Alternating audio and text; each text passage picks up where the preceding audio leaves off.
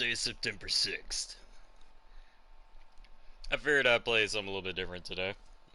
Yesterday I played Enlisted for almost 8 hours. I think I was going pretty insane at the end of that game. Oh man, you know, I'll say this about it. Because it's coming from the PS4 perspective. I understand. I watched so much of reviews of it last night. I would say a bunch. I watched just a few. It's like 3 or 4.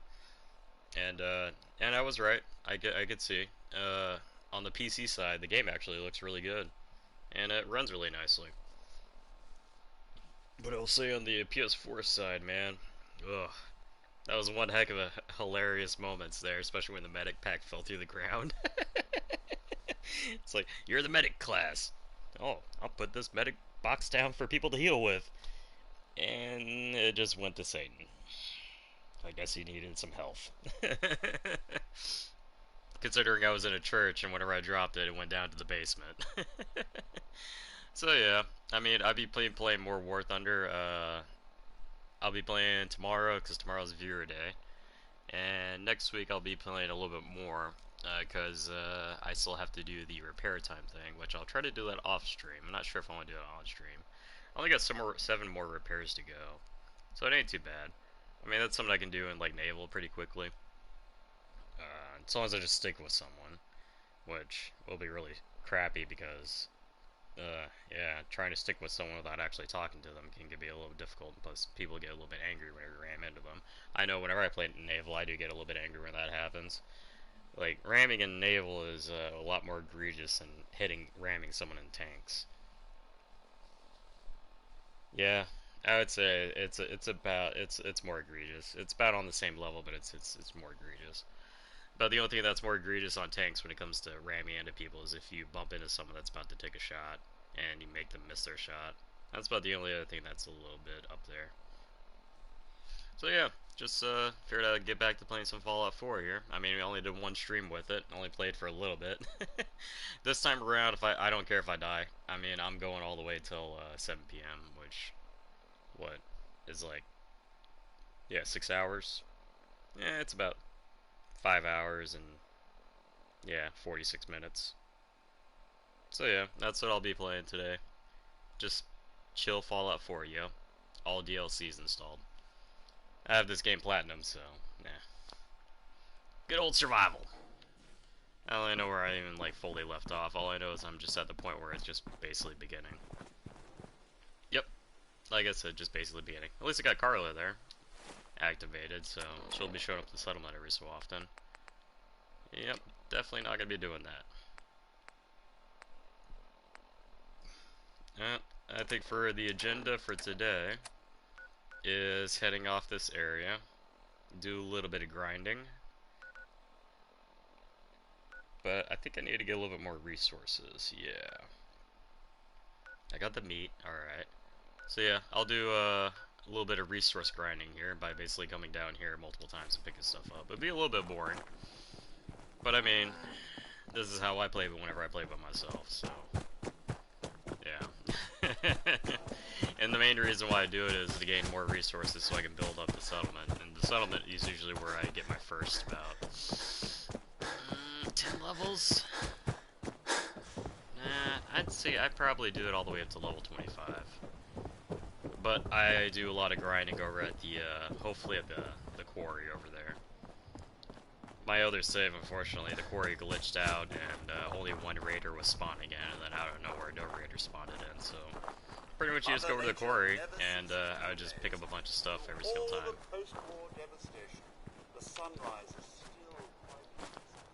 Things on this character will start picking up around level 30, like I said. Level 30 is whenever all the weird stuff starts happening. Especially on the PS4 with its operating capacity.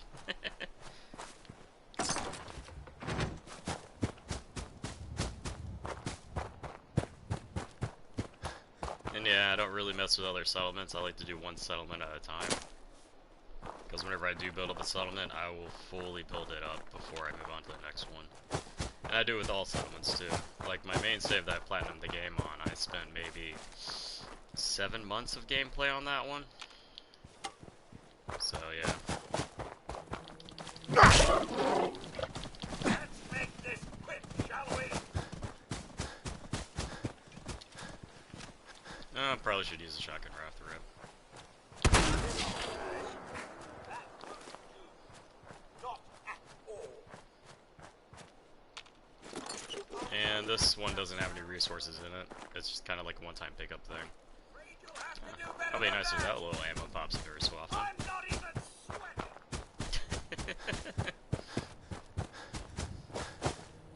I'm pretty sure you can't sweat there, Cosworth. I don't know, could a Mr. Handy technically sweat? Nah. I mean, he does collect stuff in his condenser, though. He gives you pure bottles of water every so often, which reminds me. Okay, I got 11 of that. Food-wise, where am I at? Ooh, okay, so I got 7 of those. Don't really want to use those unless I need extra weight capacity, so mutton chops is usually what I end up using, because, well, you do run into a lot of dogs.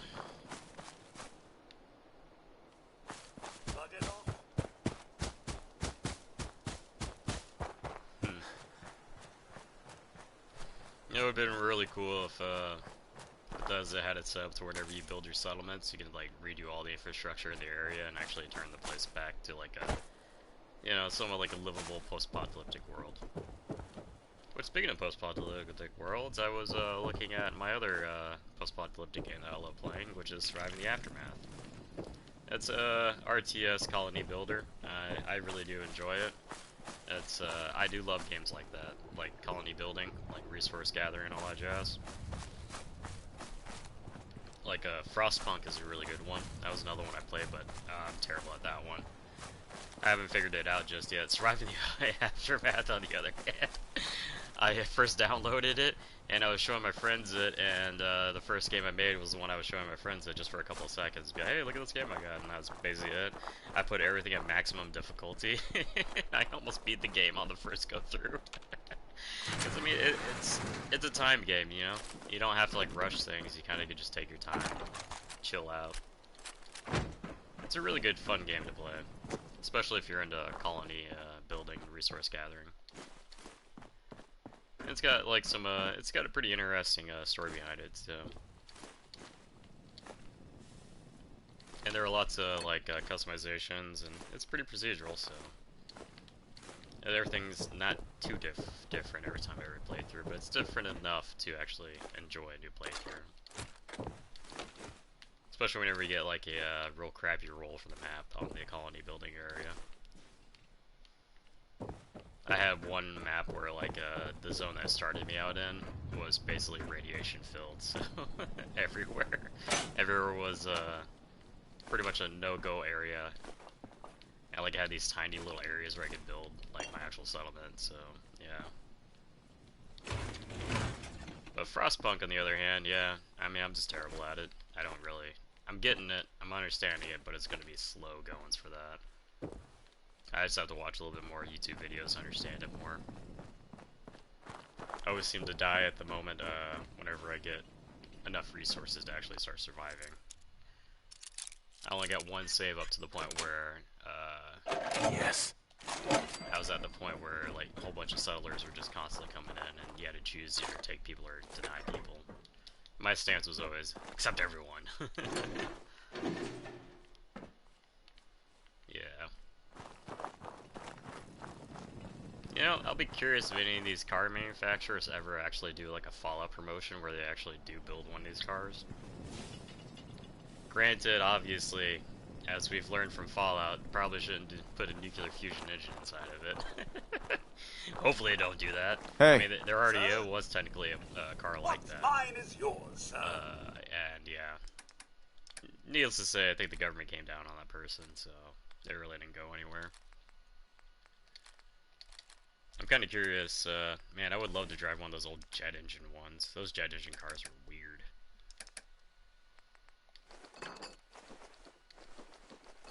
It's like almost some of these Fallout 4 vehicles are actually modeled after those.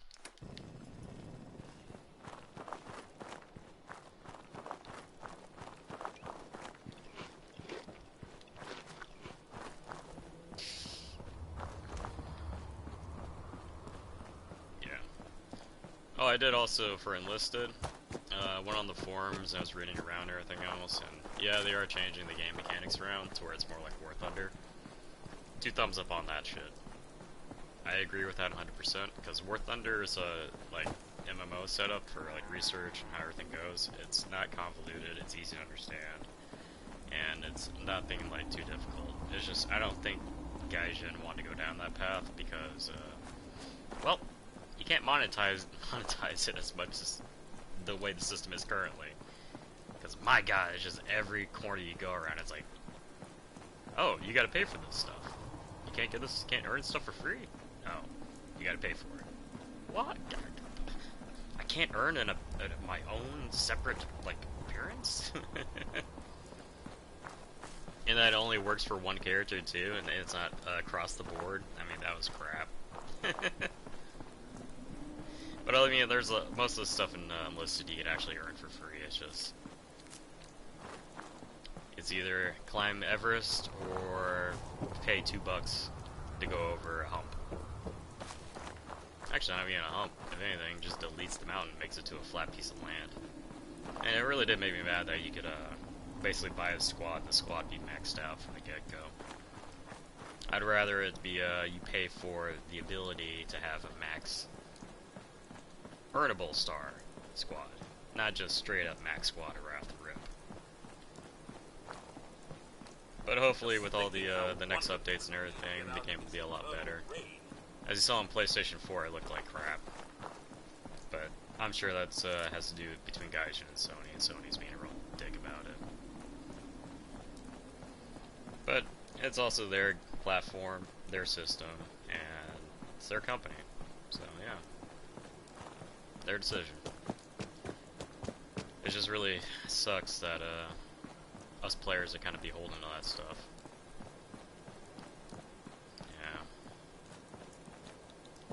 Yeah. I should probably do another trip to Sony again. I bet they were probably wondering who the heck I was the first time I showed up. And the only reason I was able to go is because I was stationed over there.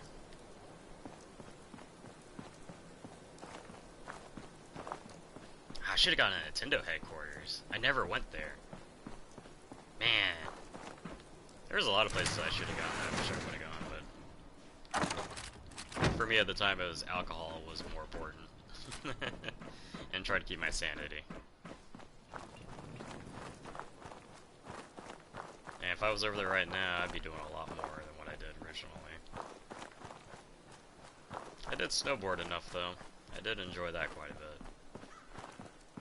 Boy, I face planted a bunch before I started picking up on the concept of lean backwards, not forwards.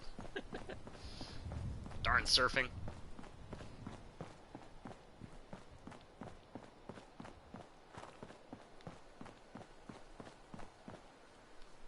You know, I haven't cleared that out yet, I don't think. Hey.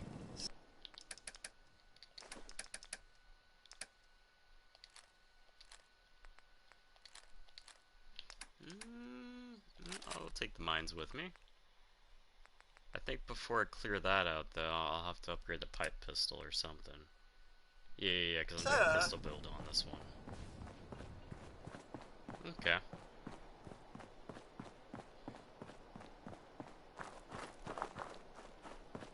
Ooh, and there's that one guy, yeah, with the power armor up here, not up there. Just gotta hope he doesn't have a fat man, because he does have a fat man the majority of the time, right off the rip. Yeah, I'm gonna avoid that for right now, thinking on it. See about going to the super duper part. Kinda wish they didn't take the behemoth away. Yeah, if you guys have never played this game when it first came out, they've changed quite a bit. When you first came here, there was a behemoth that spawned right here in the middle of the square. They took that out. For what reason, I don't know. I liked it, because I thought it was awesome whenever you walked in here and you see the raider with the fat man fighting a behemoth. And it was a pretty interesting duel. And then all the ghouls would come out, and it would turn into like just pure chaos and insanity. It was a lot of fun. Because now it just feels kind of trollish. You just kind of show up and there's like no warning. Next thing you know, you hear boom. Next thing you know, you got a fat man in the side of your head.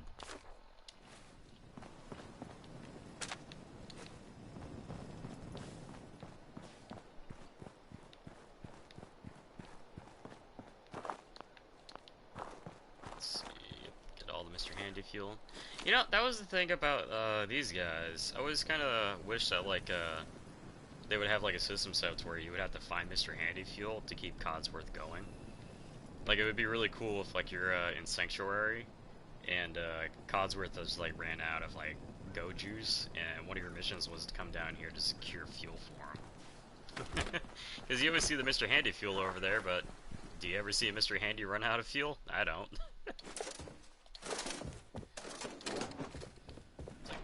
Missed chance, but I'm pretty sure players probably would complain about that eventually. Like, oh, when do I always gotta get fuel for Codsworth? You gotta pay the fuel tax, yo. Let's see here. I know the raiders are up in that building, so there's gonna be the ghouls that pop out over here.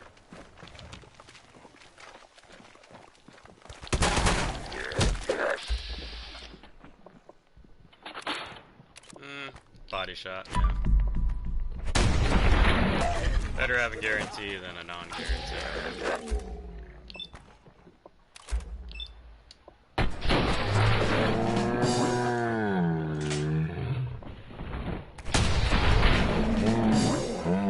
Ooh, I got lucky on that. Double the idiocy.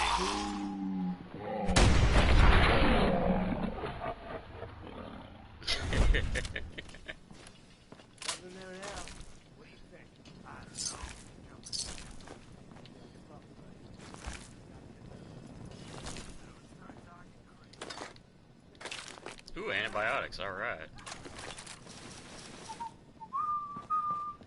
Can't break the code. Alright, I need to get higher luck. I can look for that. What is my lockpick at? I don't know if I put any points in it just yet. Nope, got nothing in it right now. And I got none in gun nut. That's not good. What did I pump points into? That's understandable. That's understandable. That's understandable. Okay, I see what I did. Yep, nope, I'm on the right path.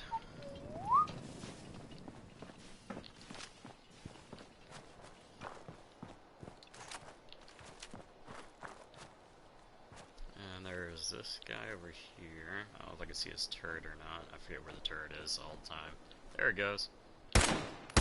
Picking up hostile life signs.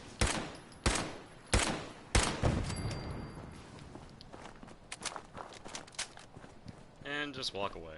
Let that guy wonder where the heck they're being fired from.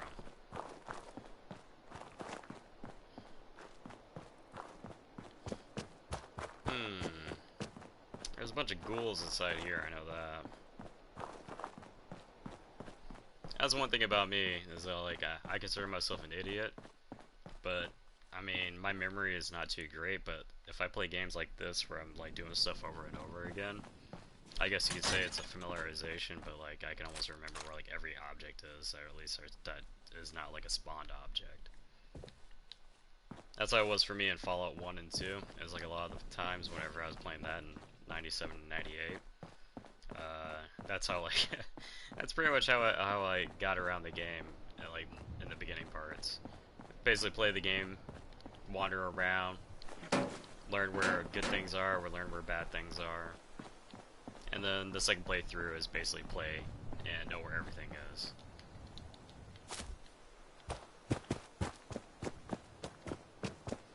It's kind of sad that game companies do abandon this stuff, and it's really up to mod community to somewhat fix stuff. I'm kind of laughing at the Starfield thing, but I mean, what Bethesda game hasn't started out shit and then turned to gold later on? I mean, Todd Howard said in an interview, it's not about the beginning, it's about the end. And I guess you could say that, but it's really crappy to put a product out in the beginning and pretty much, yeah, make the players suffer until you're able to fix everything, because you didn't give yourself enough time to do something.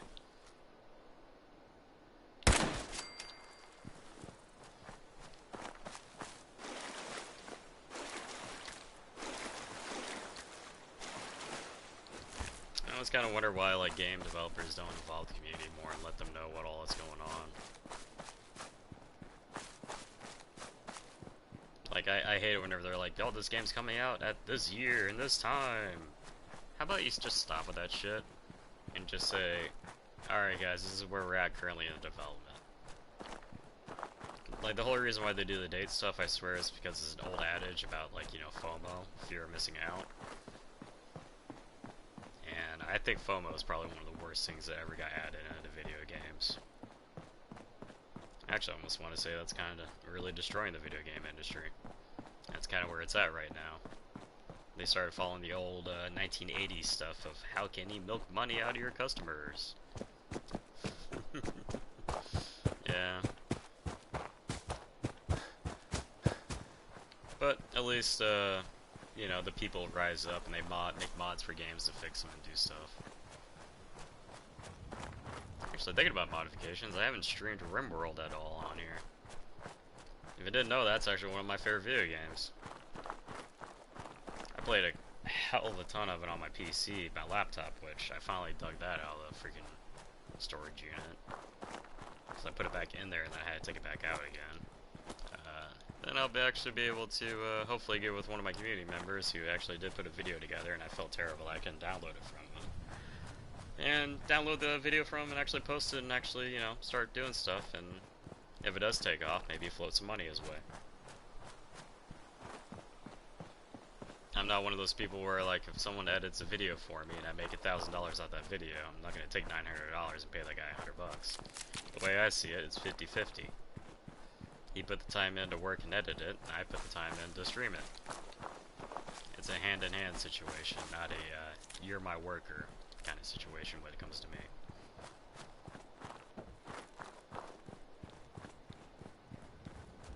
And, I mean, coming from this point, coming from my view, I don't know how that whole system works, or like how people pay their editors, like what they pay them, what their agreements are on.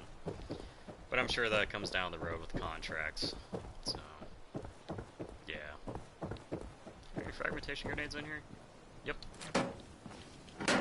If there's a use to that, there's always 2 fragmentation grenades in there in the beginning of the game. Oh yeah, is there any rad roaches?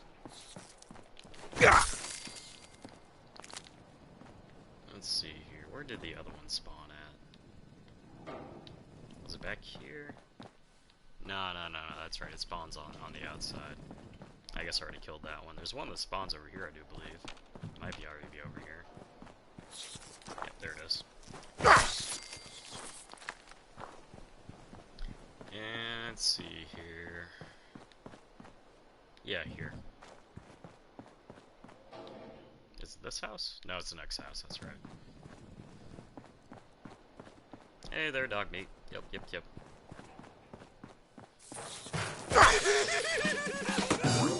fancy a bit of stuff, do we? Having the bayonet on the gun is so helpful in the beginning of the game.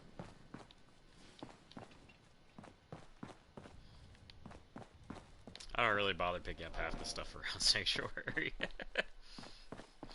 I know they're like supposed to be starter items, and you're supposed to be able to pick up all the items, and like that's what you're supposed to use to start the game, but it's whatever. On survival mode, you just constantly go to the same place over and over again to get all your resources. How much purified water do I got? No, that's more than enough. Hey. Sir? I'll say, with Codsworth, he's a lot faster than whenever you get your first robot, which the first robot I get is going to be a security bot, which, or Securitron. Man, those things are slow. Just chuck all this in there. Yep. I usually try to keep this somewhat free and open so that whenever I do pick up stuff, I know that where it is, versus the whole having every item in there I ever picked up, and you have to like scroll through and try to remember what item did I pick up, and then have to figure out what that is.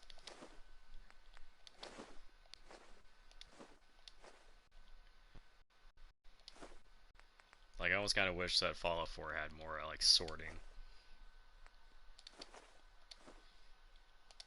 It did kind of crack me up. They added in sorting in Skyrim for the Skyrim limited edition. It's like you could have done that sooner. I should probably hold on to that Nuka-Cola Quantum. It's a good early tier, yeah, just having one around. Good early tier, like, health boost if you ever get really low in your tough situation.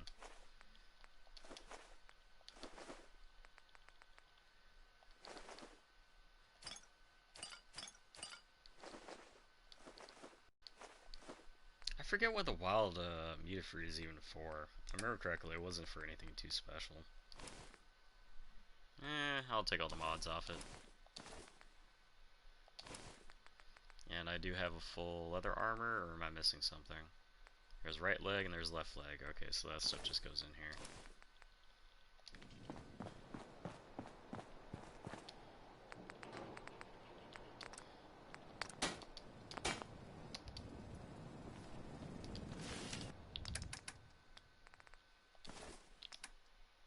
Okay, and then all the weapons. Yep. Just chuck it all in here. Except for the ones with modifications.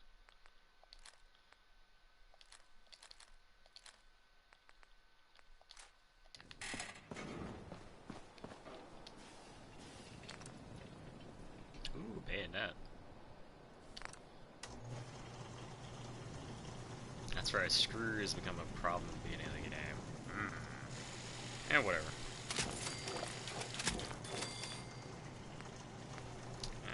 Yeah, screw it.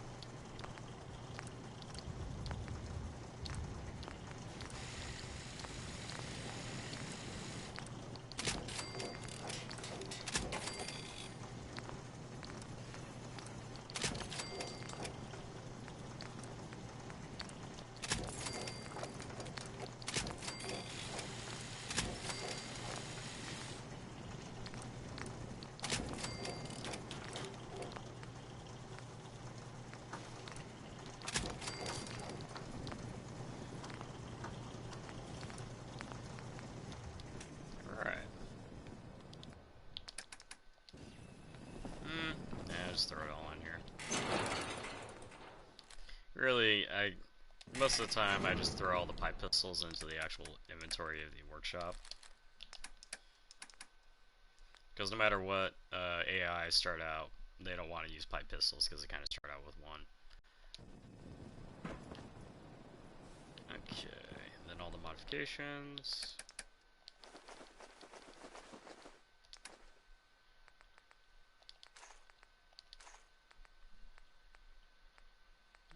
Am I using all 4 of those? I know I got that. So I'm not using 10mm. Alright. 308. Am I using 308? No, I am not, just yet. Let's see if there's any, like, actual...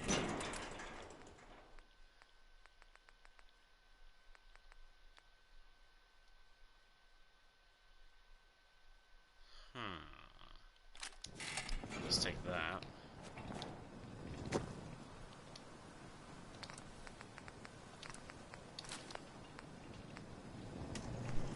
Okay.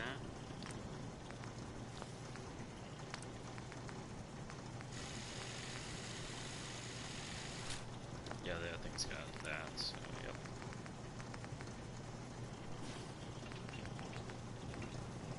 Yeah, 1 damage less. Yeah, definitely will take this instead.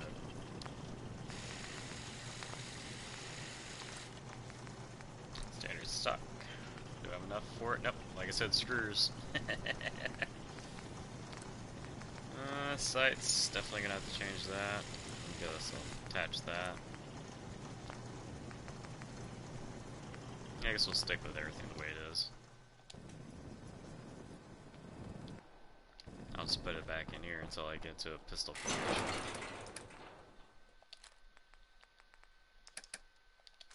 Get rid of all that. Okay, ammo-wise... Oh yeah. Ammo goes in here.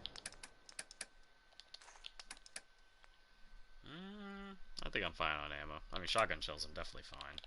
Probably should take less than that.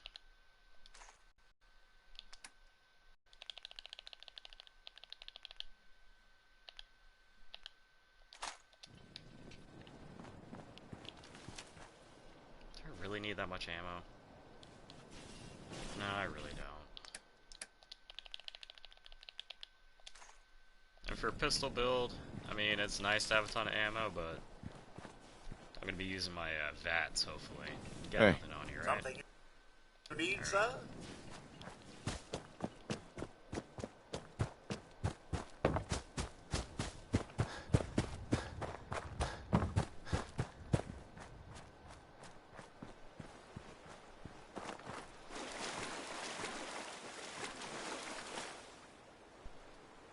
Let's see here.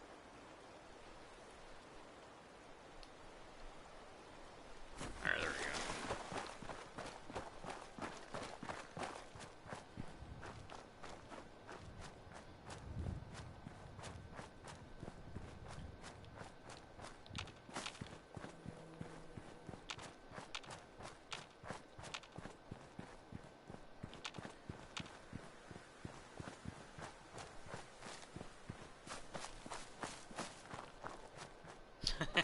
Wow, that took a while. Pretty much from whenever I stopped over there and, yeah, I started moving again, I signed my cell phone in so I could read comments. That took a bit. It took like what? Not too long, about 40 seconds.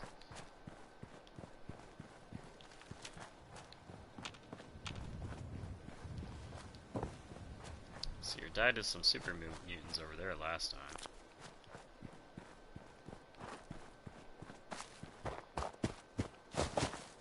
Any just yet? Probably hasn't.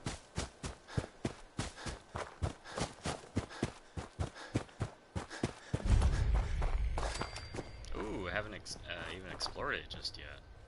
Well, let's fix that. Oh, that's right, I died to a legendary Mirelurk. At level freaking, what, 8? Like, come on, guys. Like, come on, guys. Come on, Bethesda. I mean, like, the first Mirelurk I run into, what happens? Yeah. Oh, it wasn't my first thinking on it, no. But, yeah. Let's do this real fast. So we can turn Mathis over there into a raider and kill him later.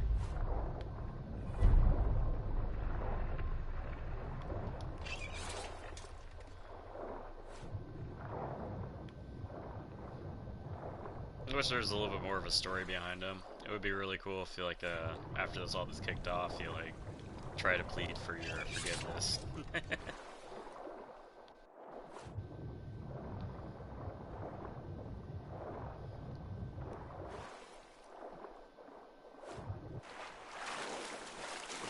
Sort of, like, I've noticed on Fallout 4, like, there's a lot of areas where, like, I feel like the storyline would have been a lot more, but I had to get cut off due to, like, time purposes.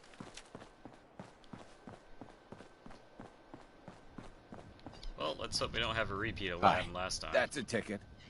You do the honors. Hit that switch on the end of the pump. I wonder how the quarry flooded. Rainfall, perhaps? Or maybe they dug right into a spring? I wonder how That stuff's not there. flooded. Rainfall, perhaps? Or maybe they dug Nice. right into a spring? Yes, well, isn't this all very exciting? Heads up. Yes, sir. Until I try to get rid of that stuff.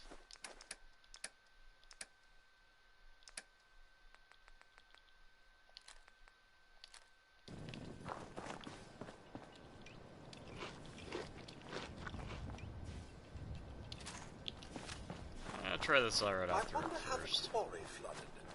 Rainfall, perhaps? I wonder how That's done. Just listen to her go. Rainfall, perhaps? Wait a Or second. maybe Did you hear they that? dug right into a spring. Oh, laser rifle just magically. Oh, yep, it's legendary all over again.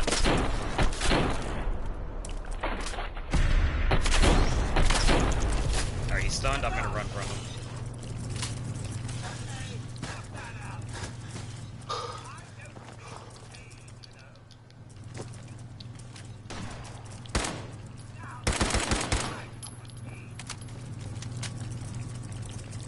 Oh gosh, I heard. Yep, he's targeting me again.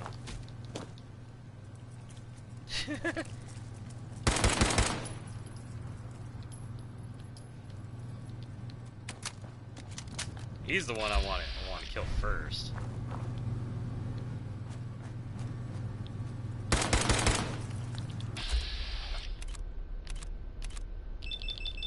Oh, 48? Nah, I'm good. Any of the legs weekend? Nope. I'll just start on it.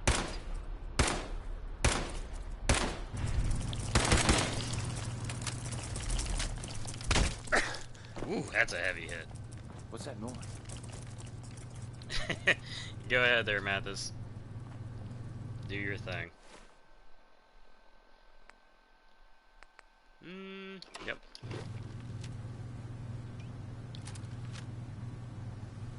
Where the heck is he pointing?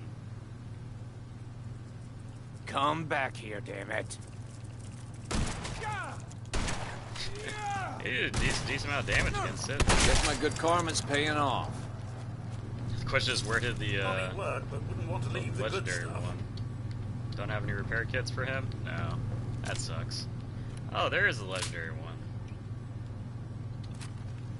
Went all the way the heck over here.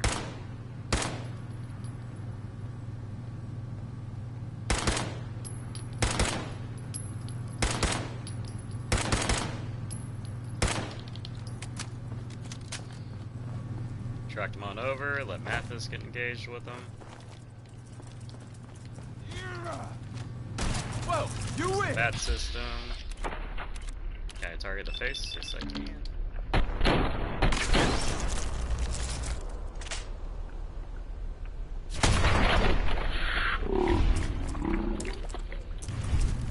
Alright. Really? That's the first weapon I'm getting? Man, if I was doing a rifle build, that would be amazing. I was wondering why, like, I saw that laser musket appear out of here. I guess that's weird. That's strange. Whatever.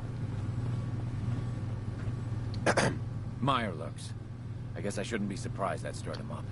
Anyway, I still got some tinkering to do on this thing. Shouldn't be too hard now, though. Thanks for pitching in. Here's a little something before you clear out.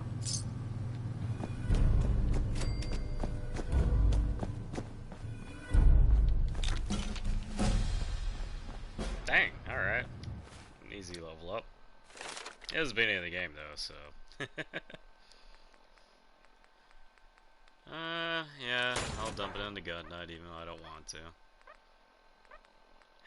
I need, whenever I get to the point where robots start showing up, I need to pump it all into intelligence. So I can get down here to robotics. Oh well, Godsworth, I'll meet you back at the sanctuary then, since I don't have any repair kits for you.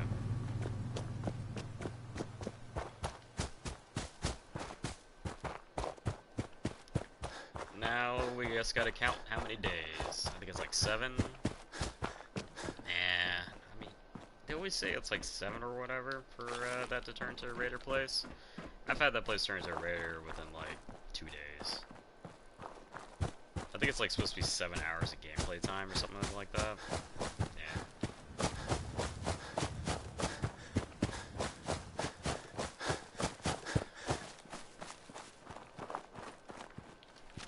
Ooh, I'm probably gonna run into those, aren't I? Yep. Mole rats.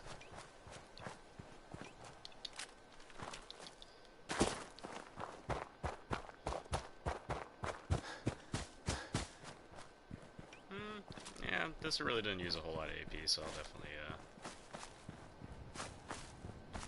let that fill up. Yep, there it is.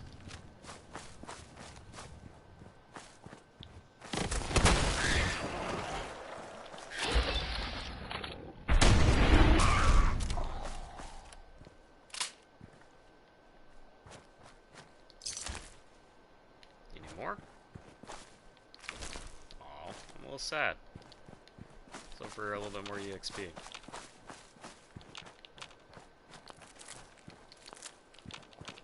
Nothing spawning over here.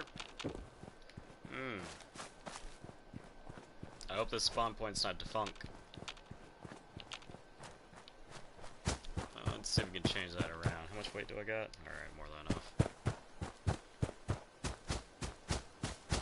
Nope, no item there to pick up. Any items over here to pick up? Nope, not at all.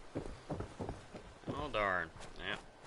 Hopefully this spot recharges. Pretty sure I didn't drop any items nearby. No, I usually drop them in the open areas and only dropping items where there's grass.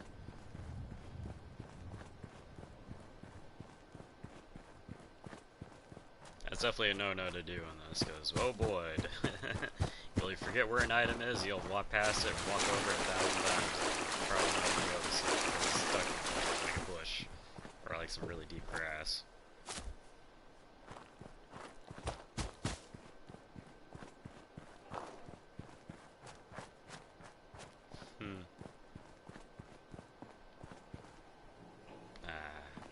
If only you could revive all the trees. You know, go find that garden, you know, Eden creation kit. Get that geck.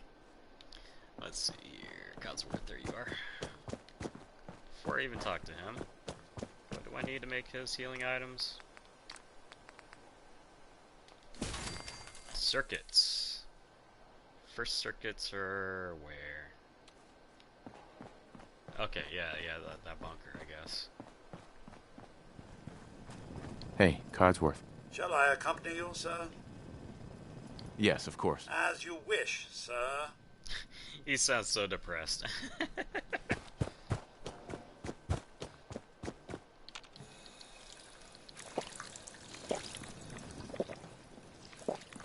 Heads up. I'm all ears.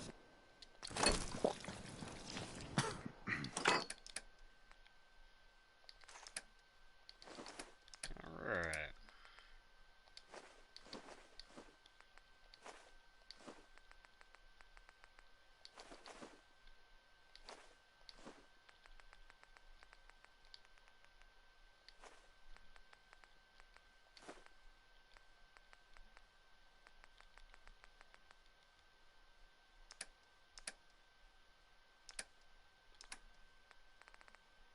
I wish I could use that.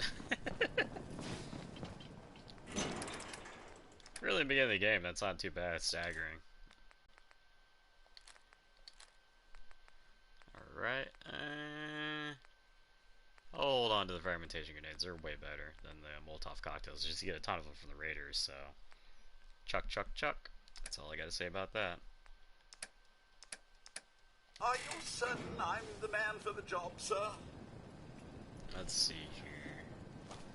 I wonder if I have enough screws to level do something with my gun.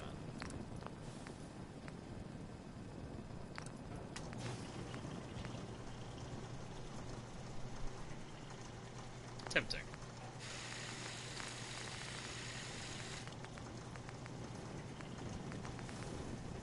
Okay, so gun nut 2 gets me all the way down to here then. Ooh, 30. That would help out so much.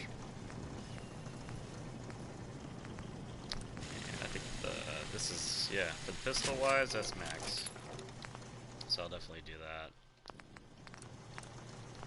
Question is this count as a pistol? Nope, this counts as a rifle. I wonder, sawed-off barrel. Nope, doesn't even count as a pistol even if you do that. Missed chance on that one.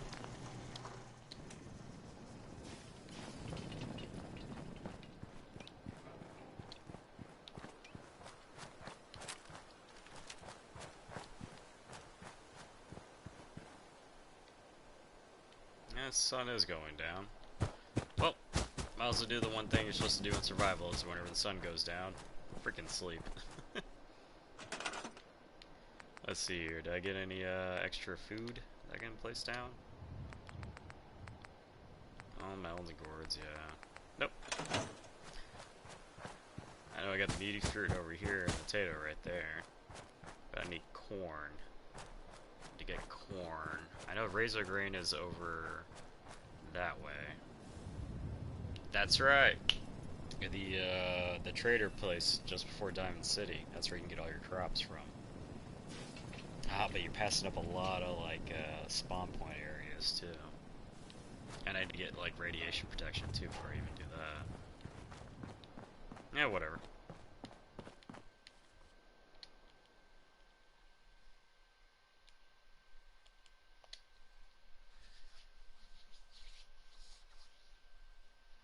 And yes, I didn't do the math for what time I wake up. I just kind of just hit it. 6 a.m. is about what I aim for,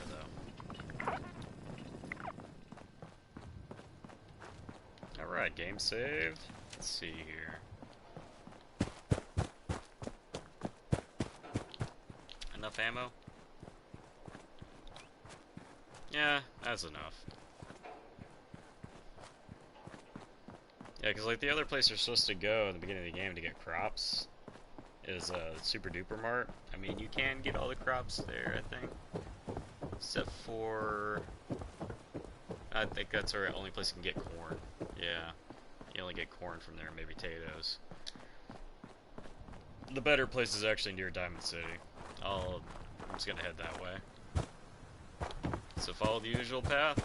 The boring usual path.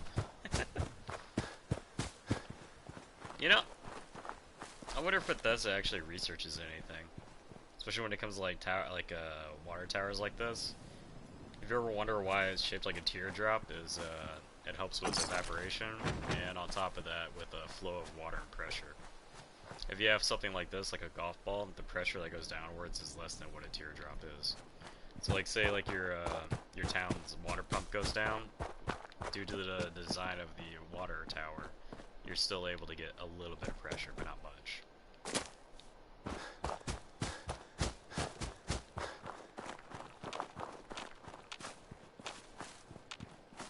I mean, there's a lot of interesting stuff.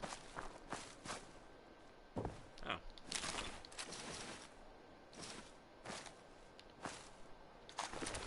Good old food paste.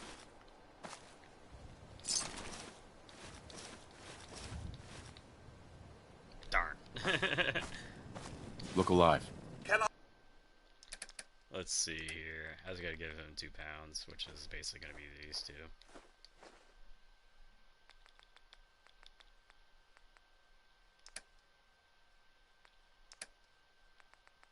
Oh yeah, Knuckles. I be of service?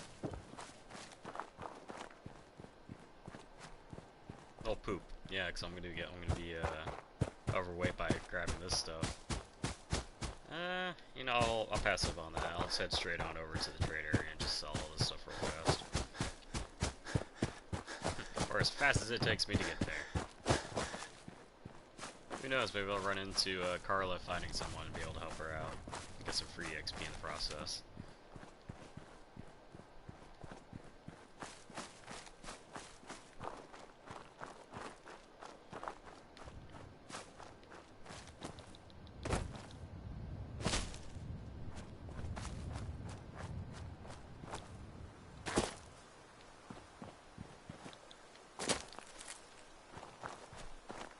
Yeah, I'm pretty happy how Fallout's doing on my PS4. It used to sound like a jet engine every time I was playing it. Like, I would play, actually, I don't know if I should stream No Man's Sky. I mean, I really do love No Man's Sky. I mean, I platinumed that game because I actually do love it. What's that?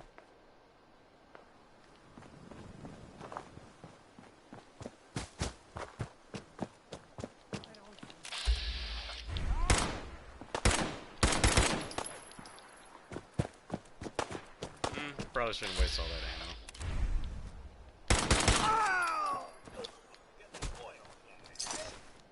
Best if I may choose which of that load to drop. Look alive.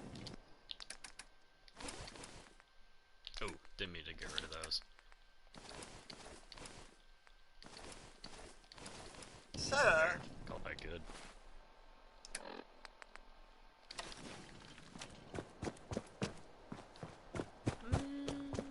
Army helmet. Where do I get an army helmet from?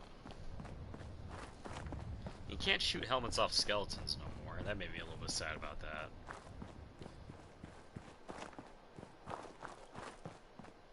Alright, can you shoot helmets off skeletons anymore? I'm trying to remember, but I'm pretty sure they coded that out. Because the first army helmet that I would typically pick up is, over here in the bunker area. Sometimes you get lucky, the gunners will have an army helmet on top of their heads over here, but Uh, not high enough level to start engaging those guys just yet. That'll be more of a level 15 kind of area. Right now I'm in the sneaking around to safe places and picking stuff up kind of level.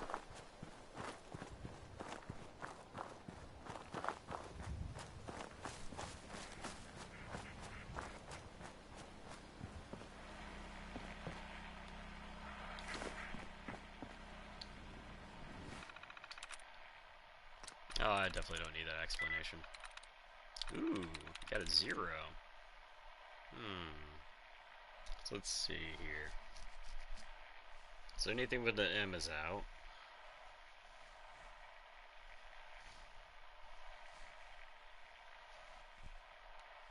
Okay, that's out.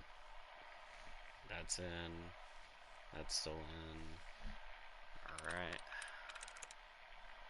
Pass, would that be a good one?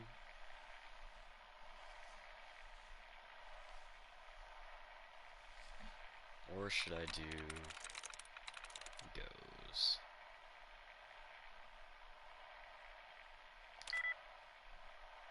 One. Okay. Let's see here. So it's not gold because it's one letter and there's 2 letters that match. Tor is possible. You know what? Let's just activate all the little things here.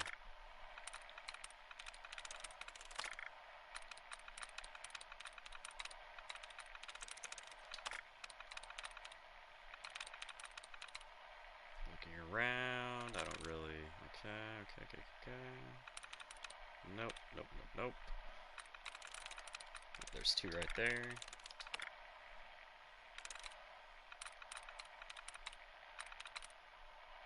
Okay. I just wish I could scroll up on the right side to be able to read what my last selections were. Because my brain's just going to be like, oh, I don't remember. But at least I know Munch is a 0 and Goes is a 1. So if Goes is 1.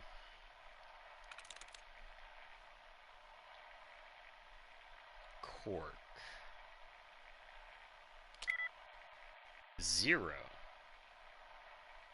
Okay. So the O is out of the question. That definitely means Colt is out of the question. Munch was a 0.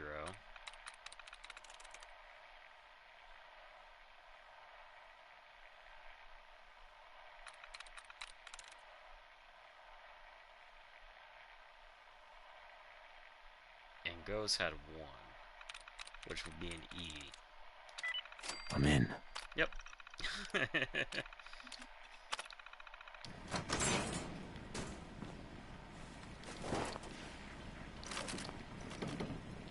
Yeah, technically, you used to be able to, like, crouch down. Wrong button. Crouch down, and what you would do is you would aim. I think it lets me. You would aim just, like, right there at the rim, and you would shoot it. And the helmet would just kind of, like, fly off the skeleton, but I think they patched that out.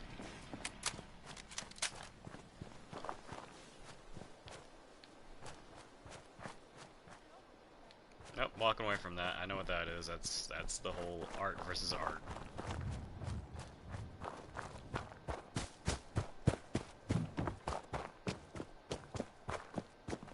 Hey, the raider spawned over here. There's usually like 1 or 2 raiders fighting Trudy over here. Ah, that's sad.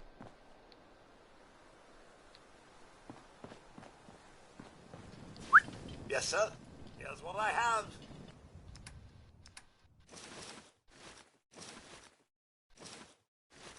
Ooh, I gotta hold on to that other one.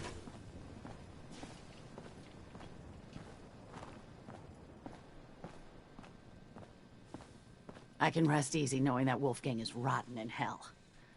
Thank you. Do you need... Uh-huh. Sure. Let's take a look. All salvage, but nothing's junk.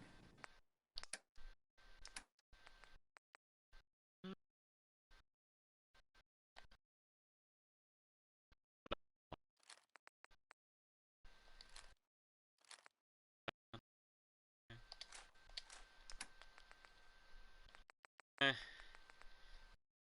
if the game actually had it set up, but I don't think you could wear it.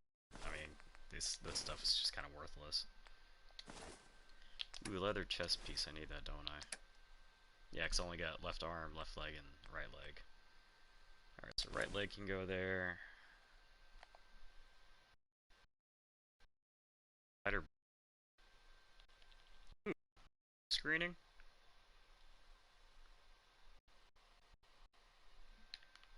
Nope. Okay, good. Whew, I was freaking out there for a couple seconds there. I thought for a moment the game was gonna cut out on me.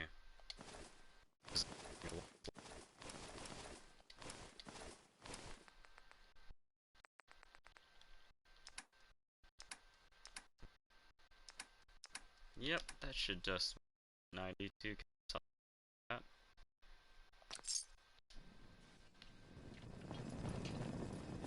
Okay, man, just could you walk on out? Thank you.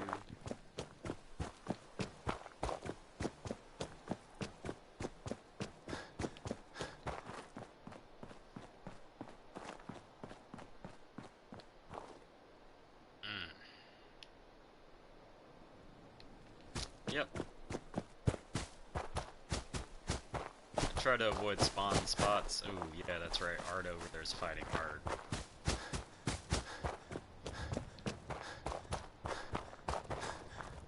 Definitely don't want to activate that just yet.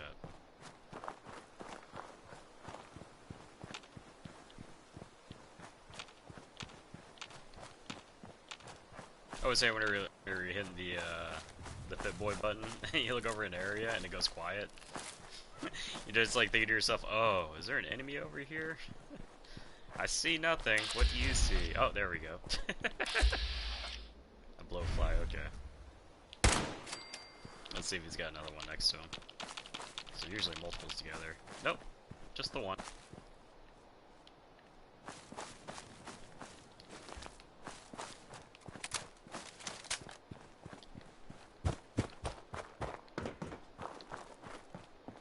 Was this the Indiana Jones reference?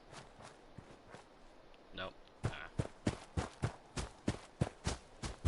Man, that's kind of crazy thinking about that. Indiana Jones, Crystal Skull, and whatever. Yeah, because Fallout New Vegas, there's a reference to it. Man, that film is that old? That film's not that old.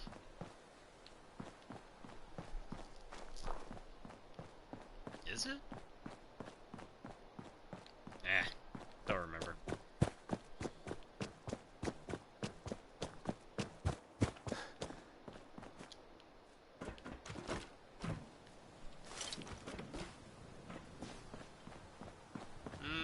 There are a bunch of rad roaches this year,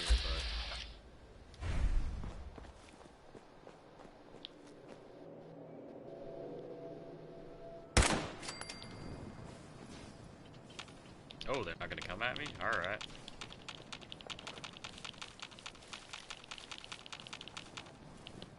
I wasn't sure how many more you can see before they drop. I think there's total like 6 that attack you.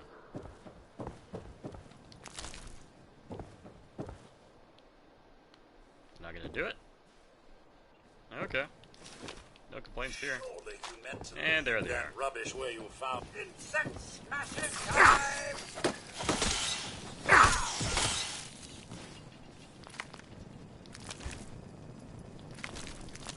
I guess they're activated by me picking up an item.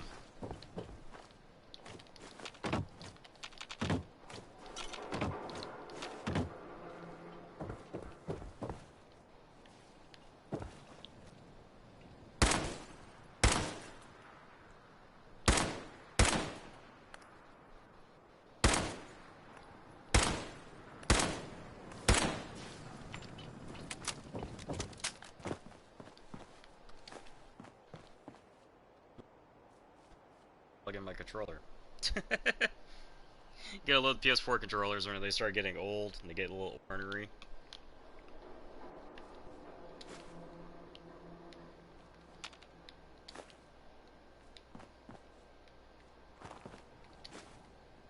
Oh, is it Nuka Qualm not fault?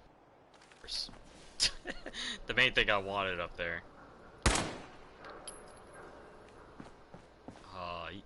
Did it just roll a little bit only? Darn it.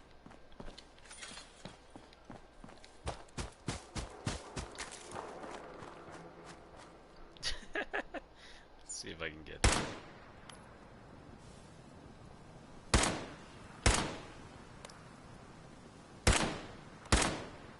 I'm a little bit lower, I guess.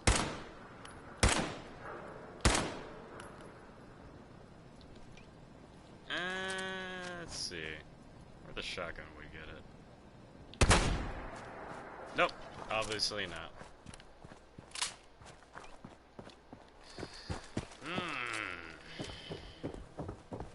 Nope, can I see it right there? That I can. Oh, come on, yo. Get on this trash pile. Yeah, there we go. This is perfect. There we go.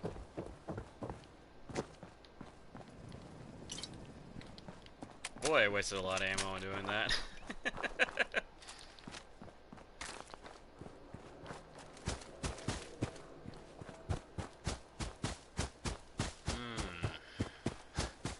I would go through this entire area and loot all of it, but there's so many spots where you run into like radiation and such.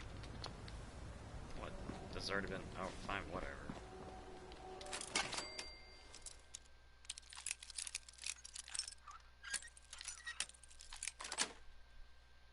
Sweet.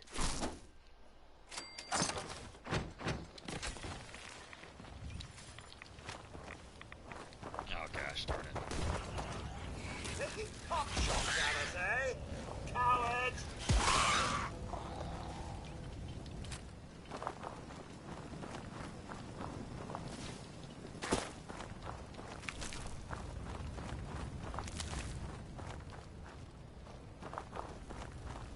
Trying to rid of all the radiation spots are.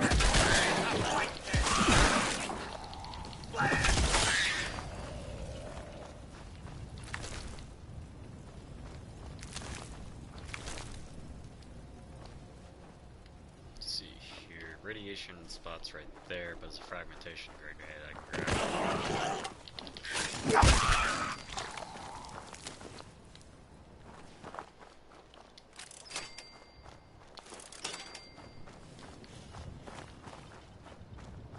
Right?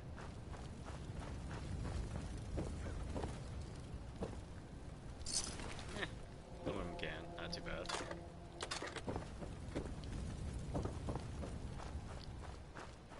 And then, man, I don't know if I want to get close, but I want to get that bottle cap mine. I want to get whatever nuclear hole is in there.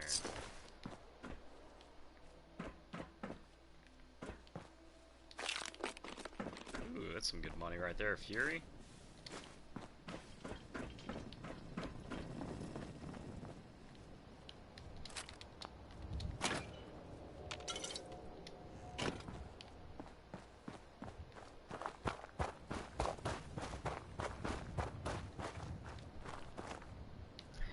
I don't know why I always remember, like, for some reason, I remember there was, like, an ammo can back here, but I think I'm getting the place that is over by the Forge confused with that, because they got a rocket launcher trapped there in one of those.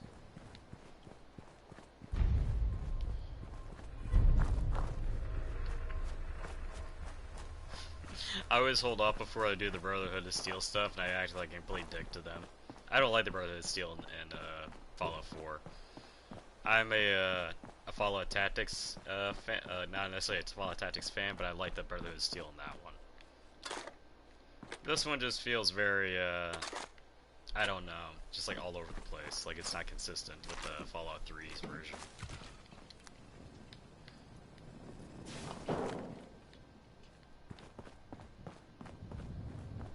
Now, if they carried on, you know, the Lioness story and all that jazz, then maybe I would actually enjoy it, but I don't like Maxim. I think it's a little bit too fascist. That was the thing about the Brotherhood of Steel in the Chicago chapter, was that it was, say, more inclusive, I guess what you could say. Probably should have picked these up.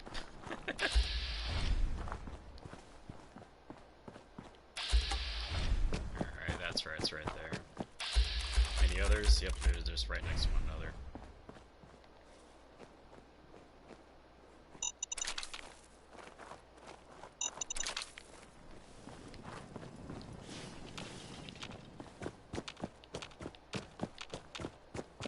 Used to be a lot more fragmentation mines around here too. I think on the first playthrough, like through this without all the DLCs downloaded, there was like a total of like 12 more suited to all this? It was kind of funny and odd seeing like how all the updates changed the game from whenever you first play it. Like whenever I got Fallout New Vegas for the first time, I was in Iraq for that. And so I was playing Fallout New Vegas while I was deployed. Yeah, that was a good time. getting a rocket attack and a mortar attack on base while also playing the game. I would get confused with the sometimes with the missile attacks and alarm on base with what's going on outside. Hey, buddy. You looking to earn some caps? What's the job? I've got a lead on a crash site. Big old jet. That much scrap could be worth a lot to the right buyer. Trouble is, some raiders are holed up in it. Help me run them off, and I'll give you a cut of the profit. How about 50 caps? Sound fair? She says a cut of the profit, but she instantly already tells you how much she's gonna give you. How many raiders? Not sure. I stopped counting when they started shooting. Maybe 8 or 10? Now are you in or not? Come on. Make it worth my time. 100. I'm surprised I actually passed the speech You can do check better for than that. 150. Wow, really? Alright, let's see if I get red. Last chance. 200. Look, there are other mercs out there. You going to take the job or not? Yes. I'm in. All right. There's a little ridge just south of the crash site. Meet me there, and we'll take them on together. See you in like 5 months. So let's see here. There it is. The trading post is over there, so let's cut across here.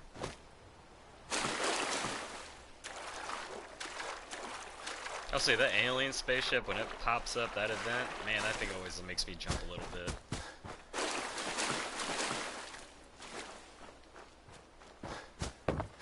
Like out of this game, rocket launchers don't bother me, Batmans don't bother me, but that freaking event, whenever that rocket ship appears out of nowhere, it just reminds me of being on deployment again. Ugh. There it is. I'm gonna avoid the combat that's gonna be over there. Hopefully it doesn't bleed over to where I'm at.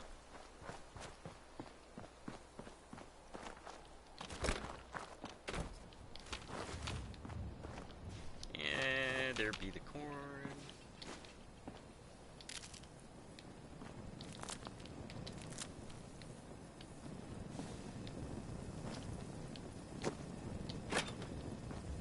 Oh.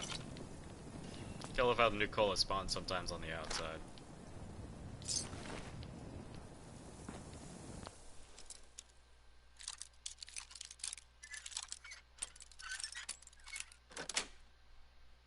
That's it.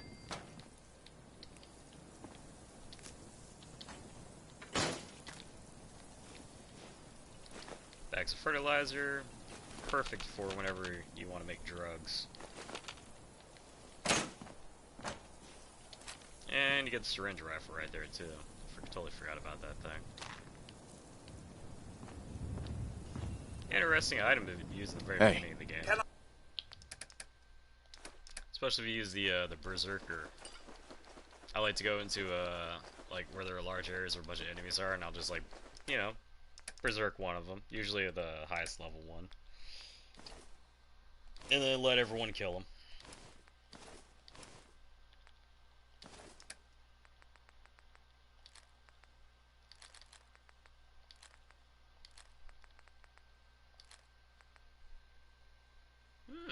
Alright, that's something to upgrade.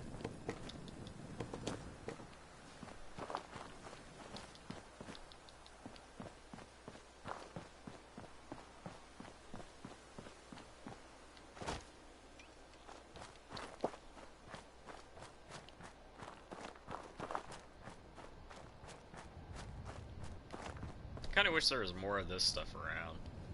It glows in the dark at nighttime.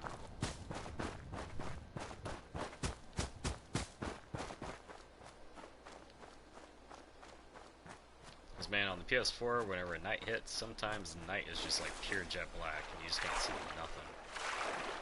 There have been numerous times I was just walking around, it'll be like nighttime, and all of a sudden like a dog will appear out of nowhere.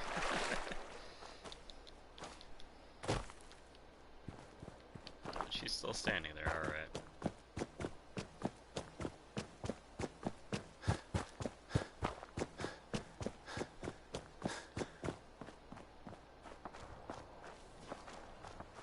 I usually take this path because there's a enemy spawn point right there, and there's also another one right behind it. Don't want to repeat it last time where it had super mutants spawn in.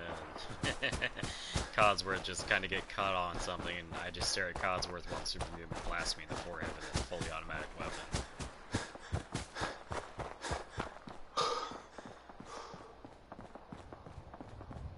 I'm kind of curious on that the Fallout TV series that they're doing.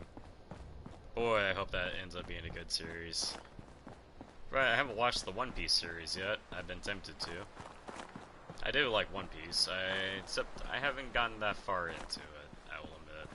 I got to the point where they finished up, Fishman Island, and they left it, and that's about where I left off. I'll have to end up watching it more. I do have Crunchyroll now, so I originally had my Funimation, man, that Funimation. Sad what happened to them, but they deserve it, considering what they did to, you know, oh crap, what was his name? The guy that did the voice for Vegeta, whatever. Dan Mangino, I think that was his name. Yeah. But, I don't know if he was deserved on his right, he was just being flirtatious, but I don't know about that kind of stuff. I don't think, like, flirting with fans is probably not a good thing. At least in my eyes, it's not really a smooth thing to do, because, well, if you get known for that, well, it's not a very good thing to get known for. I ran into a lot of college teachers that did that stuff, and, one of them was actually a very good teacher. That was one of my favorite teachers, but unfortunately, it got looked down unfavorably. And even though he would flirt, but that's about as far as it would go. But hey, it is what it is. It's just kind of crappy that they fired him right off the rip and he was about to retire.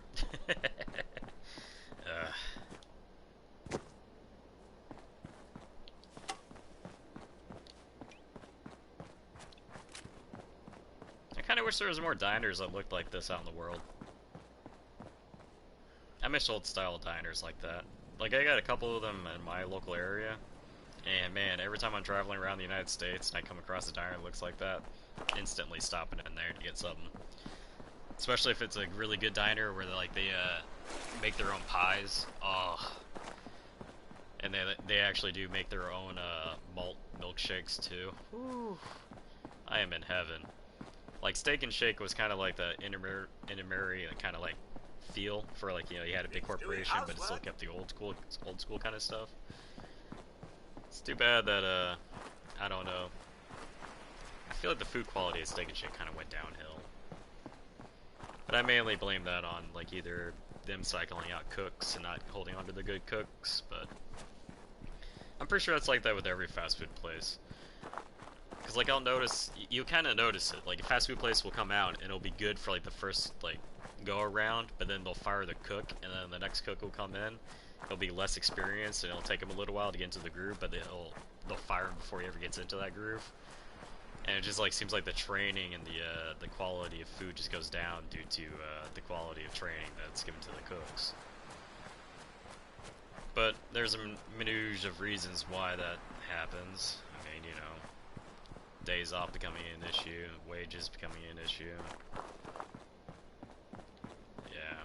It's never fun working for a job where they tell you, hey, we need you to come in and work, but we're not going to pay you for the work you're coming in to do.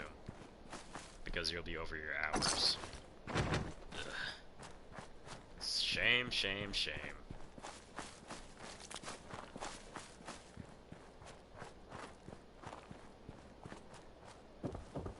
Kinda wish there was a video game theme park. I mean, if I had $1 billion, I would totally open a theme park that was video game based. I mean, Nintendo did it over in Japan with Mario World. I mean, that was really cool. I would love to go there and check it out.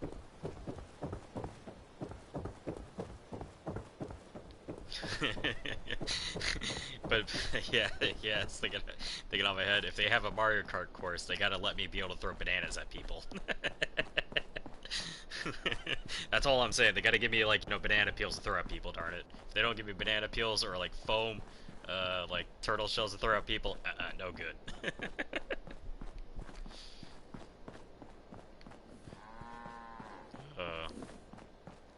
Huh? Every time I look at her, like, I'm just walking up to look at her eyes. It's like, yeah, I know why your eyes look like that. You sampling them drugs. Hey. Sir, Yeah, she is in the post-apocalyptic surely universe, so you I can mean, put some of it's that understandable. down. I'm pretty sure everyone in the Follow universe is probably depressed and hating their lives. Let's get rid of that, get rid of that.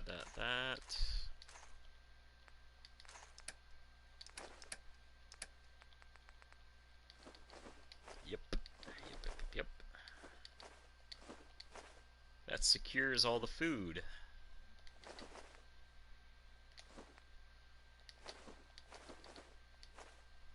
Ah, 70 caps. I mean, if my charisma was maxed out. And also the cap perks.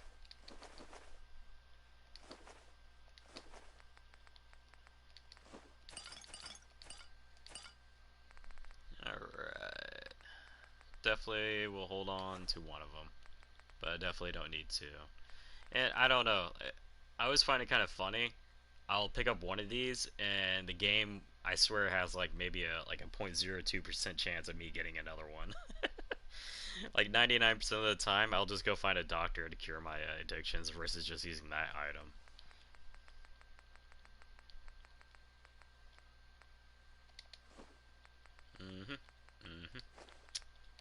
Yep. All rat chunks. Yeah, I think I have enough food. Alright. Put that away. Yeah, I definitely don't need that many Molotovs just yet.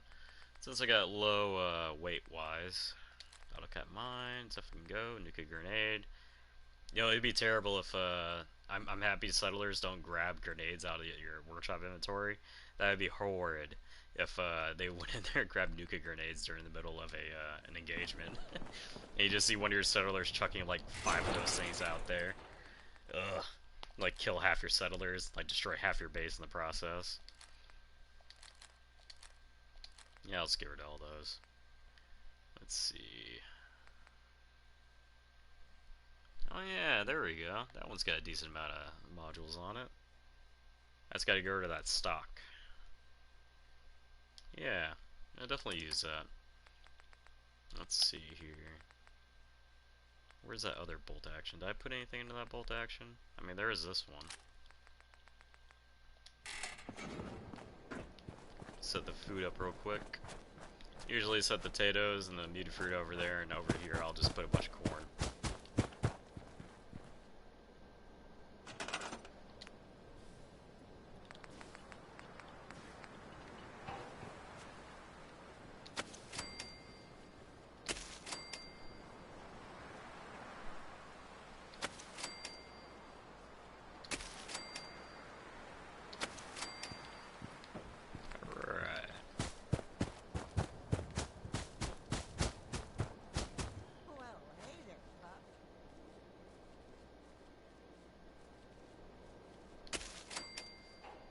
Yeah, I never heard Carla acknowledge dog meat before. You know, there's some like speech stuff that like I have not ran into that I'm still surprised I'm even actually hearing it.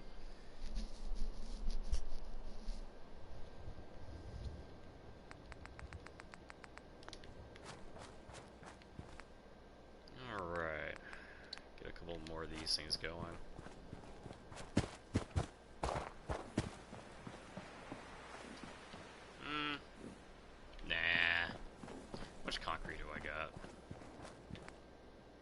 14? I can't really do anything with that.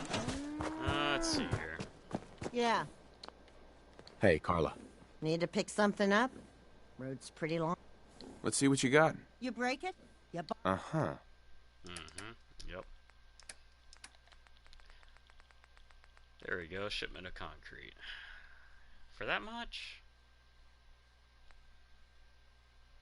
I'll just take the 100. Yeah.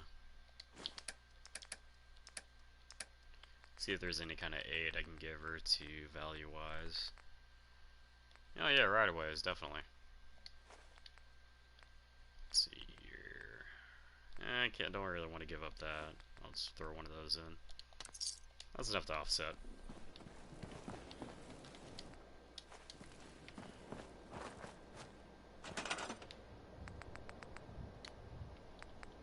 Let's see here. Usually the first building, like the buildings that I use, is the warehouse buildup. But sometimes I like to get a little creative. Let's see here. Is the barn the one? No, the barn doesn't have the right doors. Yep, definitely be the warehouse.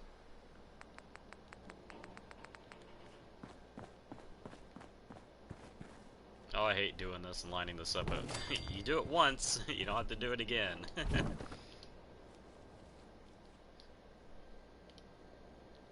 Just kind of sucks whenever you're sitting here trying to line things up. No, that's way off. And is it off there? Just by a little bit, by the looks of it.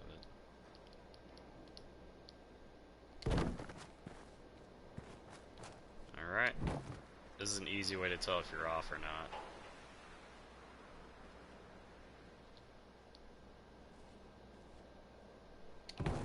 Okay.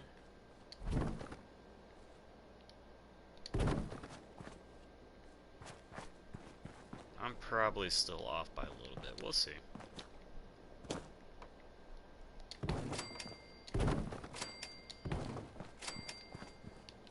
Looks like we're kind of good. Yeah, alright.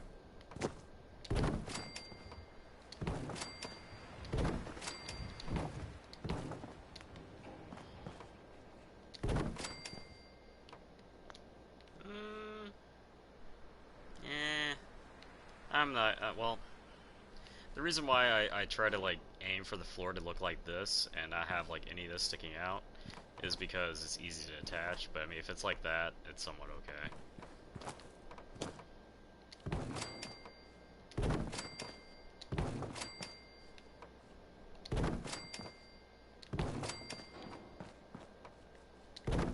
Okay, so I need basically 2 more floors. I'll complete the pad that I want. Stairs, I mean, can't really use this because it's too tall, so it's a good thing that shack stairs are somewhat universal. Just gotta make sure that these are at the right height. Yep, okay, good. Because if you place these down and you can't put any kind of stairs there, the settlers will just kind of gather around where the door is and just block the door. Alright. Make sure Codsworth is empty again. Something you need, sir? Go through my inventory, drop stuff off that I don't need. Make sure. Yep. Okay. Oh, that's right, I go through the armor. Let's see. Left leg, lightweight. Get rid of that off there. Same thing with that. Delete. It's a good thing that all these are universal across the board.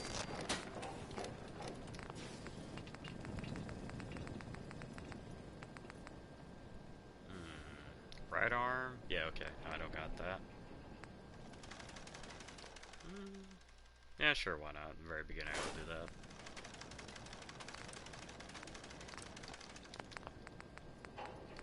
that. Leg. There we go.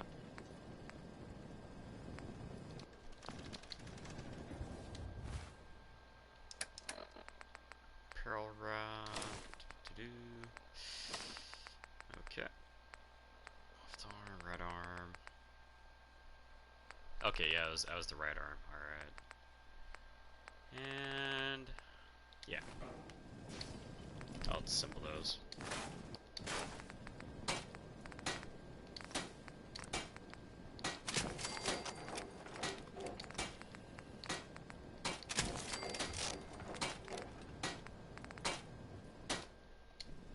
Yeah, if your armor is not like, say you get like a heavy piece of armor, and like your armor was, is not high enough to do like the max rank, what you do is you grab a pretty much starter piece, and you just build it from there, and we need to take the mods off that, and then you're able to put it onto the heavy.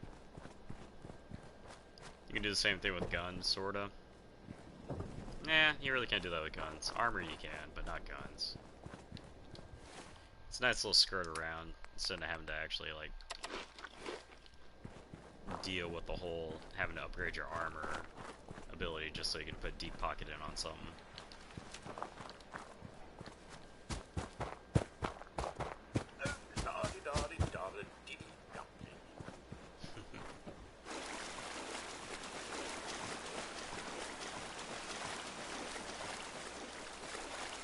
I'm still like, man, like I almost want to like find that chest, but I can't really glitch the water no more.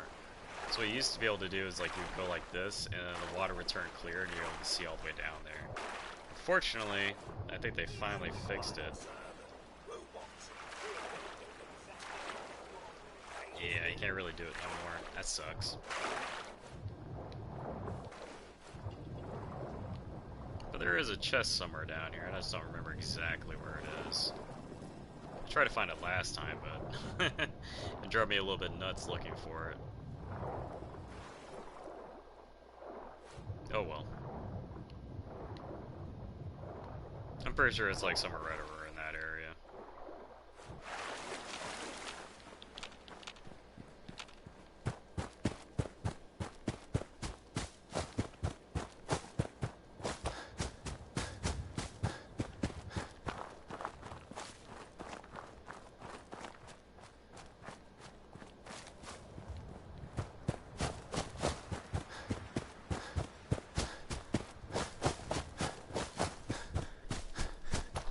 I'll also head on over here and kill some raiders, considering that's like your first starter area. Ooh. Have I raided this yet? Yeah. I was about to say, I know the mole rats pop up.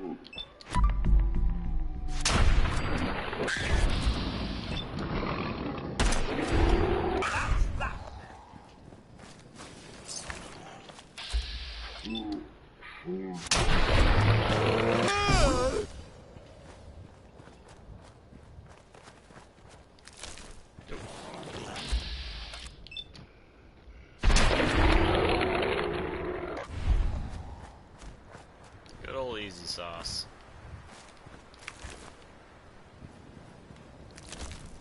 Ah, Broodmother didn't come up though, unfortunately.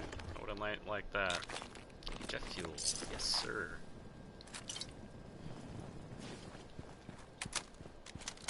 And yeah, I don't take all the clothes off people. I get kind of tired of walking around just seeing a bunch of dead bodies with in their underwear. I almost kind of wish you could, well, I do that sometimes on a couple of my saves. I did do that. I would, get the missile launcher out and I'd just, like, blow up all the bodies so that they would either A, disappear, or I would stack them in an area where I don't have to look at them.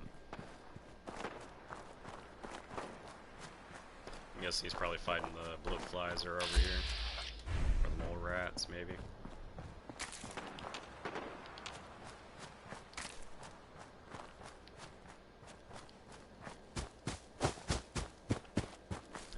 We'll just kill these guys over here first.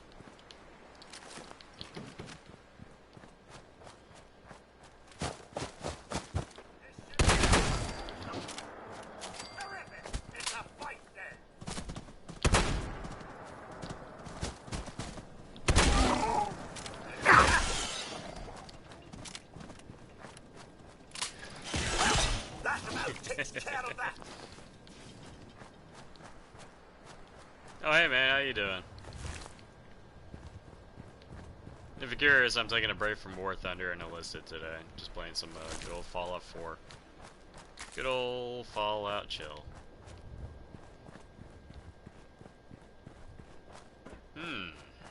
Man, two armor pieces off from a full set. Darn.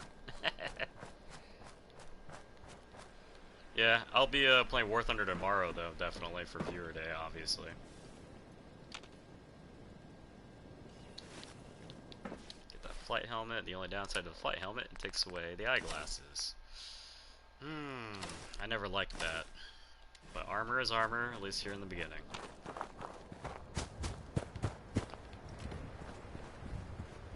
Yeah. Viewer day is kind of like a concrete thing. Basically, that day will always be a multiplayer game. It will never be like a single player game. The only time whenever I play Fallout or like any other single player game is usually because I'm as what's called thunder fatigue.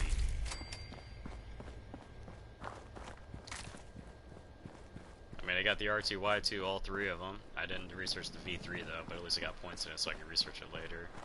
Finished the British round tree, just don't have them all spaded yet. And America, I'm kind of progressing down that line, so yeah, heading into 7.7. Yeah, I don't want to pick that up just yet.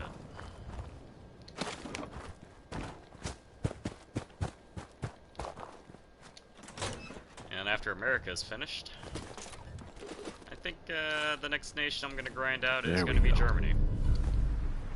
Yeah. And then after that, it will be Sweden. And then yeah, I'll probably finish up Japan after that. Like, Japan I'm kind of like taking a break on. I got the R2-Y2, which is what I was mainly aiming for, and I need to check the helicopters, because I could swear there was a helicopter deleting at some point. Oh gosh.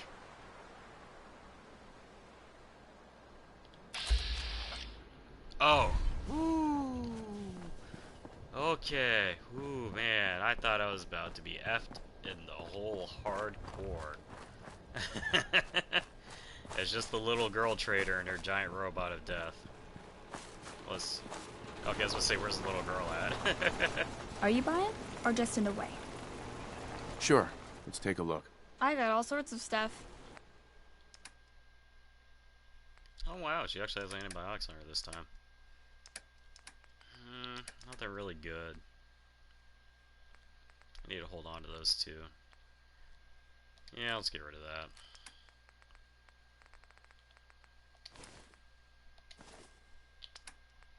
For 31 caps, that gives me, what, the flip lighter? Or screwdriver into that? Yeah, I'd rather have that.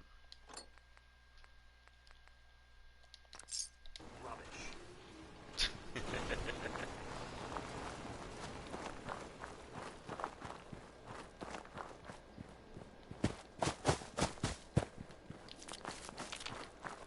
So we can kill some raiders before the sun goes down.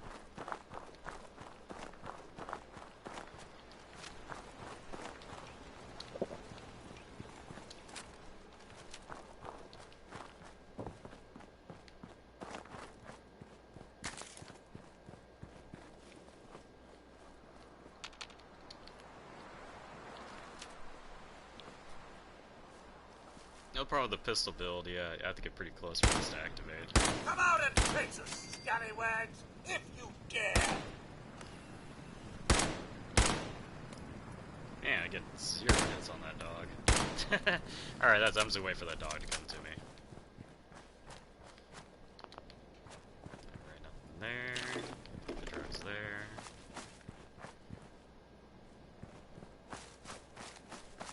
What's all this? What the hell was that?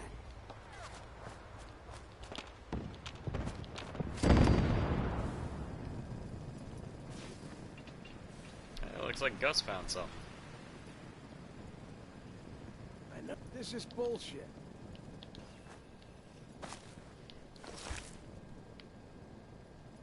I wonder what he's attacking. I'll have to loot whatever you just killed over there. Right, the raider's gonna be over here, and I need to avoid these mole rats to the left.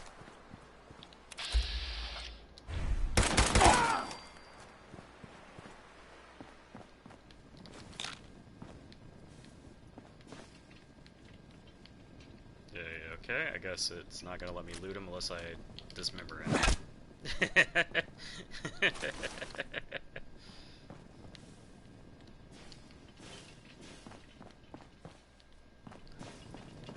these things over here. Ooh, did they already activate them and deal with them? Is that what she was attacking? Hopefully so. It's just I don't see the exploded one here. Yeah.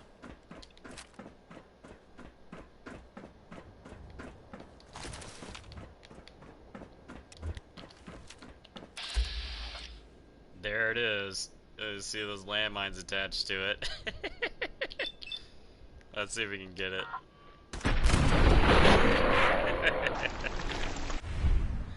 Alright, now I gotta wait to see if any more of them respawn. Nope. Okay, good. I do love the tail behind that mole rat with all the explosives on it. The tail behind that is pretty hilarious. It's just more hilarious that it actually works. I'll look for that person and actually like get that on the stream, because that is probably one of the funnier things to run into. Because when you first do this mission, you run into that mole rat and you're like, why the heck is that thing got mine strapped to it? And the only thing you can think of is that the raiders here did it, but really it's not the raiders that did it, it's something else completely.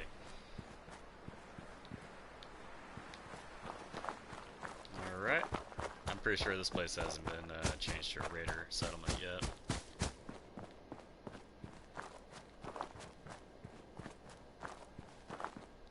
Pretty easy to tell whenever you just look down here to see if the water's there. Yep, water's still there.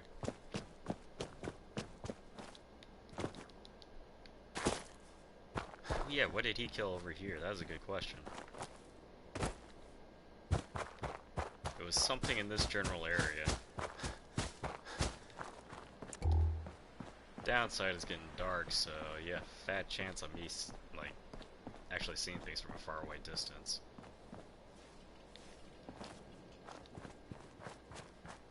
It was something right over here, wasn't it?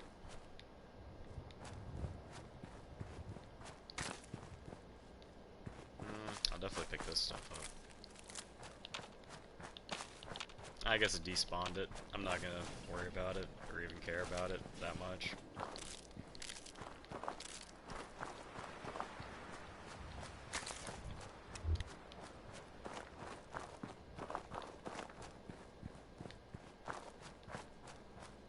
Let's activate this raider and his dog and get a little bit more EXP.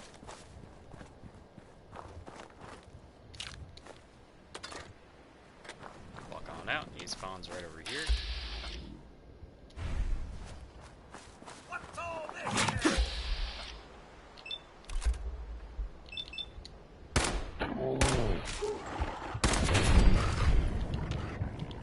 Oh boy, I'm about to die. Let's just make that easy on me.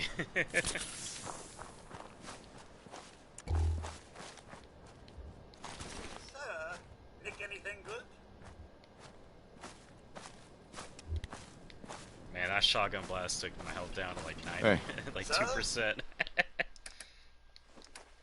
Let's see here. Like a shotgun raider is not that dangerous if he's far away from you. But boys, if you get close to you, you might as well just critical shot him in the head or kiss your ass goodbye.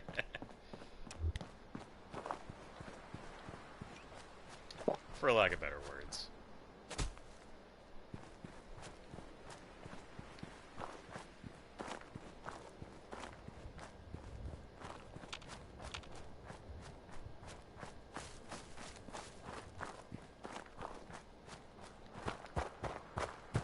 Take the good old back route back to Sanctuary.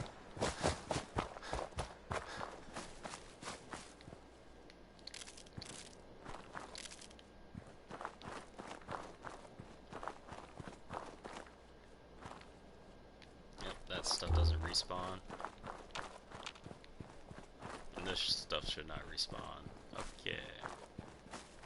There's a bottle here. I keep thinking there's a house here, but I gotta remind myself like that was from whenever I had mods installed. I'd say there are some decent mods on the PS4 side, but there's only about like 3 or 4 of them.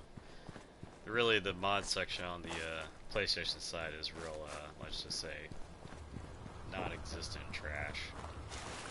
A lot of the mods were made back in the way back in the day, so they don't even really work properly due to the updates that all came out. That or also the mod community will hand the mods off to the actual community and they'll just mess it all up too. There's that one too. I wish I could play Sim Settlements, but fortunately that's not on the PS4 station, if I understand. Get out of this infernal rain. Makes me kind of sad because like the settlement part of Fallout 4 was one of my favorite things.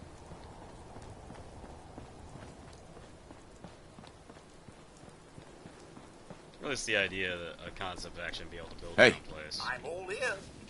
Right then.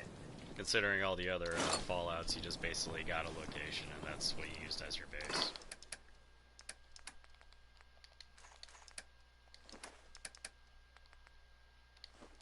Alright. Dirty water, glowing fungus.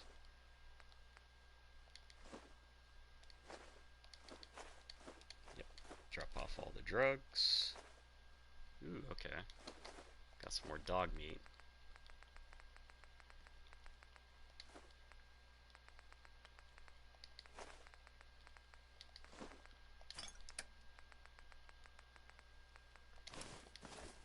Put that all away. Yeah, that can go away.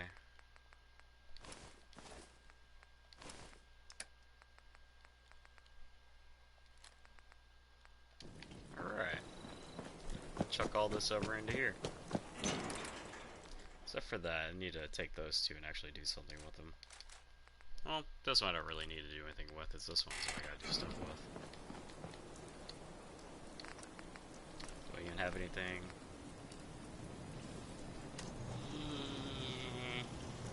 Alright.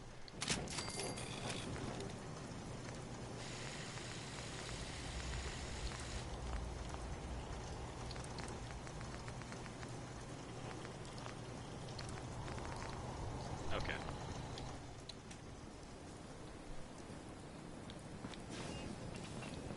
Heads up. Yes, sir. Heads up. Sir. Alright, he's completely empty? Okay, good. I always double check, triple check that stuff because I don't know how many times I've actually been like playing this game where I'll like skip over something like that and completely just screw myself. Let's see here. Shotgun is always pretty important to hold on to in the beginning of the game. At least for a little while. Whenever I get my this maxed out to 31, pretty much then I'll stop using the shotgun. And I'll just be running around with the pipe pistol and the pipe bolt action pistol for a while. I should grab a little bit of ammo. 14 rounds is more than enough. I got 87. No, I definitely don't need that much. And 72 weight. Yeah.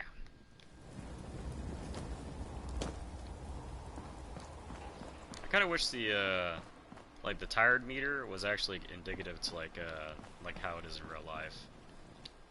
Like whenever it's like if a guy's been awake for let's say like 14 hours, he'll want to go to sleep.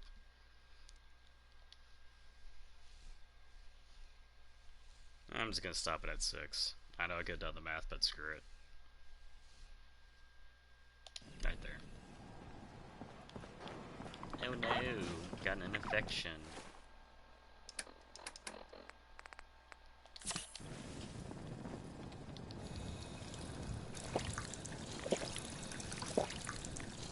So if it ended the antibiotic, I'd be beefing my butt down to Diamond City.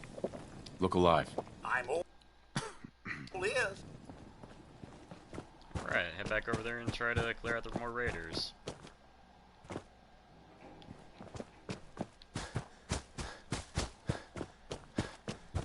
Really, thing about that area is whenever I go inside there, I'm going to be really careful about the person with the minigun.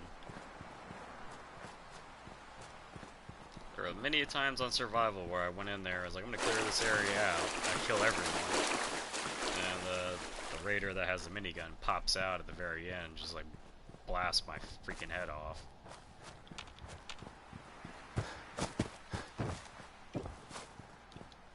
Yep, gotta add that to my favorites. That'll be my long distance weapon.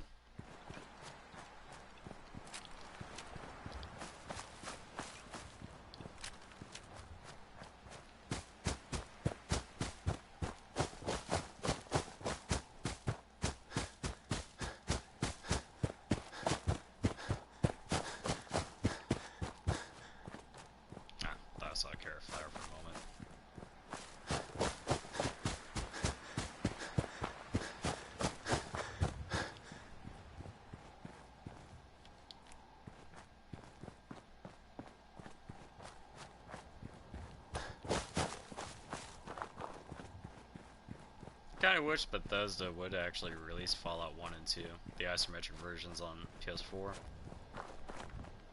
I would totally buy it. Heck yeah, be able to relive a little bit of nostalgia. I mean, Fallout 1 and 2 really didn't have very many glitches or very many problems right out the gate, but that was just because it's back in the day. Whenever games got released, you released them working. Didn't want to have like a repeat of E.T., which I don't know if I still got my copy of E.T. because I did have a copy of it. Man, I remember putting that cartridge into my Atari and playing it and like, what the heck am I even doing? I was like so confused. I fell down to the pit and you can't get out of the pit and you're just like, this game is terrible. Like, why did they release this? I still say the best game that was on Atari was the Tank Commander or Tank Battle, whatever that was. Granted, Joust was also really good. Oh yeah, in Galaxy, or Galactic, whatever it's called. Well, hello there.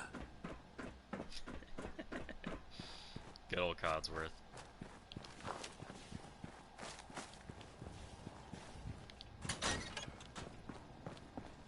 Yeah, looks like the items respawned. Wait a minute, those items respawned. Does that mean... Nope, that didn't respawn. Did any of the items on top of here respawn? Oh, what the heck?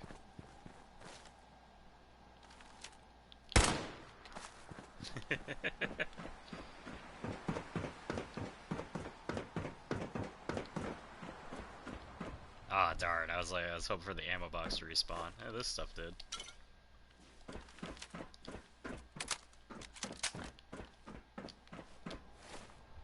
Let's see. What can I eat?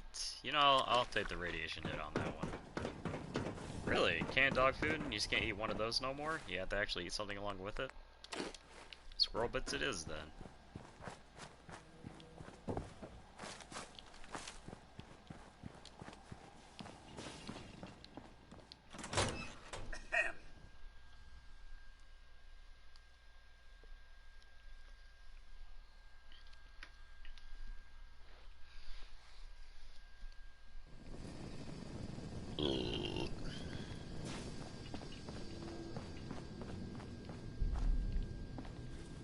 Going.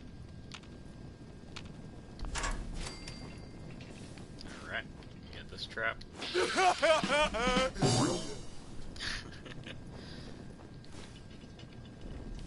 Very dark here, sir. Watch your step.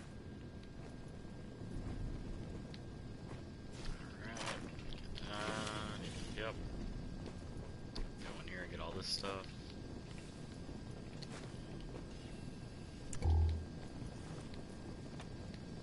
It is so much nicer having your Pip-Boy light like this versus the whole green light.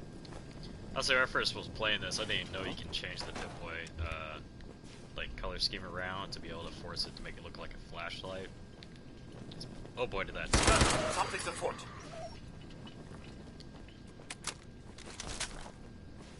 Does that mean the guy that's over here can see me? Made a big mistake, rookie. Let's see here.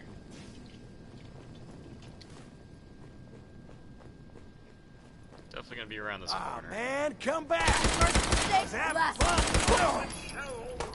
Caution, sir. I do believe something is stalking. Not this time! I was just getting warmed up.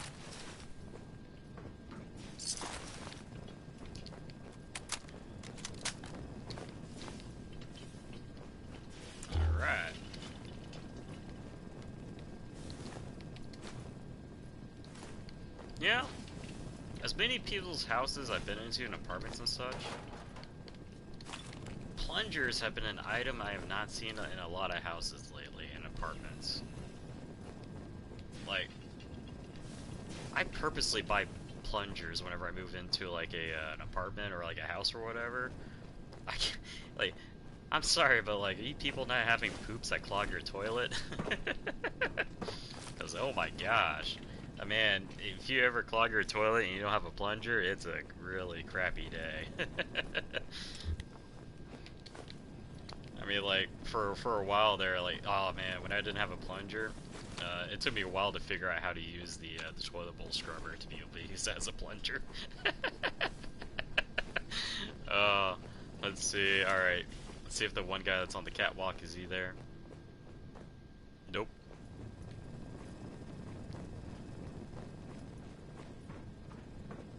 And plus, plungers are fun to play with. I mean, so long as it haven't been used, I'll admit on that. If it has been used, yeah, whatever. But it is pretty hilarious when you buy like those the old school plungers, like you see it here on Fallout. Yeah, plunger fights. Aw. Who's there? He's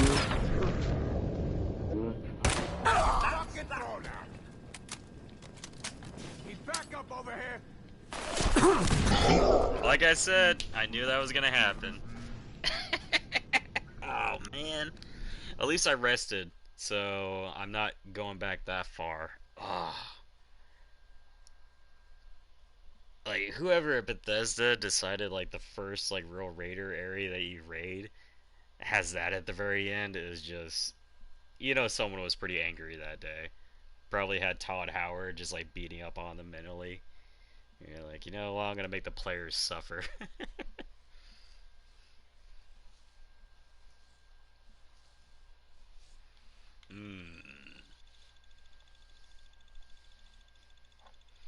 At least you know, you get to look at one item while you get to, you know, think about your life's choices.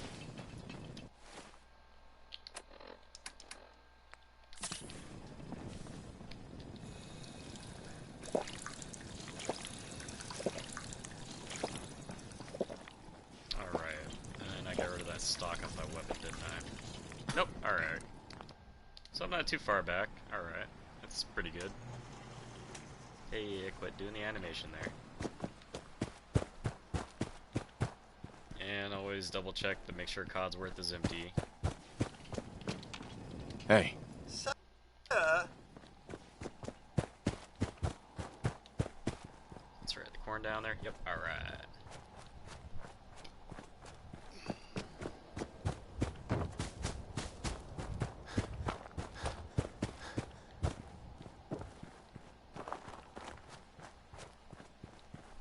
I kinda wish there was a,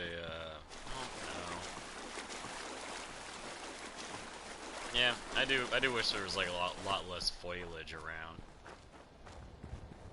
I mean, you would think the stuff would like rot and disappear after, you know, the amount of years that the nuclear blast happened, but whatever.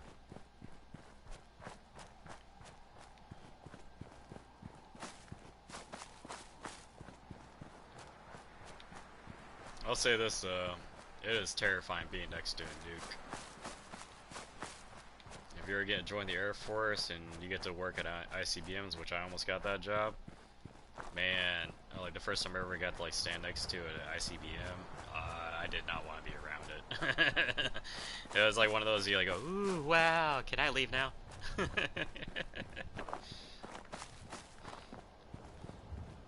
like I'm gonna, you know, go to the next base, you know, and not ever want to come back to here. It's a good old why not.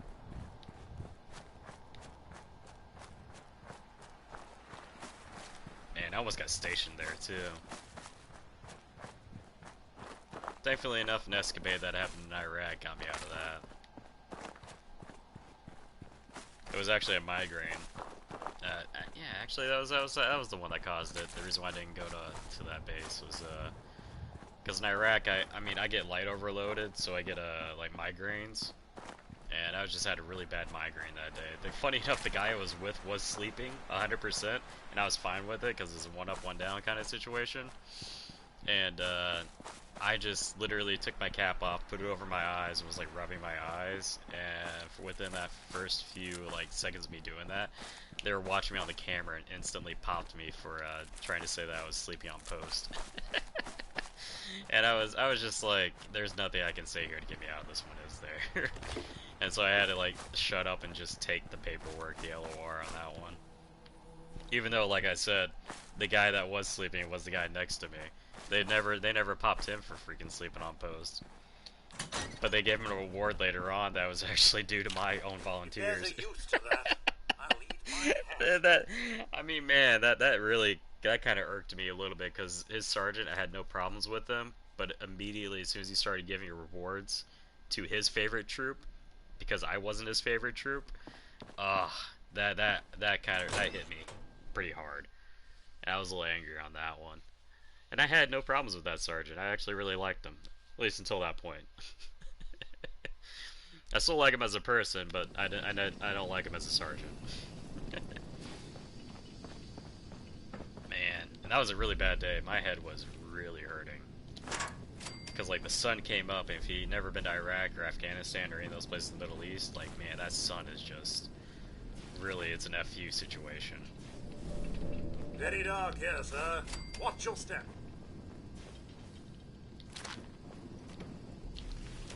Hopefully this time, I'll just not throw a grenade out. Oh, what the heck? She's all the way out here.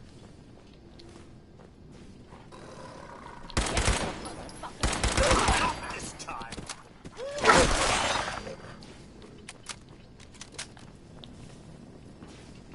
Ooh, it's a raider scum this time. Nothing there now. Not just a regular raider. Nothing. Wonder why. At least this sure as hell looks that way.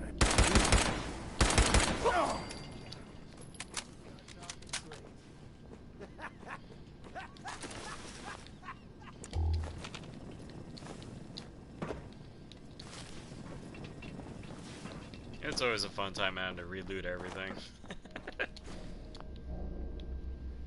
Let's see here. Oh, hey there, Heinz. How you doing today?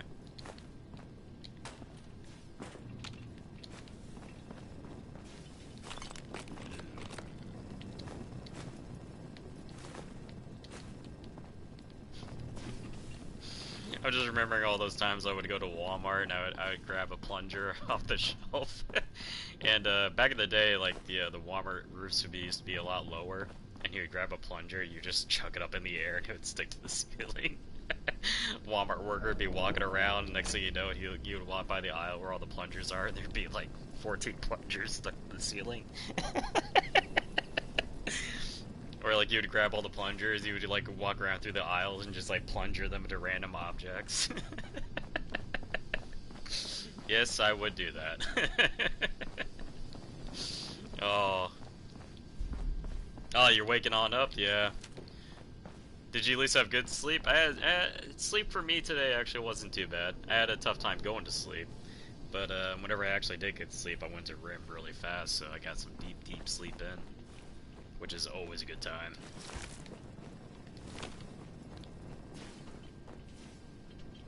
Ah, yeah. Good sleep is definitely, it's like exercising. You gotta like do it regularly, and you gotta keep it on a schedule.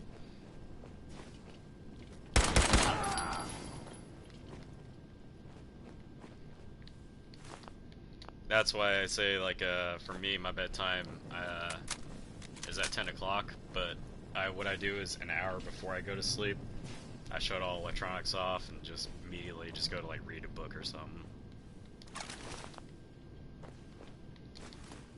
Which I did get my laptop dug on out of my storage unit again, and hopefully British still will join the stream or come on around. Hopefully I will be able to post videos now. I factory resetted it, so I deleted all the annoying programs off that bugged it on down, because man, there's the army helmet that I've been looking for. I totally forgot that it was right there. Hey there, Maverick. Ah, yeah, I mean, dreams, I mean, I see stuff in my dreams too, but I mean, I feel like I'm insane saying this, but dude, I don't know if you guys have ever had this experience before. Like, I feel like humanity-wise has a latent psychic ability, but we just haven't figured it out. But I feel like the way like, you can actually get to it now is through your dreams. I have connected with people in dreams before in my dreams, and I didn't believe it one iota, one bit, that I was actually doing that kind of stuff. But it was kind of hilarious whenever I did figure it out, because I would purposely, in my dreams, go up to someone and be like, "Hey, this is my name. It's nice to meet you." And I would get the conversation back from the person in my dream, and then I would wake up the next day and I would go to that person and actually like, "Hey man, did you have a dream last night?" They'd be like, yeah. Actually, I ran into you. You were talking to me and everything. I'm like, dude! Like, yeah. Like, I feel like humans have a latent psychic ability, and we're not like able to access it just yet, but it's kind of like that the way it is now. I wonder if Gus is gonna patrol this area. Man, I really did ship really crap bricks whenever I saw him. It's a good thing that I'm able to tap that Pip-Boy thing and be able to read his name. Oh, he made a DIY World War I uniform? Nice. Yeah, in our area for like America, I don't know if you guys have it, like Army surplus stores. Dude, they're so fun to go to. Oh, and I love my local Army surplus store. Like, I don't really shop there very often. Usually whenever I go over to the shop over there, it's to buy like a military shovel because they're crap. And man, they break easily. Like, the metal that's used to make those things, they got so many bad weak points on them. You can only use them mainly for digging like holes, because if you try to like chop limbs off of trees or like do anything like that, you're gonna break it instantly, which is what happened to my last one. Was I was camping and I needed something to chop wood with, and I was like, well, screw it. You see special forces talking about fighting other soldiers with it, why don't I just use it to hack this, make some firewood? And I pretty much almost snapped the neck of it while doing it.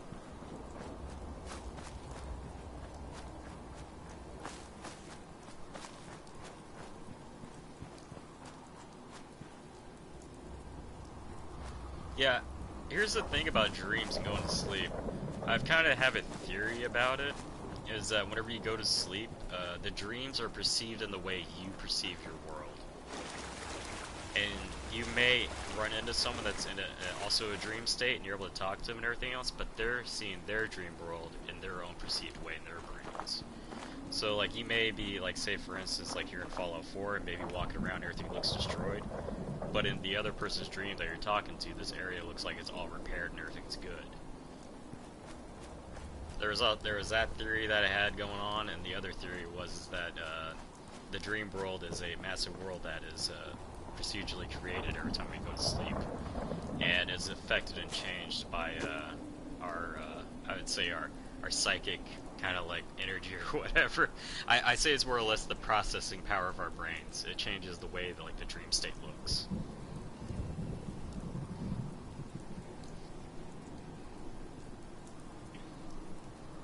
Yeah, and you know, TikTok and me, I was tempted to get a TikTok, but like I said, I was in the Air Force, and whenever TikTok came around, oh man, the jet crew field I was in, they were all about like security and everything else, because security forces.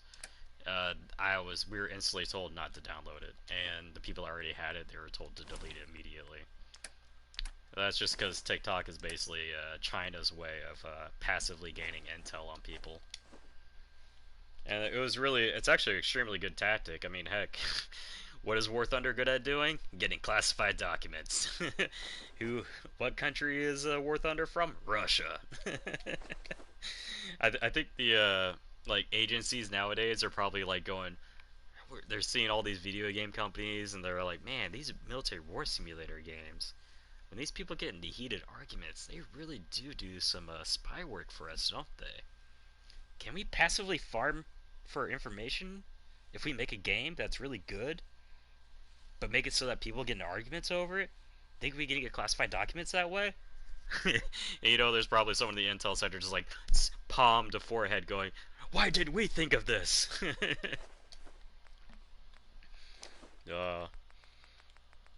Man, that first leak was pretty hilarious when that happened on the forums too, because that leak was up there for a while. Like, what was the first leak? It wasn't the Challenger. It wasn't the Leclerc. It was really, really a long time ago. I want to say it was with, no, I think it was with the Challenger. Yeah, because of the traverse speed. Yeah, the guy was he was a commander of either a chieftain or a challenger. I'm not sure which one it was. And he posted the user manual of that, and I think that was the first foray into the classified document leaks on War Thunder forums. Yeah, I mean, now that I'm out of the military, I mean, I'm thinking about getting a TikTok again, but I don't know. I'm not sure on it. I don't know if it's more or less my kind of brand of things to do. Let's see here. Why not? Yeah. I mean, I wish it did something. I mean, it is a bandana. It would provide, you know, a little bit of face covering, you know, protection. But as I have jokingly said, Fallout 4 confirming that face masks do nothing. I mean, face masks do stuff. Is what they do is they prevent like any kind of like particulates coming out of your mouth and being flung forwards. But when it comes to like say like a sickness that's like airborne or whatever, it doesn't do with that at all. If anything, it actually causes you to get sicker and worse, which really does suck. But I mean, face mask technology is getting better. I mean, since COVID happened, I mean, you see, like, I even bought a recent face mask that's got like charcoal inserts and everything else that actually do seal your face. So, I mean, those actually do work for what they describe. But man, when COVID first hit and everyone was walking around with like those like little generic masks, like bandana made masks, all that did was just block particulates. Let's see. I was gonna say, it told me I leveled up. Yeah, right down there. Let me choose my perk point then. Alright. Huh. No, don't want to put anything into that. Eh. Tempting.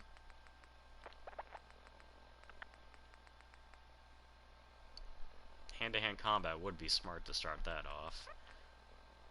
But that's really good to get at least one marker in the beginning of the game. But that's really good if you're gonna do VATS though. But that one's okay for VATS. But actually, this does better later on for VATS because you get that nice damage increase. I'll just put a lot picking, call it good.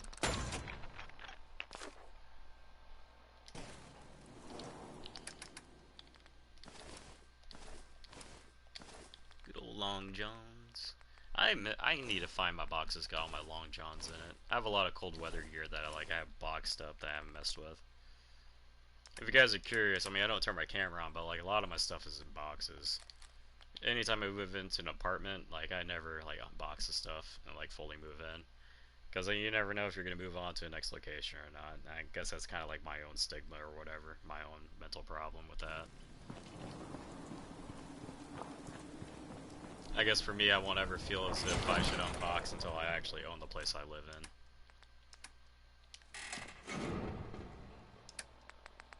Oh, that's right, I didn't sign that to its key binding.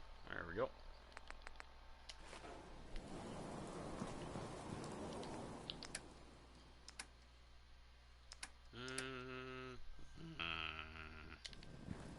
And he's empty, right? Hey.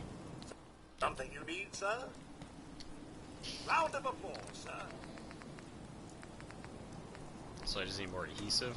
Alright. Not gonna worry about that then.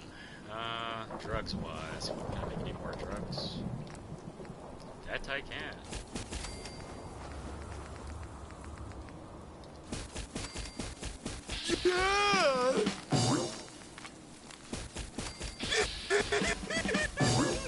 Want to use up all my stem packs, but enough of them.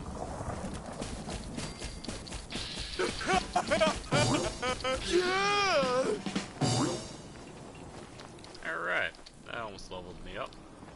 And let's see here. Drop all the psycho off. Yep, holding on to that stuff. Alright, time to go shopping. Too bad Carla's not here. Oh, is it? What time is it? Let's see here. Oh, okay, it's 9:45 a.m. Well, you mean the whole the giggling and laughing thing? That's Idiot Savant. If you're curious on that, it's this perk over here. Basically, if your guy's is a complete dip, is a dumb person, you get a high chance of this happening. So whenever I play survival mode, I'll basically use Idiot Savant to kind of like power level myself up to a certain point. Yeah. It's there's like multiple different ways you can power level yourself. I just do this because it's easier. And plus it's really nice to have Idiot Savant on because even if you upgrade your intelligence to level 10, you still have a percentage of it activating. And it's really nice to get that times 3, but if you upgrade it Idiot Savant, you can get times 5, or sometimes it'll activate while you're killing someone, and then you'll be able to get times 5 or times 3 for all the kills you get after that for a short period of time. Which is really nice, especially, well, there's little nuances to it that took me a while to pick up on, is that a lot of times whenever I thought that modifier was going on, is that you could throw a hand grenade to a group of people and you would kill them all in one foul swoop, and you would see the Idiot Savant thing pop up, and you would think that it would activate and count all the kills that happen in a little area, but unfortunately it only counts the kills after the kill. So you have to kill something, get it activated, and then kill a whole bunch more for it to actually be effective. Oh, come on, man. You can't do this. Anyone, please, help! Please, you gotta help me. This guy's a synth, and he's gonna kill me and replace me and my family. Oh, God. My kids. Don't you dare bring them up. He's the synth, and he wants to replace me. Please. Please, you gotta believe me. You can't let that thing do this. Hey, I'm on your side. I just need you to tell me the truth. Then maybe I can help. I'm telling you, I'm not a synth. You have to believe me. This is none of my business. No. You can't. He's gonna kill me. Yeah, Cosworth, you can hate that as much as you want. But if you see right there, there's a synth component on him. So he was the synth, and he was the real person. You can be angry all you want about that. I don't give a crap, Cosworth. Down with the Institute.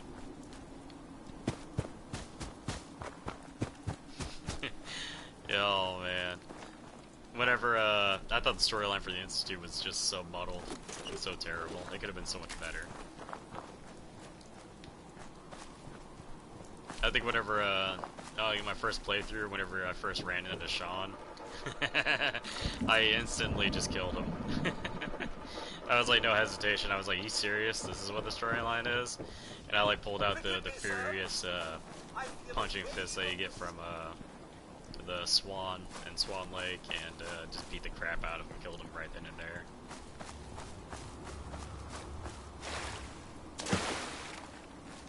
Like, the thing about Fallout 4 is that the story's crap, but the gameplay's awesome.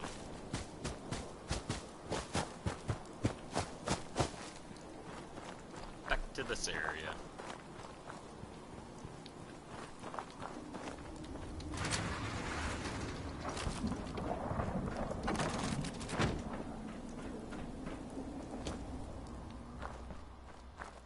I always loot this place a bunch in the beginning of the game, and then I just kind of ignore it after a while. Because, I mean, the quarry ends up being a better resource junction.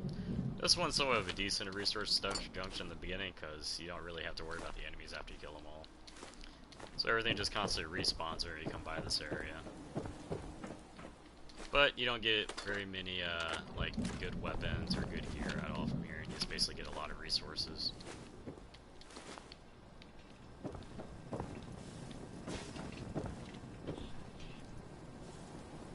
Yeah, like, it was really sad because, like, if you look at Fallout 4 and what it could have been, I mean, the storyline on it could have been really amazing.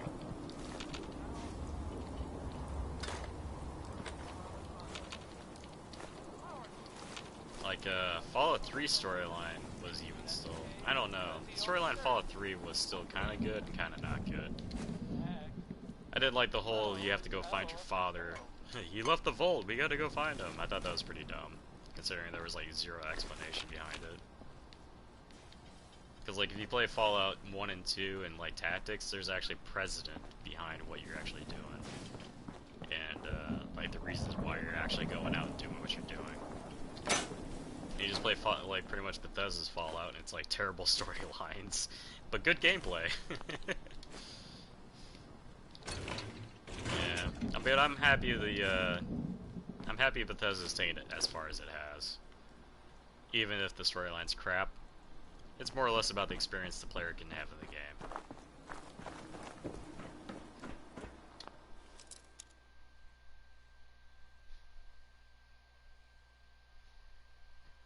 Ooh, Prey as a game I actually wish I got to play.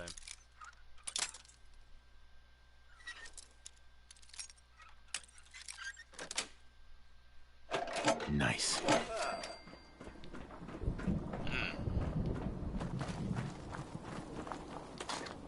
Yeah, for me, my best weapon in this game, well, I guess I could call it the best. It's actually the most OP weapon in the freaking game. It's considered probably the gun that breaks the game the most, which is a radium rifle, and you put the automatic modification on it.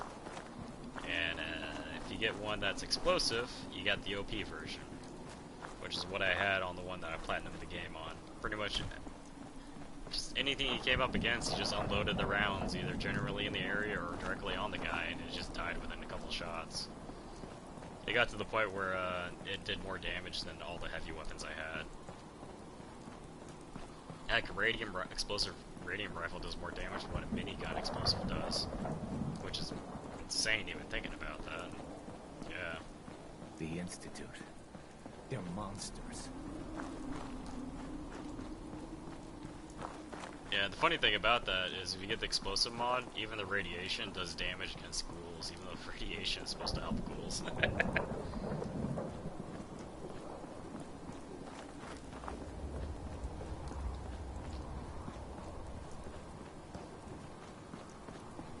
Yeah. I mean, you'll eventually run into an explosive radium rifle. People do pass up because it does break the game, damage-wise. And it's nice to have, you know, a non-OP weapon. I don't know. Some people are into it, some people are not. I mainly only used it because, like I said, that save I was platinuming out, so I was like, let's just get this done with.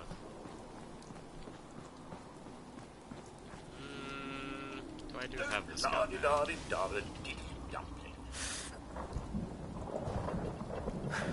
Darn, you went down there. Let's see here. Let's see if I'm getting hurt. Wow, that really missed? I swear that was directly on the head. Well, time to run away.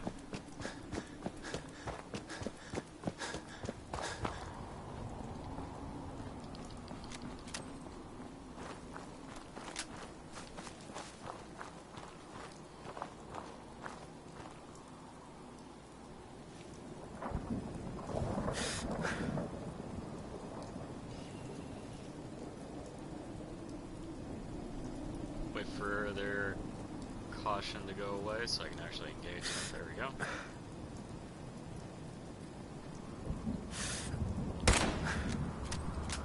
Another miss. Man, why am I missing left and right? Ah, that didn't hit. Wait, what's the range on this? That's not right. Bolt action. No, the range is correct. Yeah, it's 240.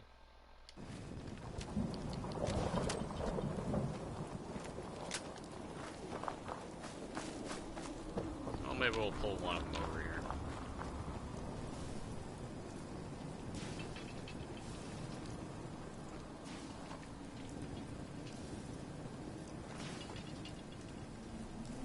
Yeah.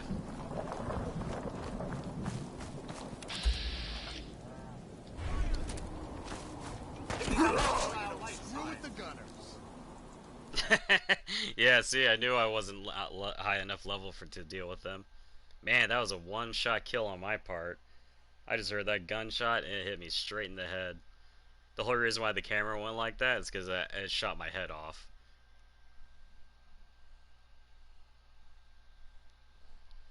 I think I have to be level... I want to say 15 to engage them and not be instantly killed by them. Man, is that going to send me back really far?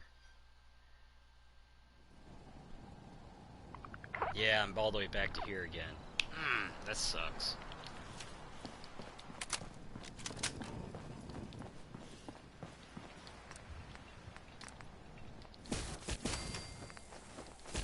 All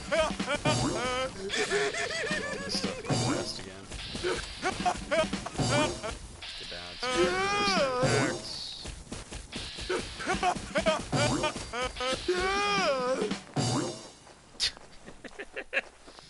let's see here, healing. Alright, get a couple of those for him. Oh yeah, why not?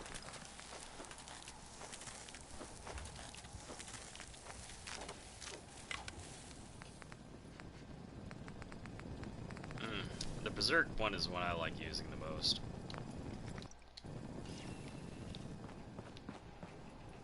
Hey. And he's definitely empty. Okay, good. Aid-wise, just drop all this stuff off.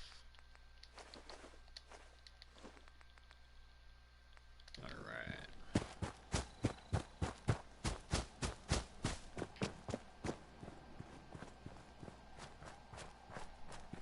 Yeah, I don't even remember what level I was on the one I platinumed. I think I was up to... wasn't 112. Might have been. Because there's not really a level cap in this game. Oh yeah, I forgot. I need to take the antibiotic.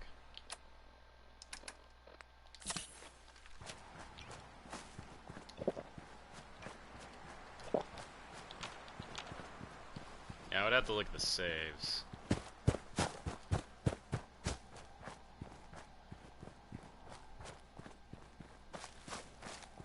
Except well, no, that's right, yeah.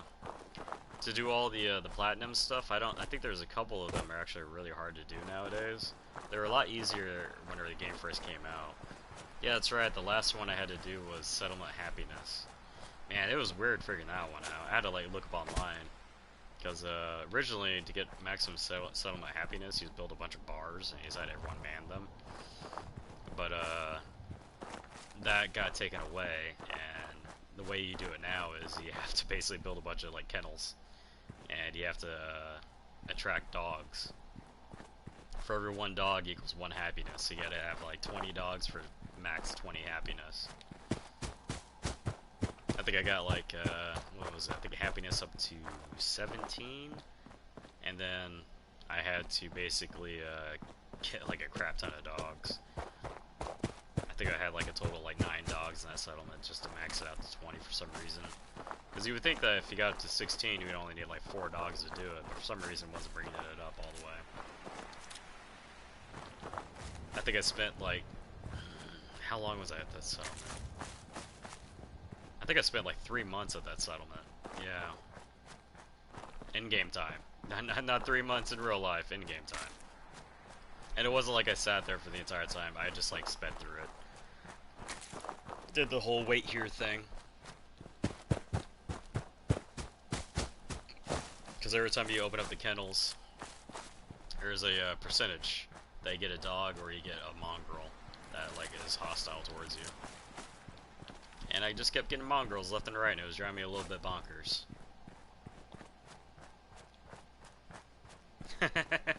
Heck yeah, man.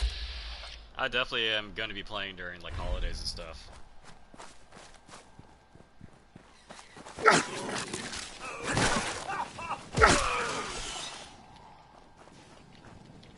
Good pickings?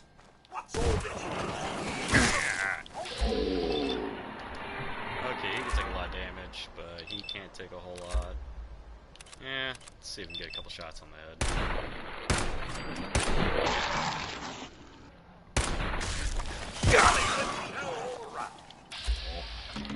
Dominating time!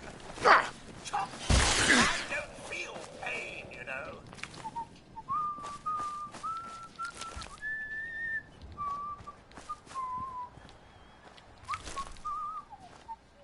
So far no brood mothers have popped up.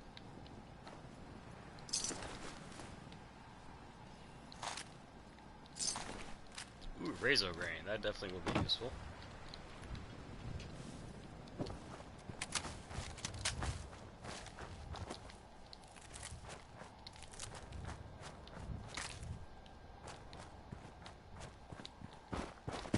Alright, get these flowers.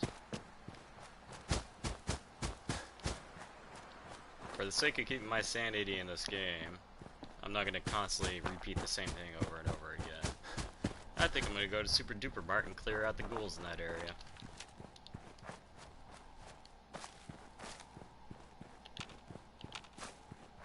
Items here respawn.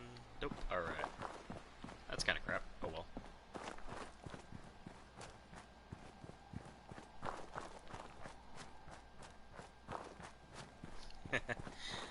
Yeah.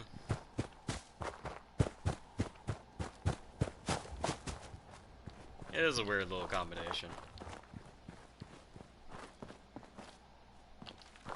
I kind of like, I mean, every time I look at a pipe pistol, like, I really, really do want to build one of these in actual real life. Except, I don't think a 38 caliber would be what you would want to start off with. I think a 22 would probably what I want to build first. So I'm not sure if a 38 might be a little bit too strong for a pipe pistol.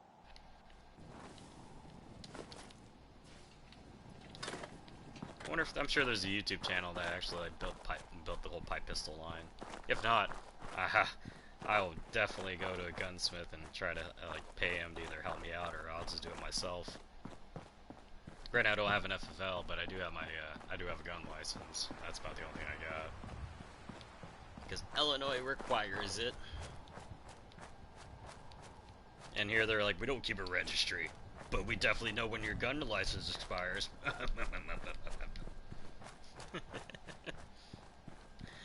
Oh boy.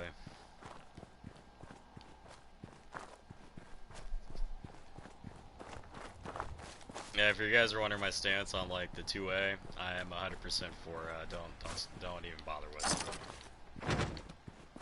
School shootings, mass shootings, all that stuff. Don't blame guns. It's the people.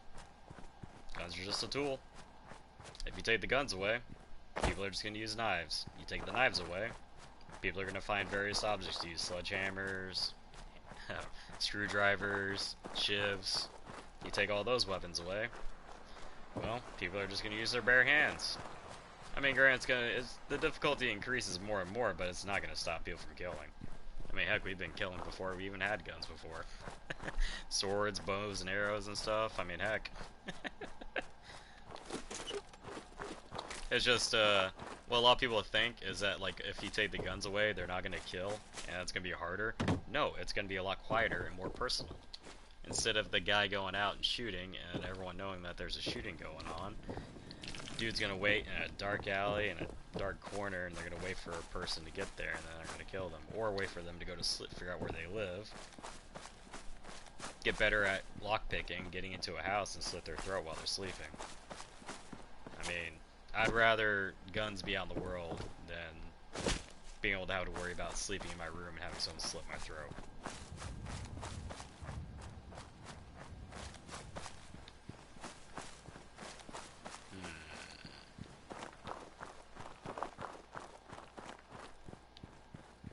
Yeah, that's definitely something that like a lot of people who talk about the gun debate don't really think about. They don't think about the consequences of taking such things as firearms away. It's a double-edged sword. I mean, it's kind of crappy what happens and the terror that it creates. But are you willing to deal with the latter? Because I mean, I want to be able to feel safe I'm sleeping. I mean, you could say vice versa, someone can easily shoot you in your sleep. But I'm sorry, I mean, statistically speaking, more people have survived gunshot wounds than they have survived stabbing wounds.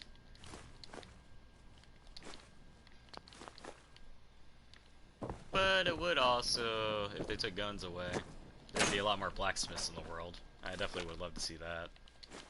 That was something I wanted to do in college, that our local college offers a blacksmithing course. But the guy that teaches it is very elitism, so you have to like pretty much be on the ball to get in that class. Yeah, it would be really cool. I would love doing it. But I will admit, I'm not kind of like an elitist kind of person. If anything, I'm not more or less a follower. I'm an enhancer when it comes to a group.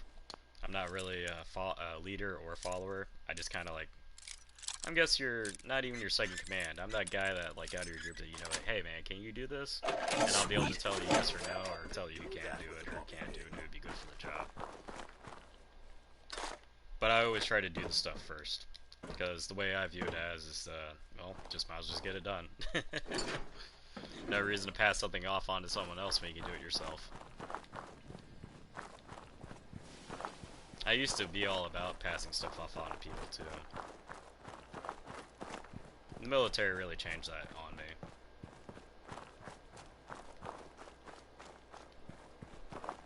But it wasn't really the military that did change that, thinking on it. It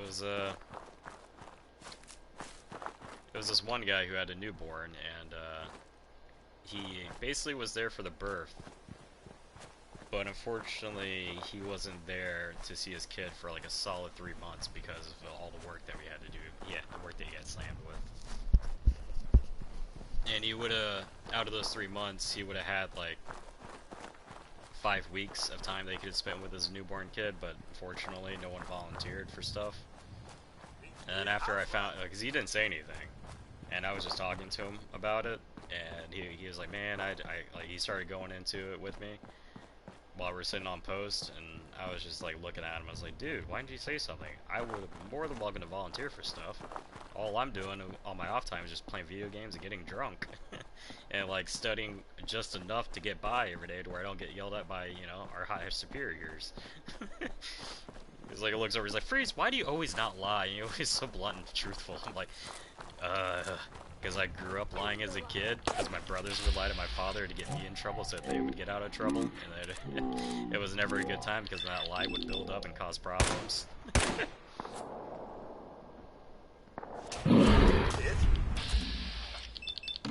Yeah. Fun times.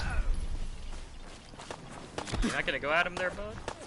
You know? I know you're melee. Oh, there he is. I thought he was still behind that dark tree.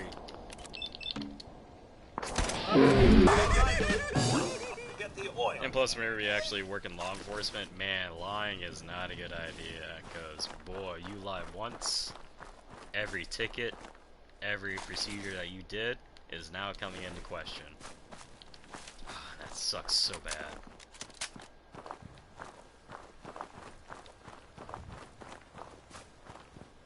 I think, like, in my military career, there's probably only 3 incidences where I, like, lied, but it was not an intentional lie. It was because I went into a manic panic attack.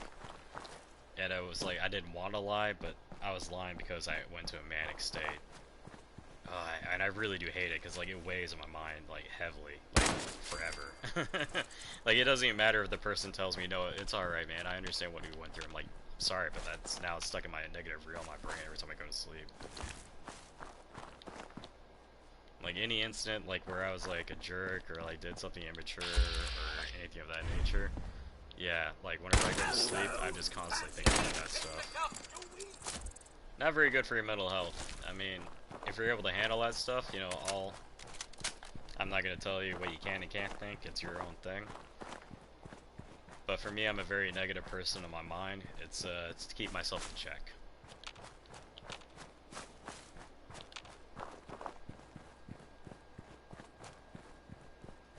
Oh yeah, really? Poison, eh? Yeah, the poison one wasn't too bad. I mean, the poison modifier is not too bad. It does about like an extra 30% damage, or not 30%, 30 points of damage in total for, it's like 10 points of damage for 3 seconds. Yeah. The only downside though is there's a lot of creatures around that have like poison modifiers, so you can't poison them, so that gets negated. Same thing, like you would think the explosive modifier would get negated by enemies that have like high defenses, but it doesn't. It's just an instant 15 points of damage to the darn thing. Same thing with like the radiation. Like this is separate from the radium rifle. The modifier because the radium rifle modifier for some reason it even activates on ghouls. But like if you have like a radiation pistol, like a 10mm pistol, where it causes 10 points of radiation damage, that will get negated by ghouls. But not with the radium rifle. Don't know why. Just one of those Bethesda things. You just kind of like, you know, shrug your shoulders and say, "All right."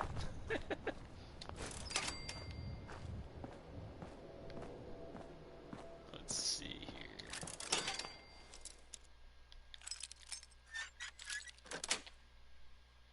That's it.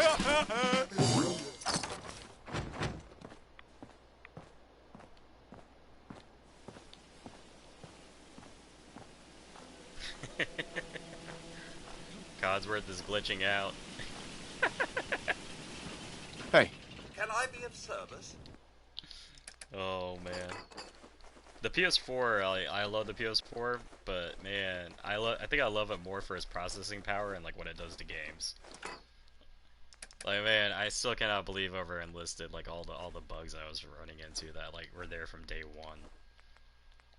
And like I was watching all the reviews on it yesterday, like, not all the reviews, but some of them, and I was like looking at the comments, reading them, and I was just like seeing all these people like praising the game and everything else, and like saying, "Oh, the game's perfect." And I'm like, just like reading it, I'm like, man, you guys really got some tinted glasses on, cause you're really looking at this like a glass half full instead of a glass half empty situation. Like. Usually whenever I say a game's terrible, it's because it is terrible, but if it's a terrible game and it has potential of being good, I will always add that little section in there explaining that. And like whenever I talk bad about Enlisted, I'm talking about bad about Enlisted from the PS4 standpoint. And it is true, like I was watching reviews of people playing it on PC, and Enlisted looks great. Like I'll admit, on PC, Enlisted, heck yeah man, have at it. Like, if I had a PC that could run Enlisted at max graphics and, like, a decent amount of rate, ooh, I would totally be playing that game regularly. But boy, on the PS4, it's something else.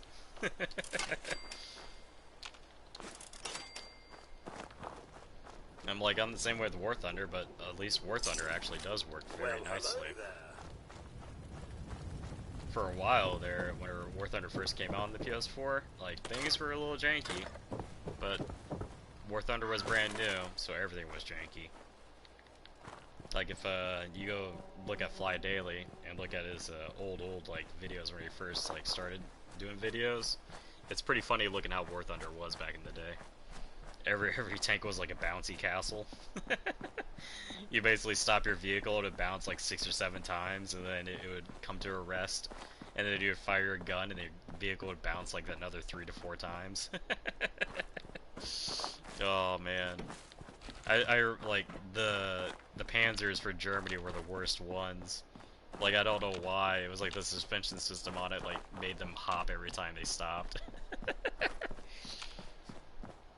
Ugh.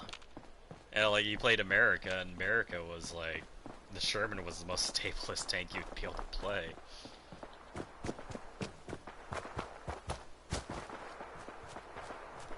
Oh, I hope so, man. I mean, there's a lot of times whenever I was posted with people, they would love being posted with me in the military because I'd be able to talk about a whole bunch of random stupid shit, stupid stuff. I love Jeopardy, and I love like watching like history documentaries and learning about random stupid things. Like you wouldn't think like a doorknob would be able to tell you a story, but oh boy, did I learn differently. Oh gosh, like brass doorknobs. There's a lot behind brass doorknobs. I don't like these guys. Oh damn! Here we go.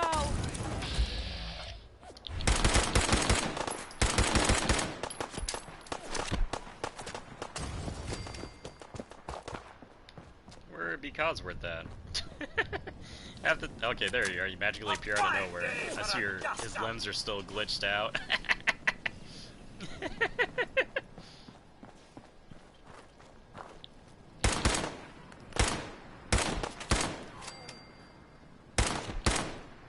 Oh no, I'm not done with you. Alright, still one more over there.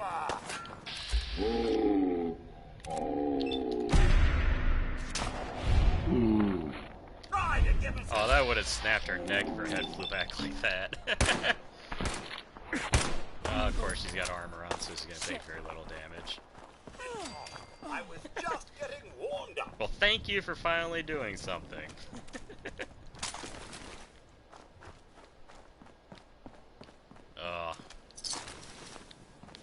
I haven't done a lot of volunteer stuff lately, though. I need to go volunteer again over at the National Refuge. I did like have a lot of fun, like helping them take care of like the animals or whatever in the refuge area. Hey there. If you work, you eat. It's as simple as that. Part of like their little ambassador program. It was a lot of fun. Actually got to feed like a mountain lion, hang out with mountain lions. That was really fun. Like cougars, man, they're just like giant cats. It's like giant house cats. It's like you have a cat that stays outside all day. It's a little feral always, but man, like it's the same thing with cougars. As soon as you bring that feral cat inside the house, keep it inside the house, turns into a house cat. Like that cat will just be a house cat forever.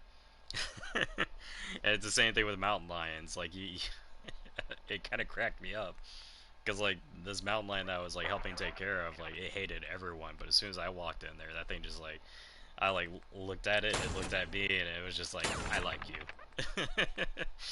And like the handler was just like, she's never this nice to anyone. And I'm like, I'm scared because I think she's gonna randomly attack me. Hey. Sir, what's mine is yours.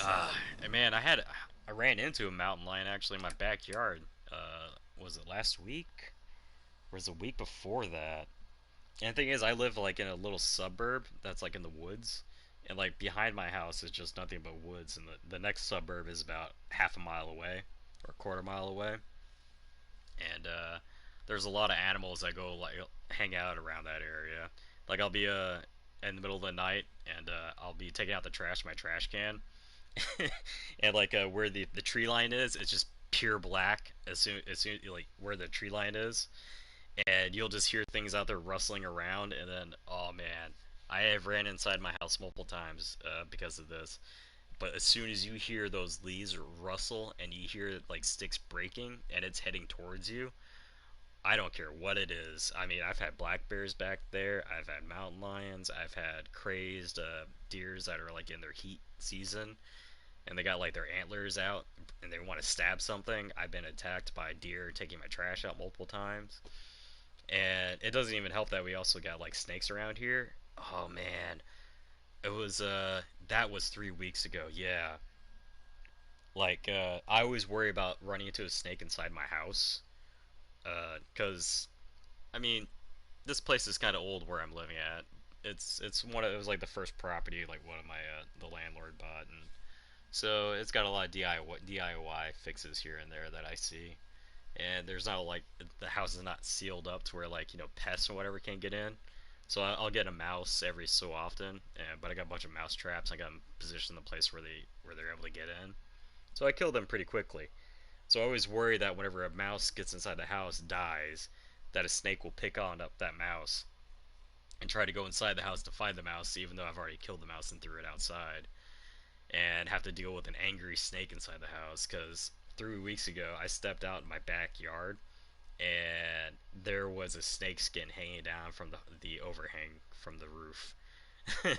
I was like, I just opened up my door, and I looked up slightly to my right, and there's just this long snake skin hanging down. I'm like, please don't tell me you went inside the house. Please don't tell me you got inside the house somehow. I don't want to go to sleep in my bed and randomly wake up to hearing either a snake hissing at me, or try to go to bed and then like not turn the lights on and get in my bed. Next thing I know, I have a snake that like got into my bed and is like hiding under my covers. Like, terrifying. Like, no, please, no. Nature, stay outside, not inside, please. The thing is, it was a, I'm not sure, it was brown color, so it might have just been a brown snake. So that's nothing really too much to worry about. But man, if that was a copperhead, or like a water moccasin, well, we don't really got water moccasins around here. We got a lot of copperheads and rattlesnakes, and actually, I don't even really run into rattlesnakes anymore. Man, as a kid, yeah, I ran into rattlesnakes, but like, nowadays, like, I really don't see them a whole lot.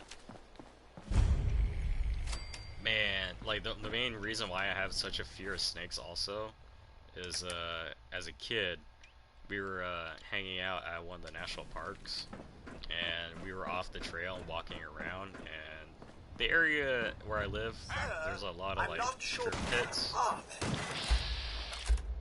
So, there's, like, a lot of, like, dip areas, and, like, leaves will gather in those areas. And what happens is, during their mating season, they will all kind of gather together. Nope, that's bad. They will gather into like, you know, piles of, you know, that stuff. And sure enough, when I was with my brothers, they jumped over it, and I was, I think, about 6 or 7 years old. I tried to jump over the thing, and I missed it by a little bit. I hit the other side of the culvert, slid down into the culvert in the ditch, full of rattlers. I mean, I pissed myself like climbing out of that culvert, because like I turned around and it was just like the entire thing was moving, and this culvert was like went down to a point where like you couldn't see it no more. Like, this culvert was massive. And sure enough, the place I fell down, where I was sure enough full of rattlesnakes. I don't know what the heck he's shooting at. Oh, it's something over here. Oh, it's shooting at the settler. Well, might as well save the settler. Do my duty.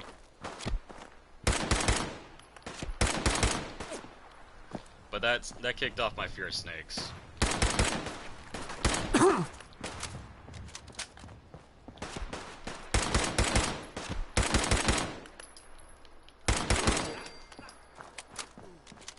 Darn super mutants and them being bullet sponges.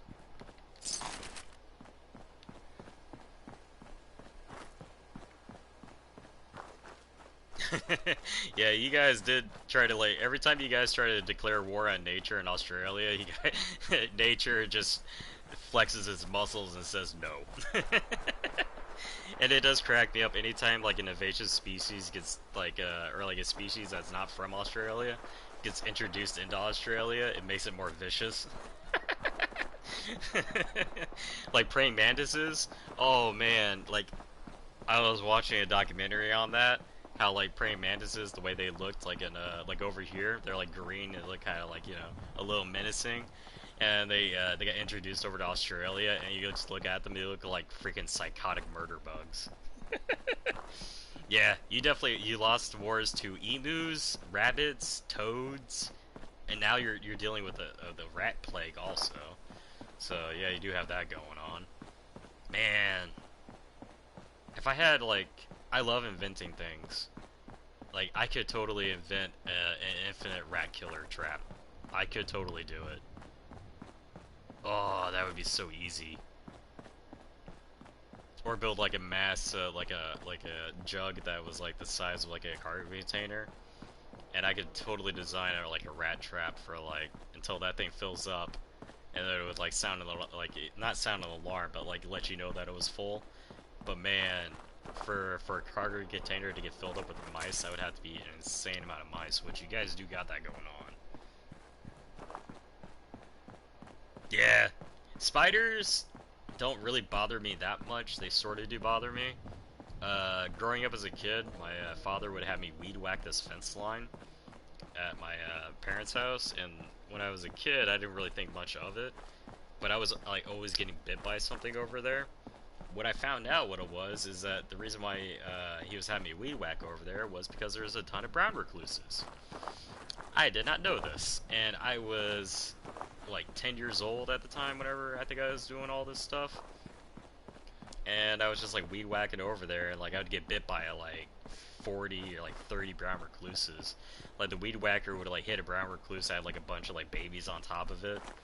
And like it would just fling all the like little babies at me, and I wouldn't even realize it, and I'd just continue working. And next thing I know, I've got like all these like little bites on me. So like brown recluses, like I'm not 100% immune to their venom, but I am basically immune enough to where like the full effects don't happen, like the necrosis of the skin and everything. Like that doesn't happen for me. All that happens is like my skin gets really red in the area, and I get like a large bump. But like let's see here, Black Widows, I've also been bit by those. Oh, that was not a fun time. Mind you, I never went to a hospital for all these bites, by the way. Because half these bites, I didn't even know I got bit. Like, I would have like gosh, I was like 15 years old, got bit by a Black Widow. And it just did the same thing that Brown Recluse did. It just made the area really red. And it really did suck because I have eczema. And my eczema just like latches onto anything. Like, oh, when I got back from Iraq, the entire bottom foot of my pad rotted off on both feet. Yeah, that was not a good day. I got back to my dorm room, and I was like, man, my feet hurt. I need to sit down.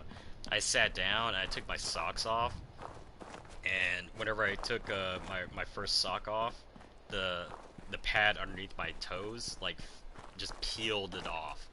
And I was freaking out. I thought I had like trench foot, and I was gonna like have to get my feet amputated or something going on.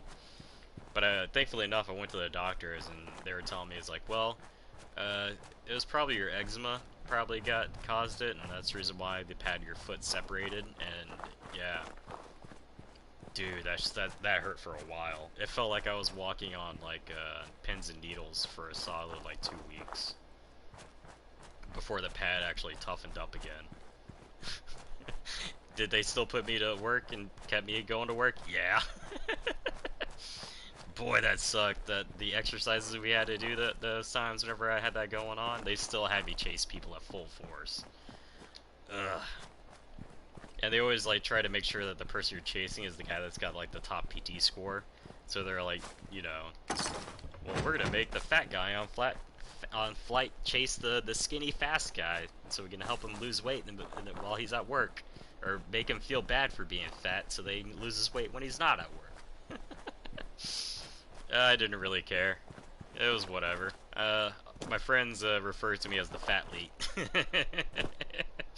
They're like, dude, like, you're heavy set, but you're able to pass the PT test whenever you want to. I'm like, yeah, I know. I'm just depressed and, you know, don't really want to go to work out. I said that I slipped up once and said that my friends were one of my friends reported me to one of my sergeants, and they tried to send me off to therapy. I went to therapy, and the therapist, I was like explaining to them like how my depression works and everything, and they were like, "Oh, that's just really normal." It's like, yeah. Wait, what? He's like, yeah, that's pretty minute. You're definitely not as bad as other people. I mean, you don't have any suicidal tendencies. You don't have like any problems that are like bleeding out into your work currently that bad as much as the other people. Yeah, I'm gonna write you off here. You're good to go back to work. It was like after like 2 sessions, and sure enough, both sessions were on my day off. So I didn't get to do anything on my days off, and I went back to work the next day. Ah, that sucked. Because, like, anytime you want to do anything in the military and you get a day off, it's a good day. Especially in security forces. Oh, gosh. Ugh. But, man, I will admit I'm a socially awkward person. Alright. Yeah, get rid of this stuff. I mean, I don't even remember what thistles are even good for anymore.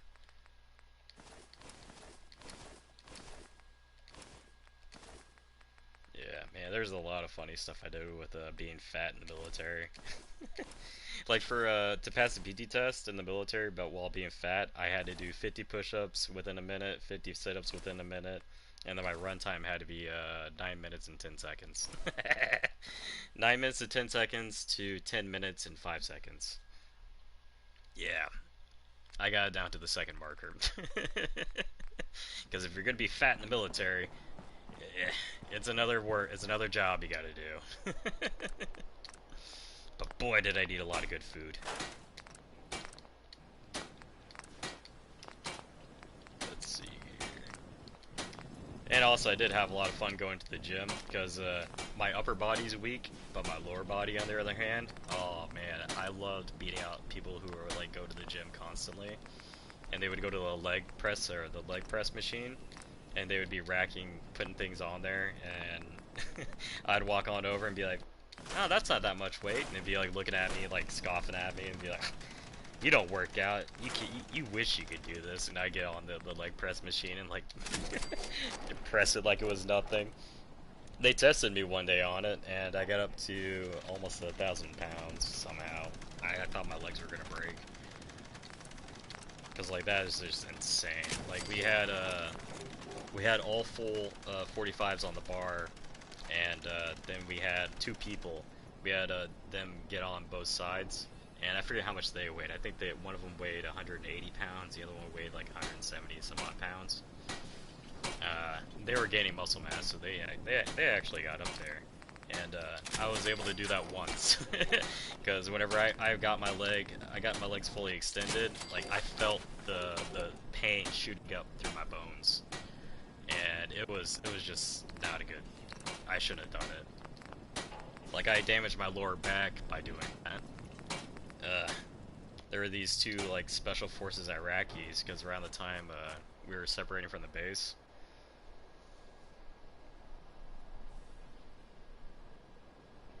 Oh, wait a minute, what? Did they say what?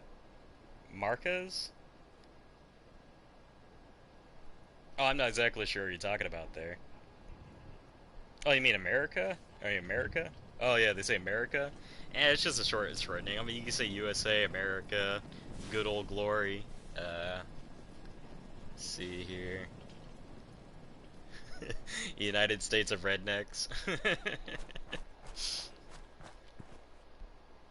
Oh, the McDonald's? I don't call it McDonald's. I don't call it that. You want what I call it McDonald's? I call it McSlobbins.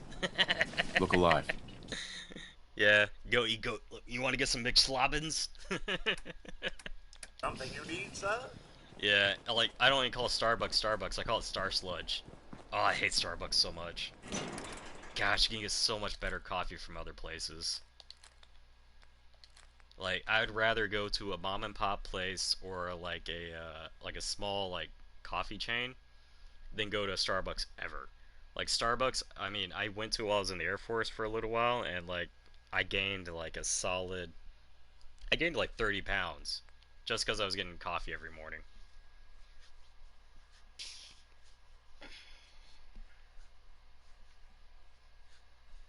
Yeah, for us, the English system uses pounds. I forget what. Let me get up here. I got my conversion table somewhere. Ugh. I randomly found that while I was looking for my laptop. I found a whole bunch of like my old math class stuff. Let's see here. There it is.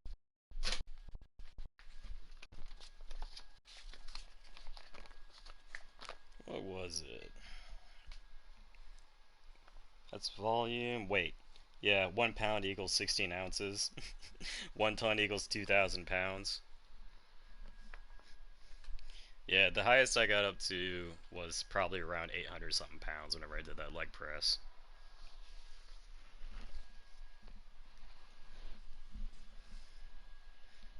But I'm also not very good at math and also trying to remember stuff. I just remember it was all 45s on the bars and then we had two people sitting on it. So, yeah, definitely couldn't do 1 ton. Dear God, 2,000 pounds? Man, if I could do 2,000 pounds, my legs would be a lot larger. Because, like, I can only bench maybe 100 170 pounds, 150. Nowadays, I probably maybe only bench maybe about 120, 125. Yeah, the highest I got to for a bench was 225. Yep. But that's my, like I said, my lower body has always been insanely stronger than my upper body.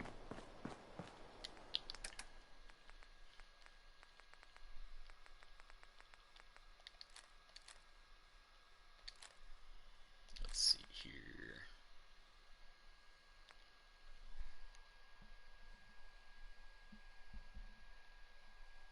here. Convert that to kilograms. Let's see here.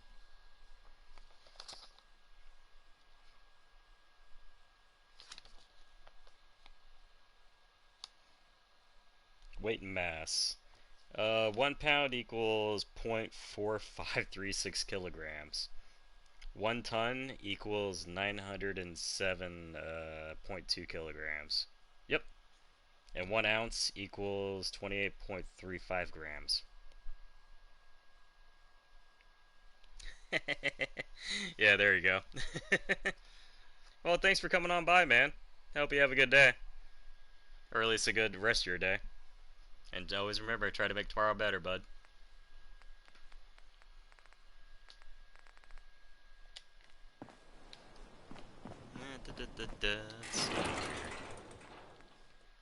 Am I at the point where... Yeah, I might as well just drop all those off then. Ooh, I can just put that in the, yeah, there. No reason to put these in here.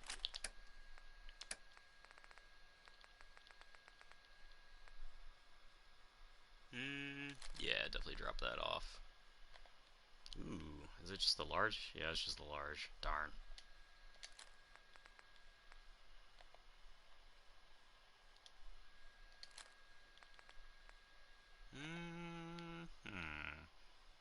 Oh, no good mods on that one for me to take.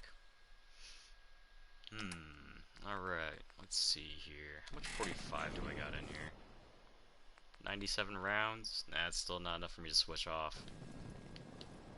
But I could switch off for 10mm though. I do have enough rounds of that. So let's get all the 10mm out of here. Hardened.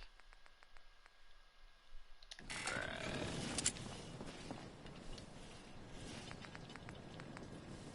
And let's see here. That's the one I'm using because it's got the dot next to it. So let's, yeah. Get rid of all this stuff.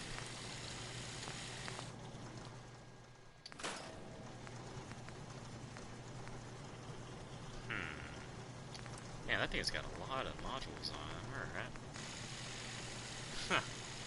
Oh, darn. Yeah, I don't have enough adhesive, that's right. Where's Carla when you need her? I need to finish making my settlement.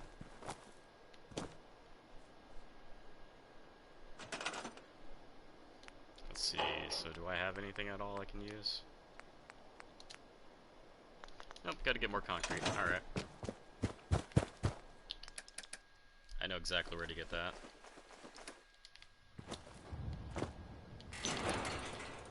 So I'll just drop all this stuff off except for what I am using.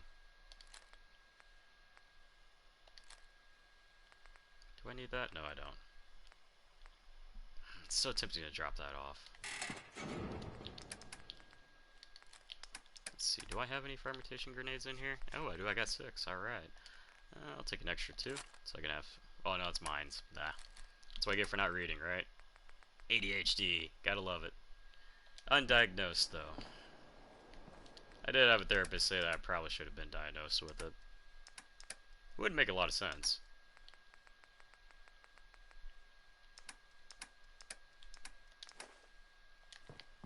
Okay. Let's see here. Look alive. Alright, he's clear.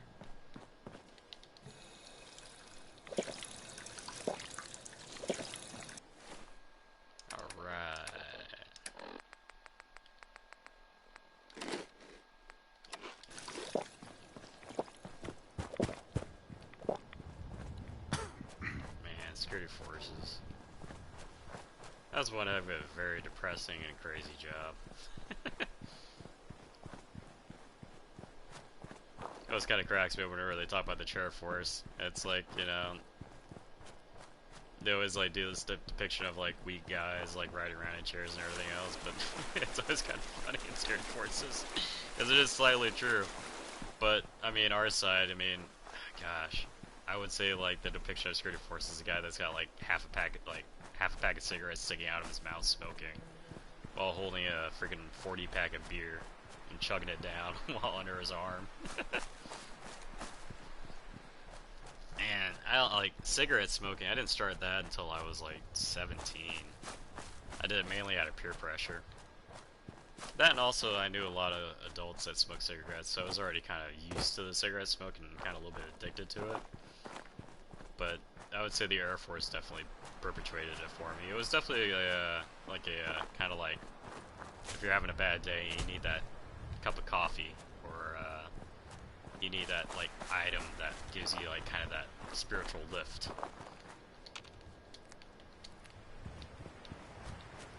Yeah, I quit smoking at the age of 35. 36, so I'm getting near there. My first year of me being fully quit, and I have no desire to smoke again.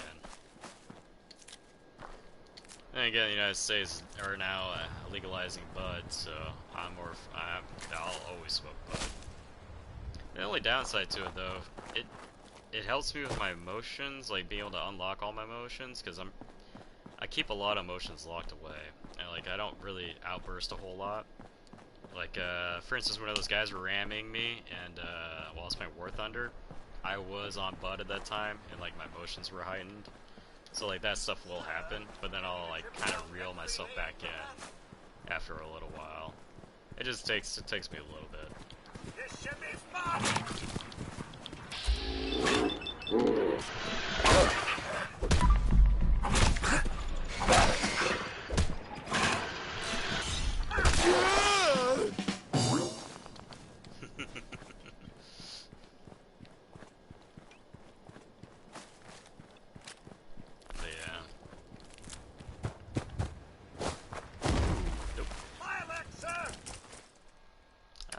Realize I don't have these equipped.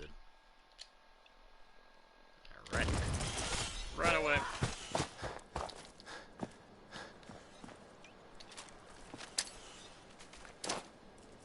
Sorry, Codsworth.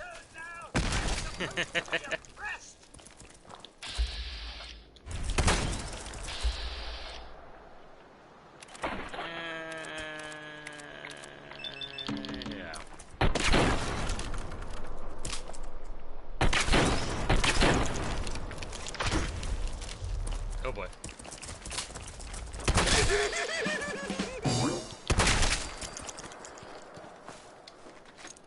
Need something, sir? There we go.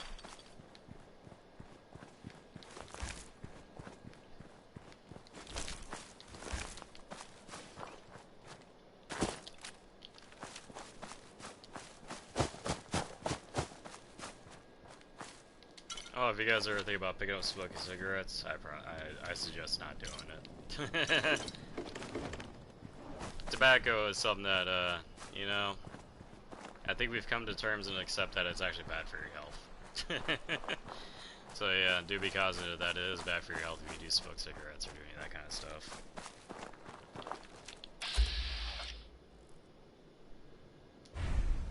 Weed is still being, researched in that manner. It is gonna really suck. Oh boy.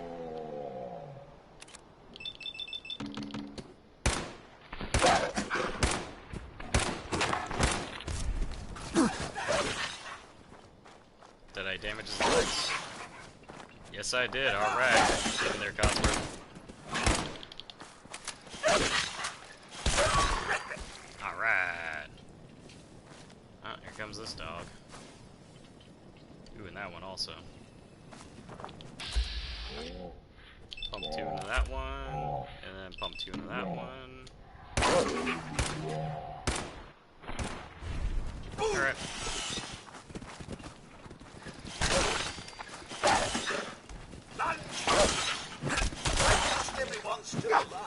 didn't get any experience points from that, darn. Let's see here, where was that legendary? What do I get? Kneecapper? Ooh, alright. That's gonna be hell useful.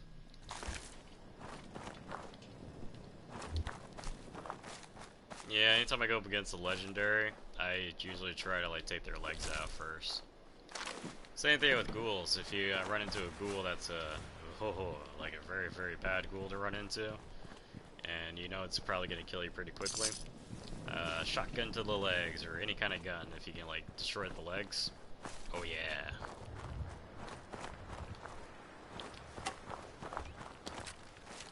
Yeah, I would definitely return to Sanctuary. Well, no. No, I can't just yet. I gotta go get this concrete down here. Probably should be doing this while I'm going down here. I know there's probably some... I know there's a rad roach over there I can kill. I'll just do that real quick. Where be that dead body?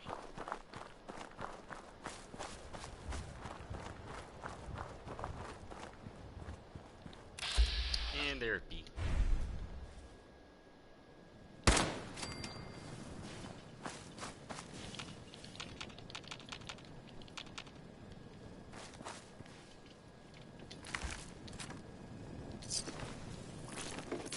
What was that? Really did that?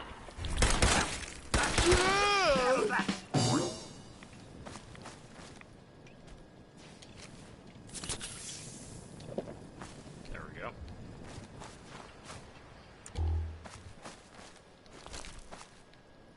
Turn that light on to help me see things.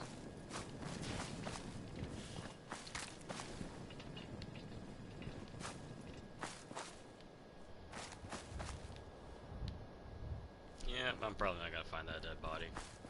Ooh, yes I did.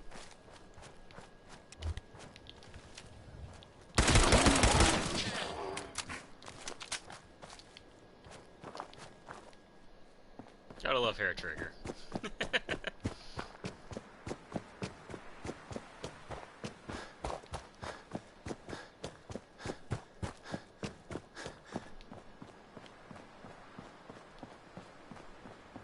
You know, I wonder after a nuclear explosion if this would actually really would happen to highways.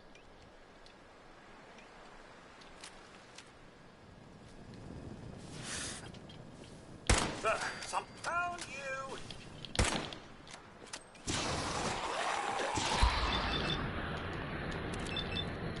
Yeah, I want the body. There we go.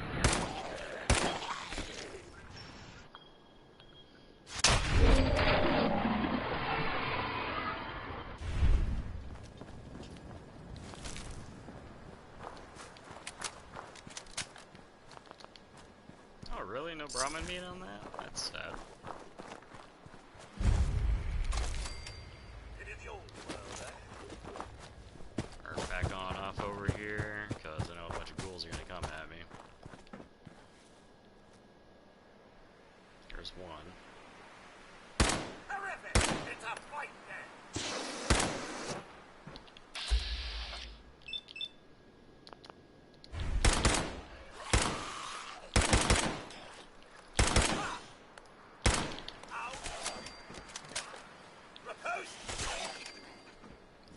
Good.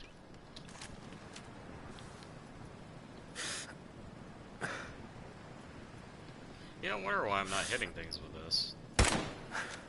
Yeah, I really am not. That's odd. What the heck's going on there? What's all this then? I just shot in the center of the body just to see it, but I guess that kind of confirms it. I'd like a little dust up to get the oil flowing, eh? Taking pot shots, I say. Coward! That's that then. What's all this then?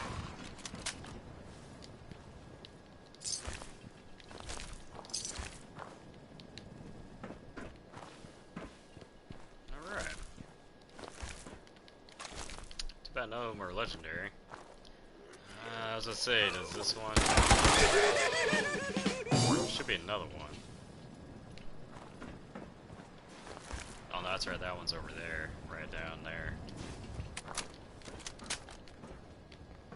Yeah, there's the other one.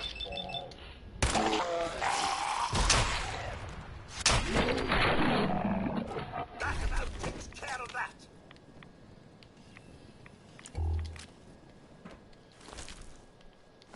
And there'd be the concrete that I was wanting. Granted, it's only a couple bags, but whatever. I thought that was cool for a moment. I was like, wait, what? Like, I'm pretty sure I've killed all the ones that come after me.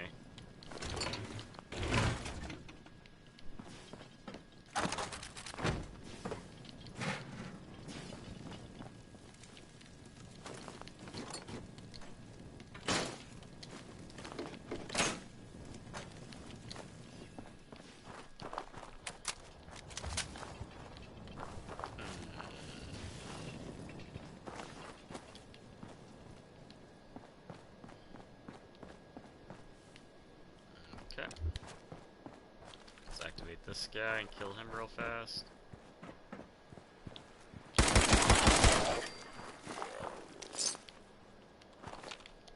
I don't think there's one underneath that one. No, okay. I generally remember where mostly all the ghouls are. Good old railroad items. It's like after you play the game and beat the game, and you like see those symbols now. There's just like so many items you pass up because you just see those and you don't think what they are. You don't know what they are.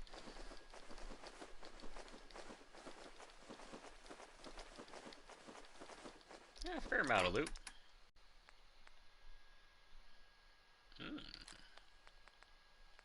That's really useful though. That was a good one at least to get in the beginning of the game. I could probably use that one for a while.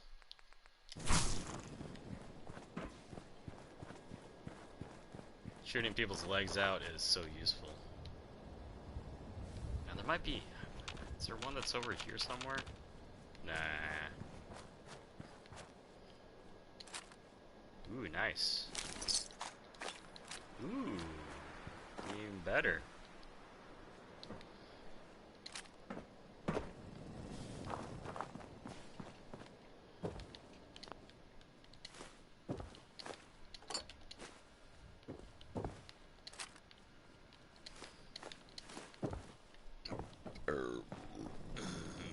Hey. I'm all in. Oh, I don't know if I want to be going this way. There's a campsite over that spawns stuff, and usually its first spawn is kind of like friendly. But man, sometimes, yep.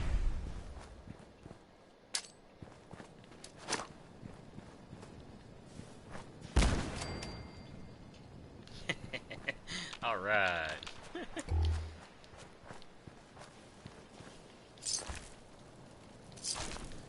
Yeah, it's kind of fun sometimes making an explosive build, considering like how many fragmentation grenades you actually get in this game. Alright, I guess if those guys dead, I'll just sit here and do this. Now let's see about this pipe rifle that I'm having problems with. So there's that bug right there. Why did that hit? Let's see here. Gotta hit this guy? Oh, come on, Meg. Yeah. Oh, what? No. Oh, come on. Quit doing what you're doing. Let me shoot you. Okay, so it's just gonna go back and forth right there. Let's line up a shot for his pathing. Complete miss again. Let's see here.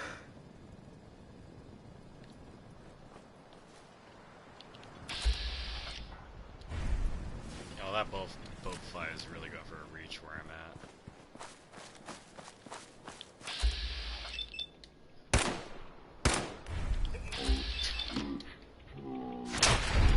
There we go. Now, where did that rad rush go?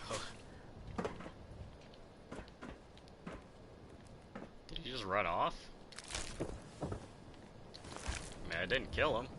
He didn't come at us. Come out and fight! Bug it off. Ah, oh, darn it, Codsworth. That was my level up right there. Oh well.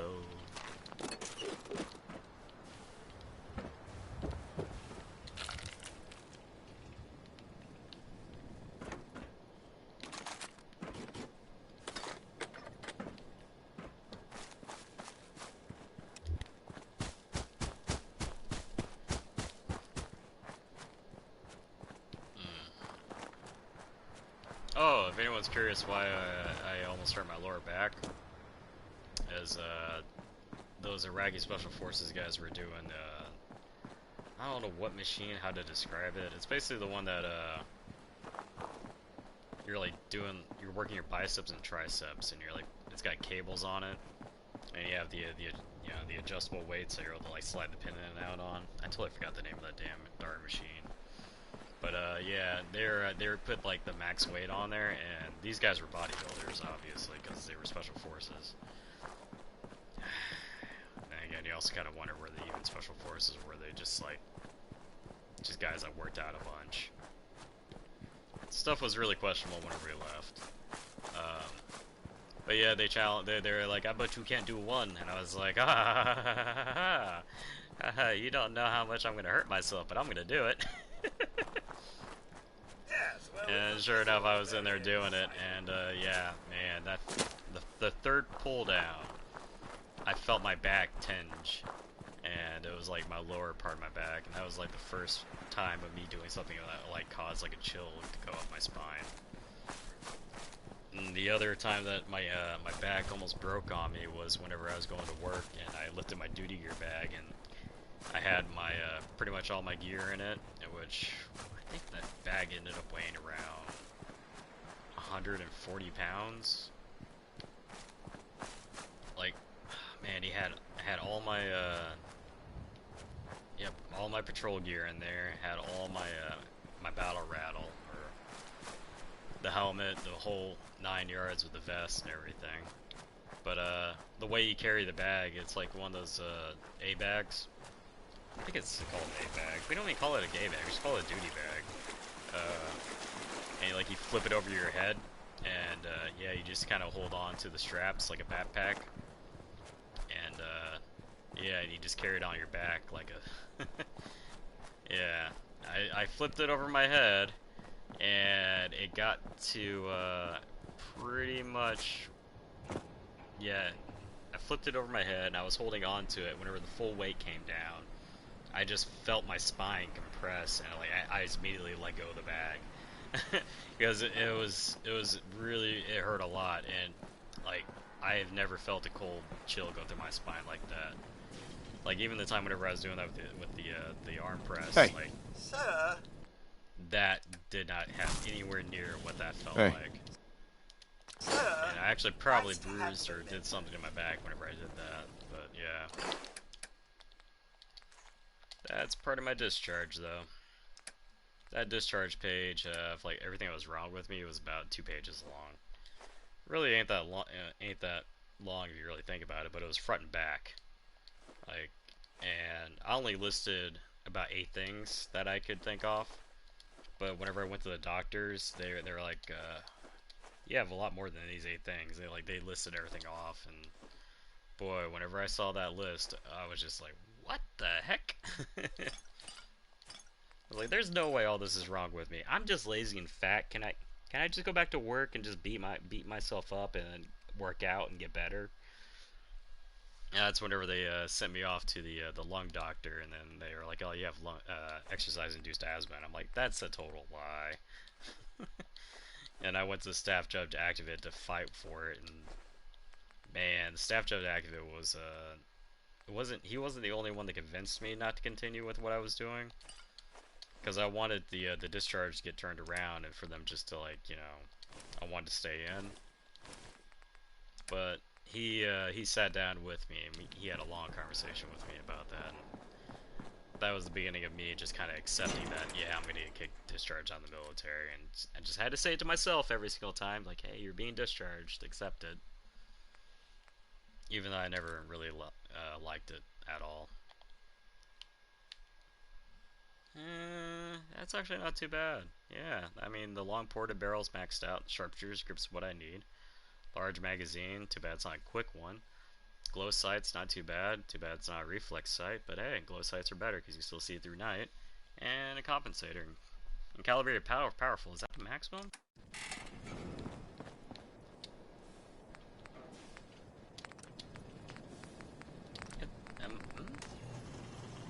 Nah, advanced receiver is the maximum. That's just one step down, or is it? That's the better critical shot. Yep. But I mean, it is maxed out, but it's these last four are for yeah. Yep, these last four. Huh. All right, I'll definitely be using that. Let's see here, get all these modules off this thing.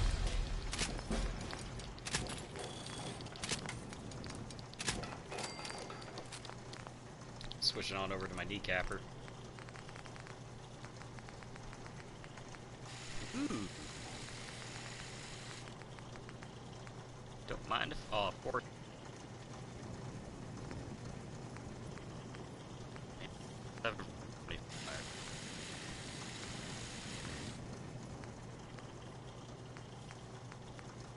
I'll hold them.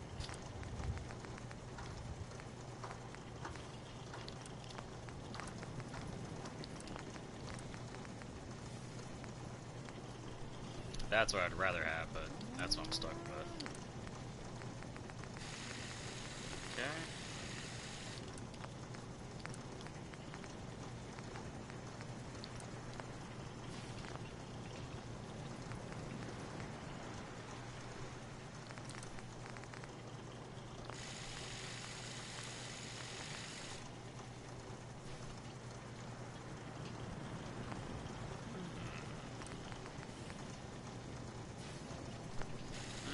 I'll with this one, I'm not gonna mess with it just yet.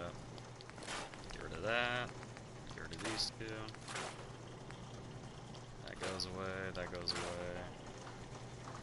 Oh, what kind of... just a reflex sight, nothing special. I'll definitely take that off though. Take the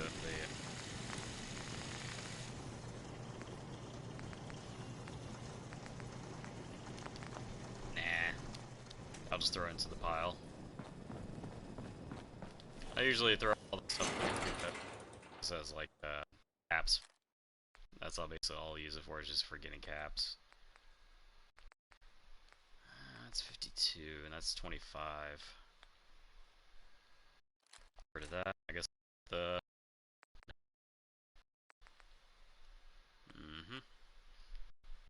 just get rid of this thing. It's really taking me out how hard it is to like, because man, the range is like 90.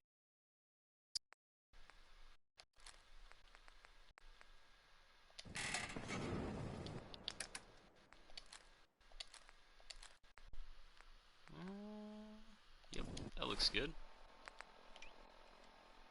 Put that right there. Put that right there. And we'll level up at level 11.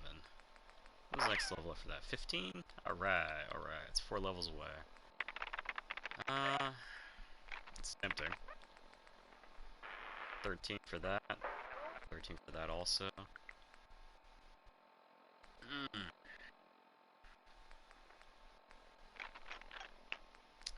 Well, gotta do that. Yep. Times EXP, that's a bunch.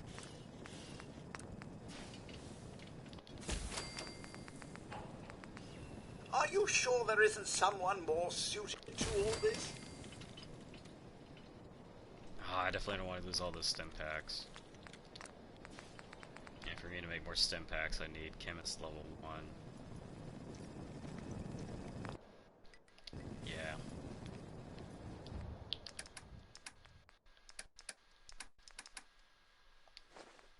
Drop that off, drop that off.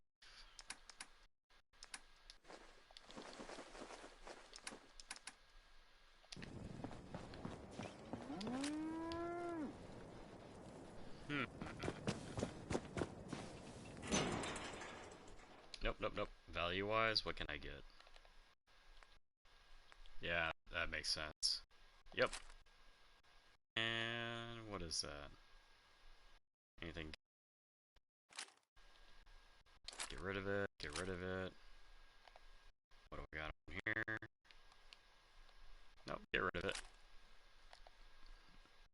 Get rid of it. And oh, just in case.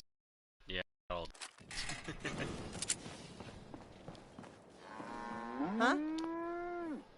Carla, Hey there. Trading? I've got a few minutes to browse. I got a little bit of everything. Man, I wish I was able to like add an army helmet right now so I could like put those glasses on, give myself that +1 to perception modifier.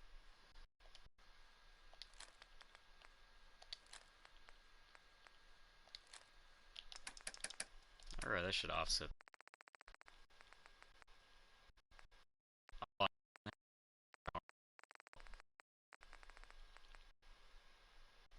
Definitely will get fertilizer to make more drugs.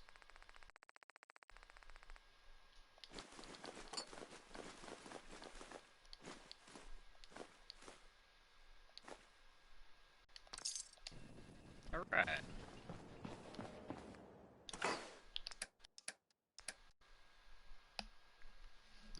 Controller acting a little funky again.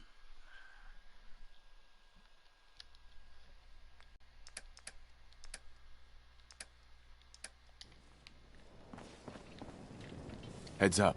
Yes. Okay, he's definitely empty. He gets more mutton chops. I'll just cook everything.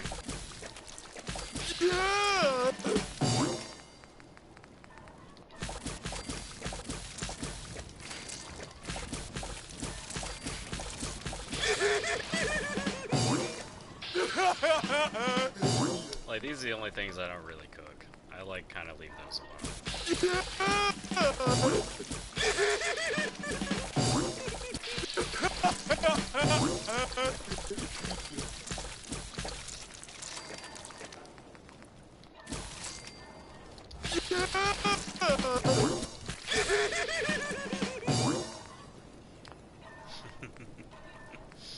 Alright. Oh yeah, I got that razor grain I gotta plant.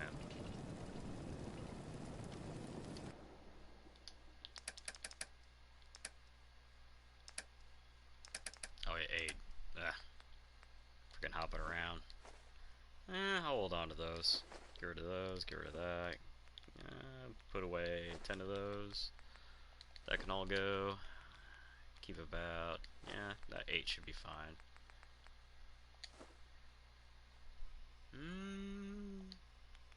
Hold on to a little bit of these.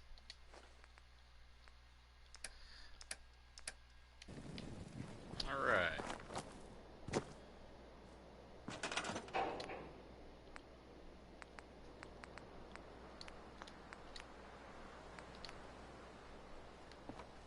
Just enough for one floor. Darn it, I need one more. Let's see here. Gosh, where's there concrete around here? There's very few things I'll actually disassemble before I start like messing with stuff. I will wait on disassembling these things because these are like giant roadblocks of like whenever the raiders do attack. If only I had the clean settlements up modification.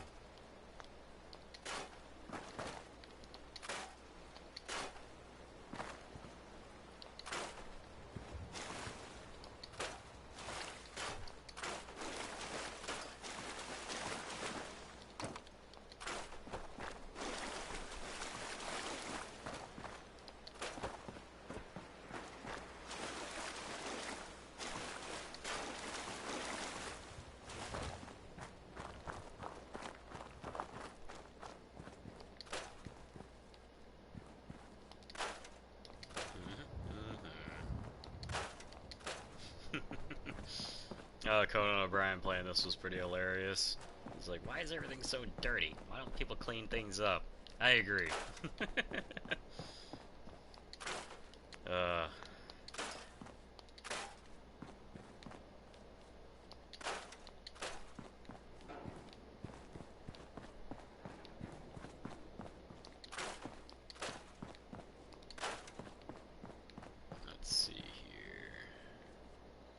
Yeah, I'll leave that alone. You know, it's actually kind of funny that you, if you read these mailboxes, it's what tells you what those, you'll run into a bunch of ghouls. If you read their names, they'll have the same names around these mailboxes as actually the people from, in the beginning in the game that got left outside. They all got turned into ghouls, and they just roam around like a packet, like a pack and killing people.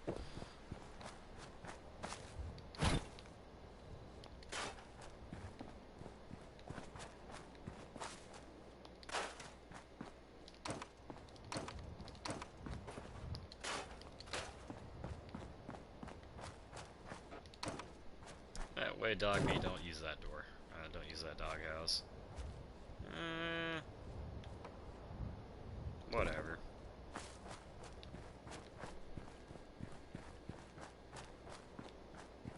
I always hate it whenever you play games and like the game developers like place items down, and you can't place items down where they place items. I always never liked that.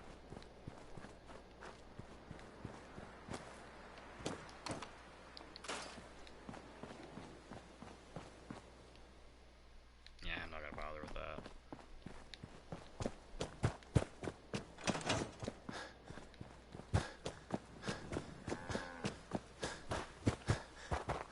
Alright, as long as the floor is complete, I can pretty much work on the walls and the ceiling.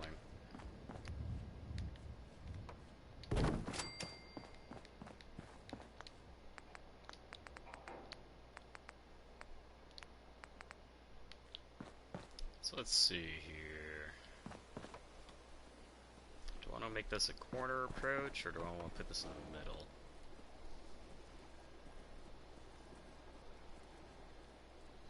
Yeah, corner approach would be nice. Yeah!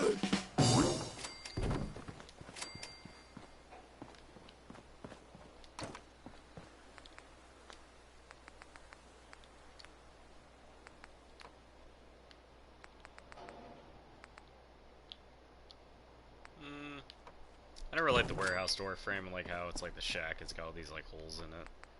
But it's whatever. It's what they give you.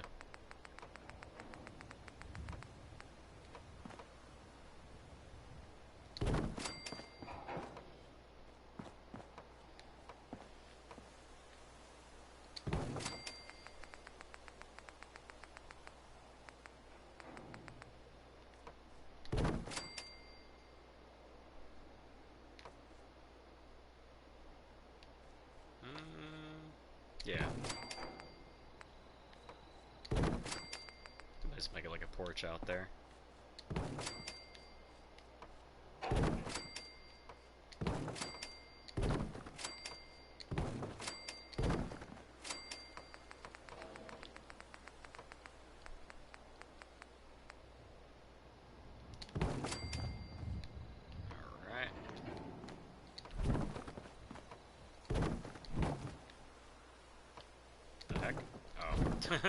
I was wondering what the heck was going on there.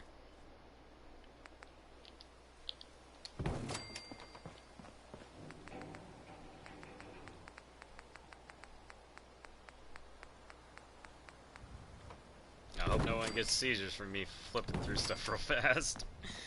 I've only ever seen one of those happen in real life once, and I was in the middle of a class for that. Super terrifying when it does happen when someone goes into a seizure right next to you. Because it was an English class and it was in junior high, and it happened like I was sitting right next to him too, and it was like one of my friends too. And the teacher's just like, just everyone get away from him. Just move the desks and tables so he doesn't hurt himself. You're just like watching him just flopping on the ground. You're just like, like, I want to help the kid, but he really can't do anything. Let's see here. Oh yeah, that's right. Warehouse, floors. Let's put this on up here. I'm not sure if the floor will still clip to it or not. There we go.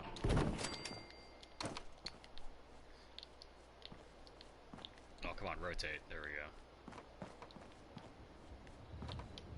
Pretty much you just gotta like overload the system to where it's like, oh okay, this has definitely gotta go here.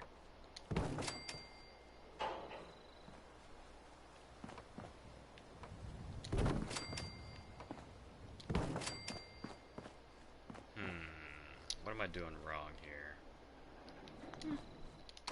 If I could do that. Yep. And that'll secure maybe this. Nope. Alright, that's fine. All you do is just delete and re-add. Well, not really delete, store. There's always these tons of like little stupid workarounds when it comes to this settlement stuff.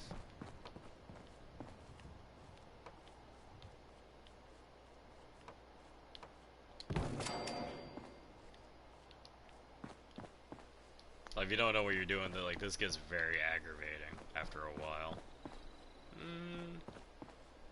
Yeah, I'll add some stairs right there.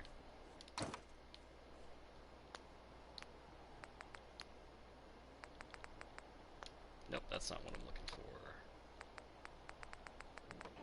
That's right there. And it's not going to go because that wall's there. Alright.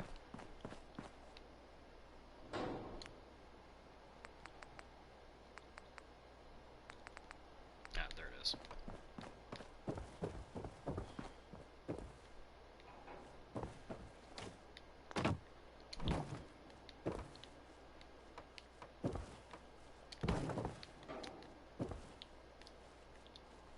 Yeah, it's so weird how it does that.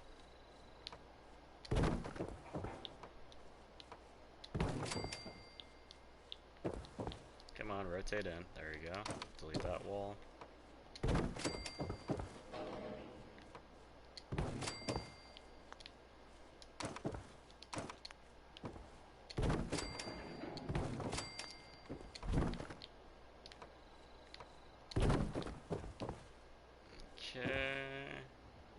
I would say this always looked really strange, like how like, you would have an upper shack floor and it would do this.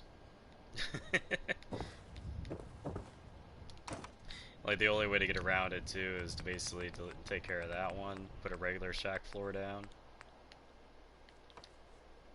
But it wants to clip to these, so what you do is you take care of these. And then you gotta take care of this wall. There we go.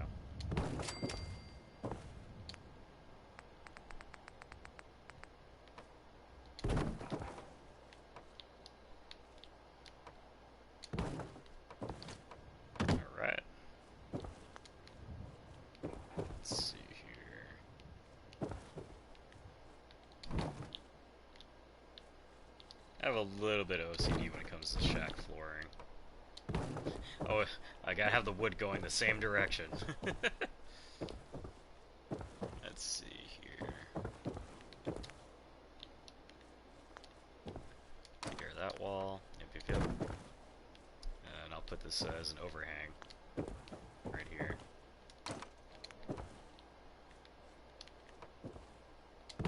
There we go. Alright, and then take stairs.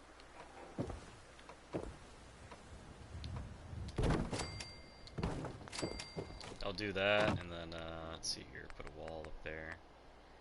You can't use these, unfortunately. I wish you could use this, this right here, but unfortunately, the doorway only works on the outside of the wall, so you need something that works on the inside of the walls. And that unfortunately gets to the point where you need concrete. Concrete's really good at dealing with stuff like that, but unfortunately I don't have enough concrete for that.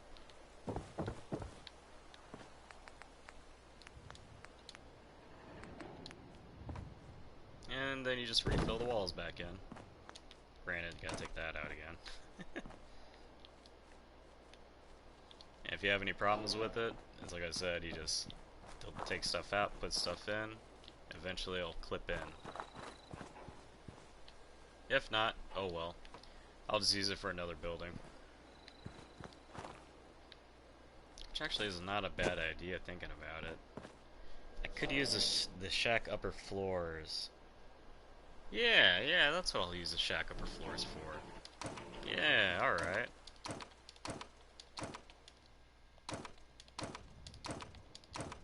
I'll use that for a trading post. But yeah, that's how you can make like if you have that problem right there. Wait, I probably shouldn't have deleted that, but oh well. That's a good workaround for that.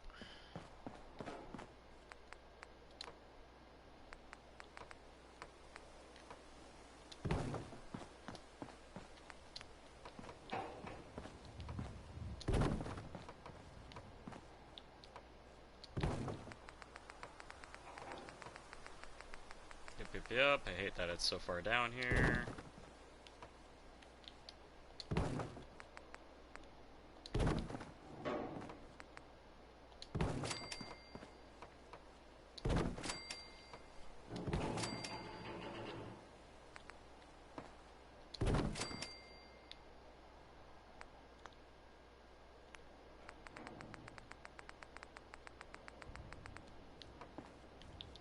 Click, click, click.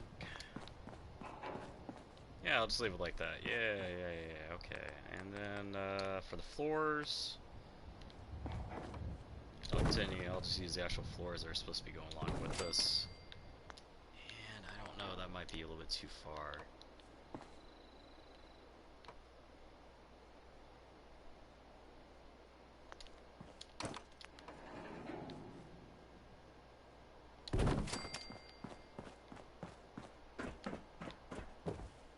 Fine with this,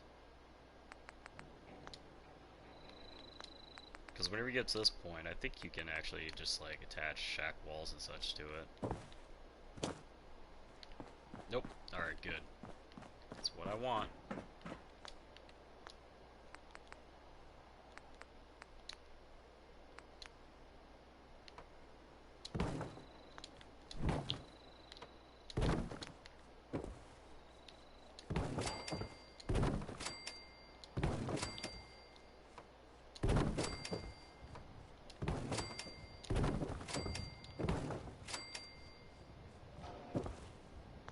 Doesn't want to go there because that's like that.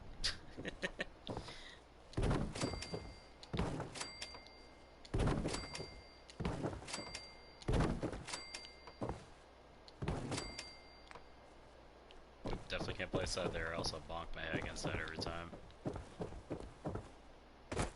Plop myself down here.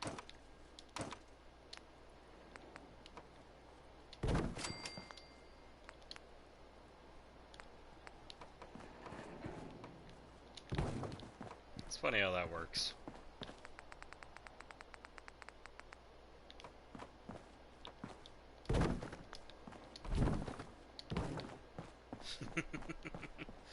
There we go.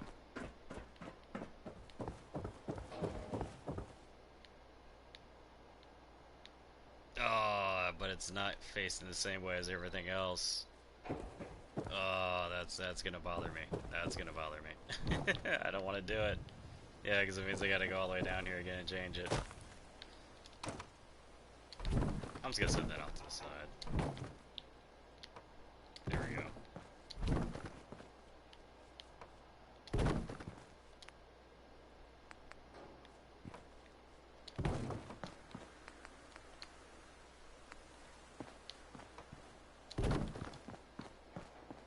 Alright, there we go. Nice little corner entrance. Put the doors on here.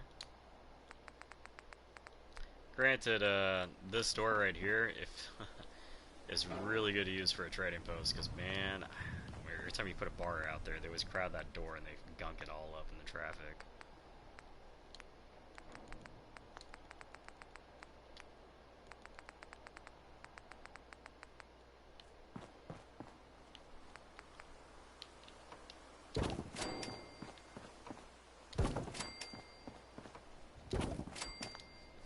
I always say how like these corners are like not closed completely. Ugh.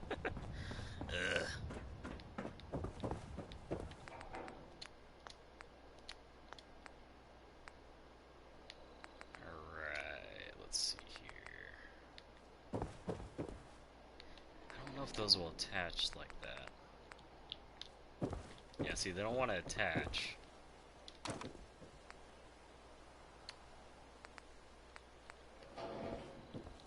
This doesn't want to attach. But if you do this, it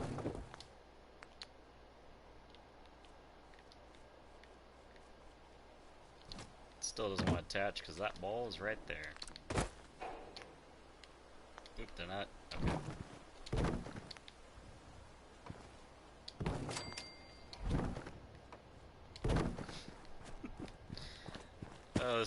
I mean, I'll admit, the settlement crafting stuff does crack me up. like all the little workarounds you gotta learn how to do and such. Now, I don't need that floor there.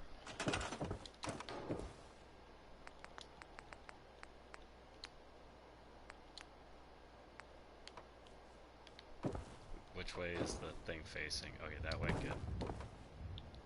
Nope. Nope. There we go.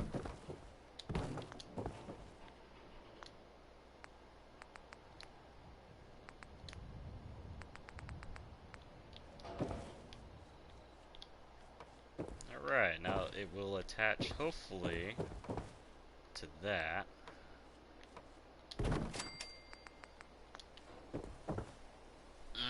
Do I like that? Do I want to go it the other way, though?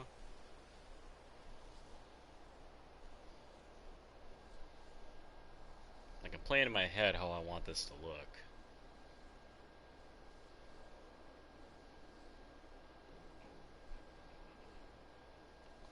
Okay, yeah, I can do that. I think I got what I want in my head.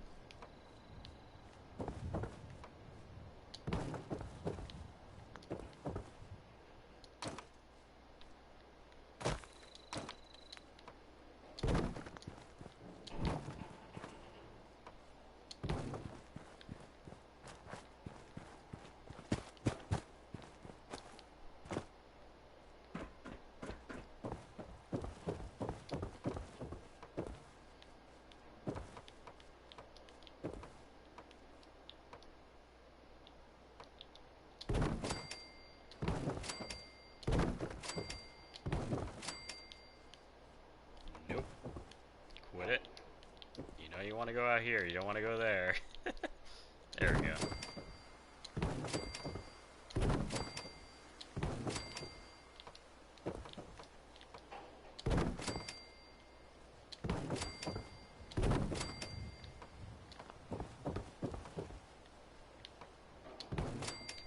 There we go.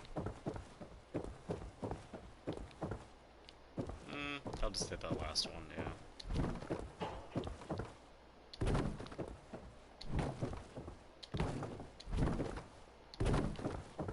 Alright. Okay. And warehouse walls.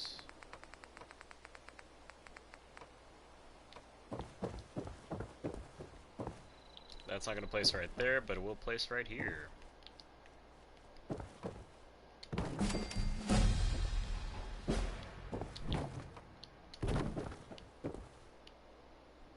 Alright.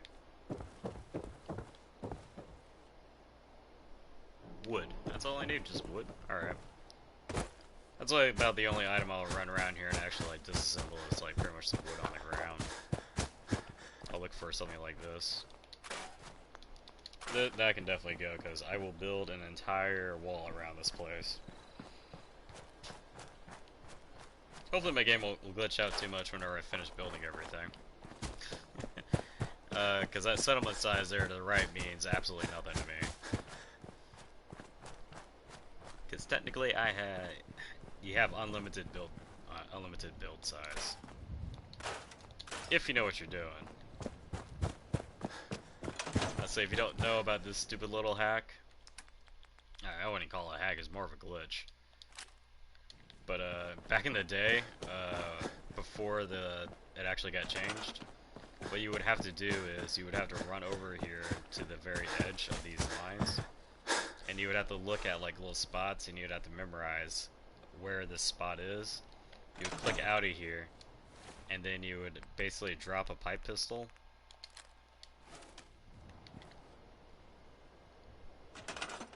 And it's like, it can be just a little bit out. See how it's just kind of sticking there in the center? And then you would store this. And you see the settlement tick would go down. But they changed it now to where you actually don't have to do that no more. Now you just straight up just sit in your settlement. Just drop all of these.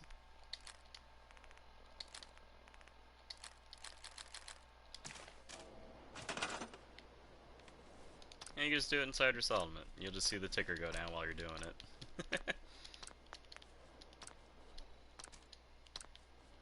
can basically build your settlement ever how big you want. So let's see here. I did level up. Gotta eat a lot of food and such.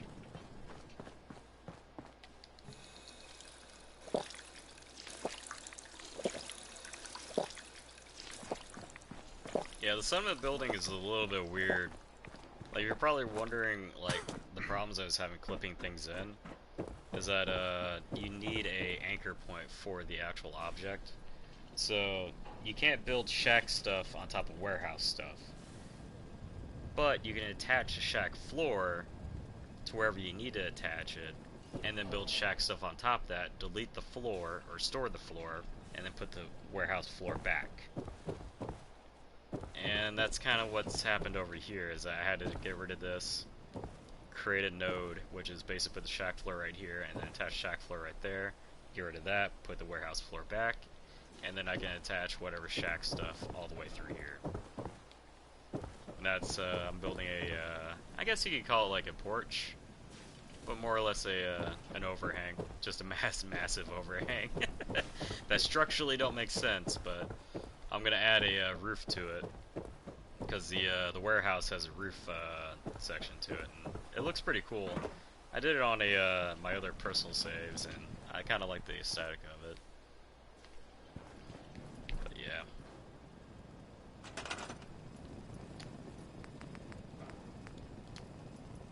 I don't really like the barn stuff a whole lot. I really don't like that build set. For me, it's the warehouse, the shack, and the concrete are my 3 favorite pre-builds to use, but when it comes to barn, brick, and metal, I don't really bother.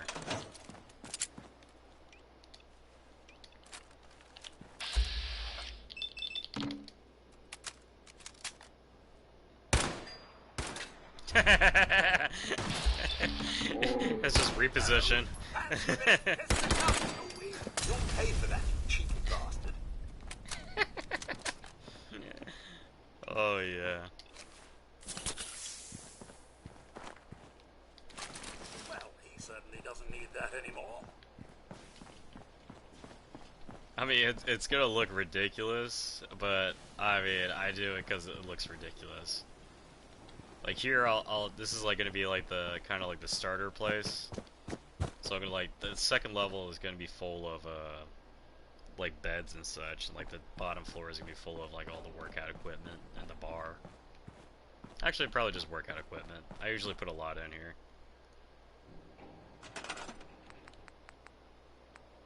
So let's see here. Well, probably should build a recruitment beacon real fast. Yeah, since I can actually build one. Just gotta slap it down somewhere.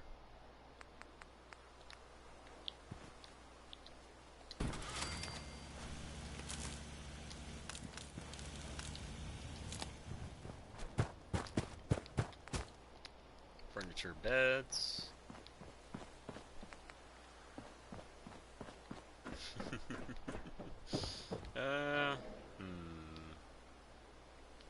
Do I really care? Not really, but just for the heck of it.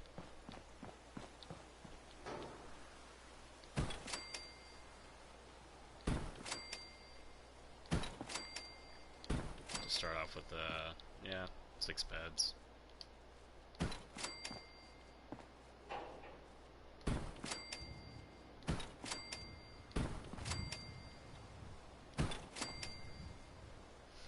As per the rule, whenever your beds are like this, you sleep feet to feet. Because man, sleeping head to head is terrible, because like you never know, that guy right where your head is either a snorer, got terrible breath, or the worst one that I dealt with is the dude would sleepwalk, or like say had sleepwalk tendencies. And one of the things that would happen is like a mosquito or a fly would buzz around his head and he would slap. I got slapped about 3 times in my sleep, and I was like, 3 times is one too many. I'm moving. And I flipped myself around. I was like, I learned my lesson on that one. Let's see here.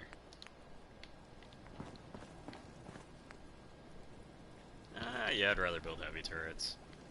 I don't mind the other turrets because you can build a bunch of them, but They really don't last that long whenever they get hit.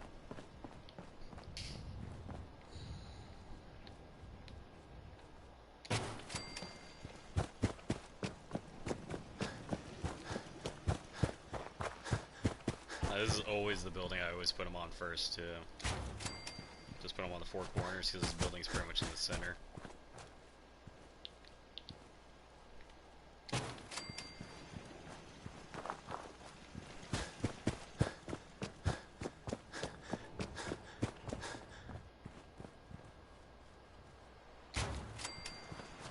And there we go. Alright, water. Gotta take care of that. Can I build these? Alright, good. I can build 2 of them. Yeah, I'll just put it right here. For right now. I'll make a utility room. I usually attach one to right here.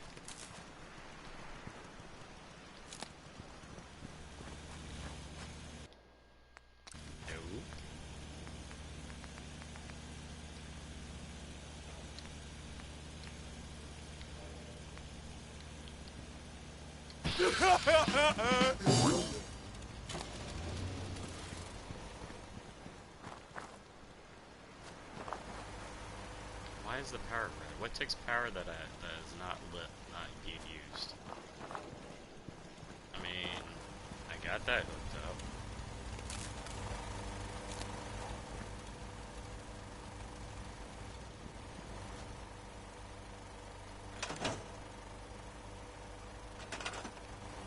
Huh. Well, I don't know what needs power, but yeah. Pretty sure both of these got. Oh, that's right. That's right.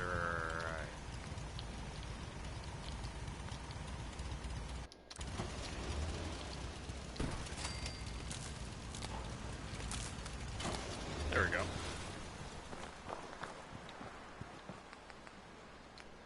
They even slap on a little bit of lights here and there.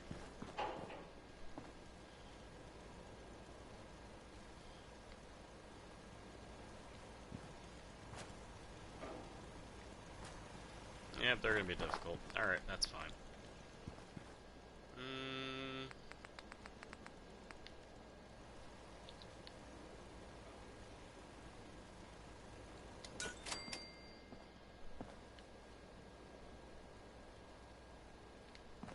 Yeah, it would have to be right here.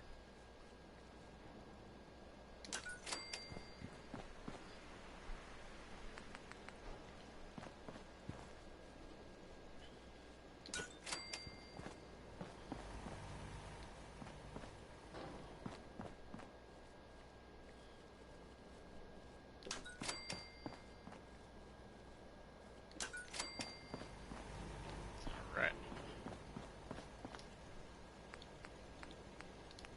Connectors. Do I have not enough copper? I think actually, do these give copper? Yeah, they do.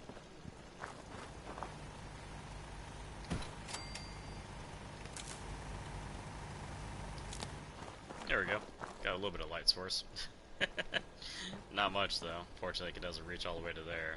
It doesn't even reach to that thing. But let's see. I can fix that. There we go. At least this isn't banging against things. Always sucks whenever you got this thing spinning and you just hear knock, knock, knock, really ever. And you have like a bunch of them lined up and like you hear them all knocking, it gets really annoying.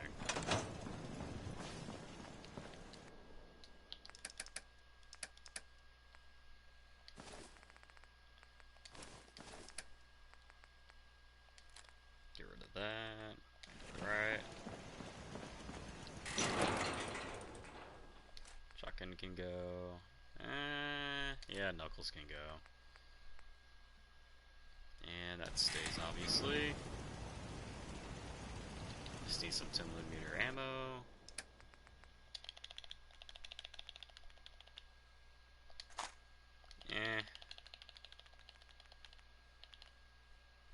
Yeah, I'm fine with that much.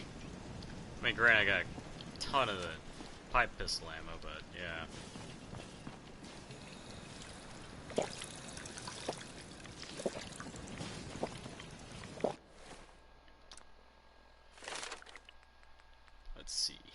to level up.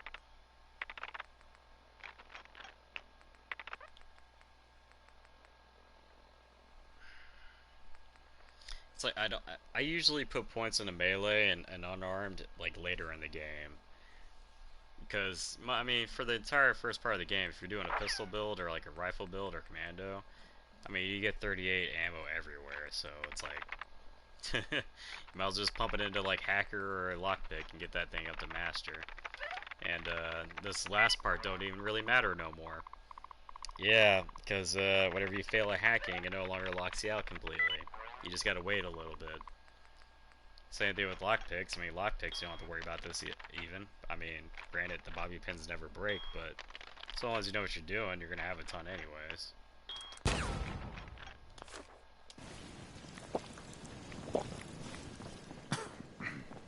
That's more or less just for like lazy people that just like not want to have to deal with that, which is understandable and fine. You know, you do you.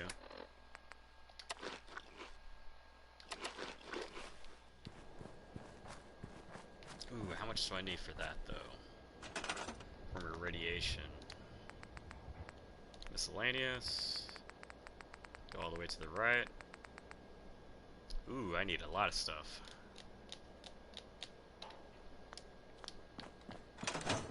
Definitely tag that for search.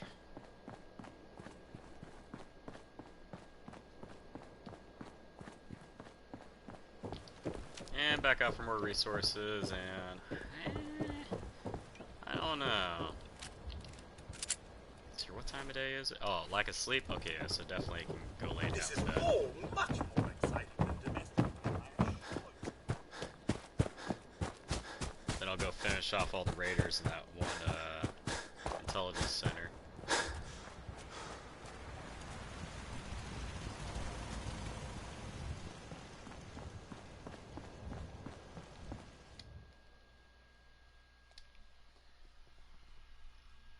Oh, it's gonna put me at nighttime. Well, I should have canceled that, whatever.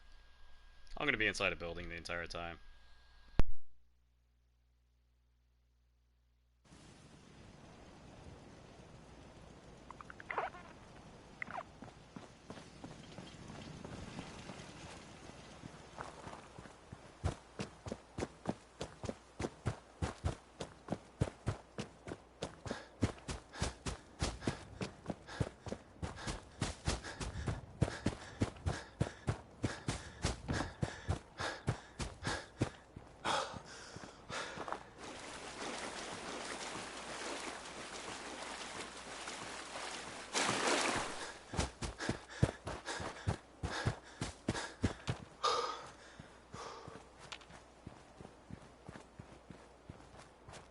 Yeah, that rat stack corpse hasn't gone away, so it's definitely, that spawn point is really defunct.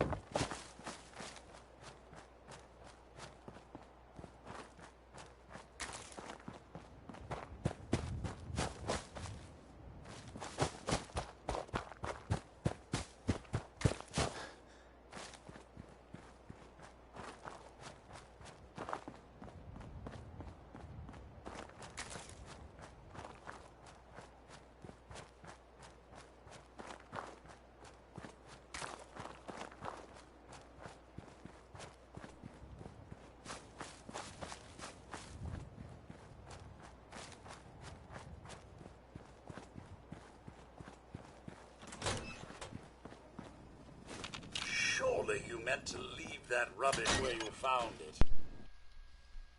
That wasn't rubbish, that was drugs and a lighter. Any meth head or crackhead would be excited.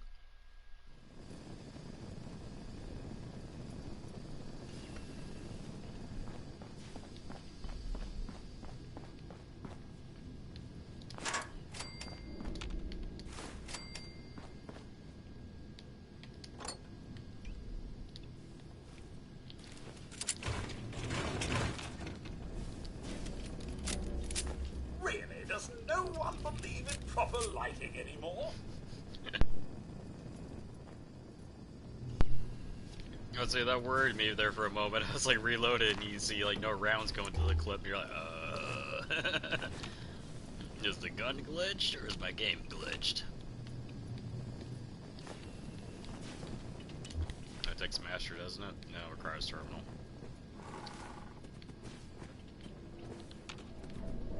This level of Is the security dog really is over here? necessary these days. Dog's supposed to be over there. No long locked doors.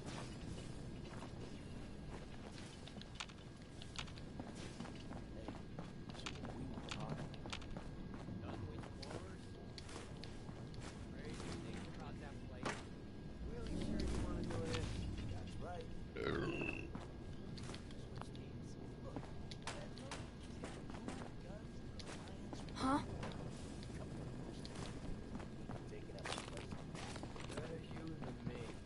What do you know?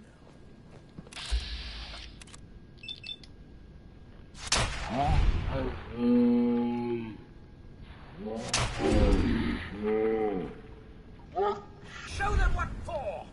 Hey.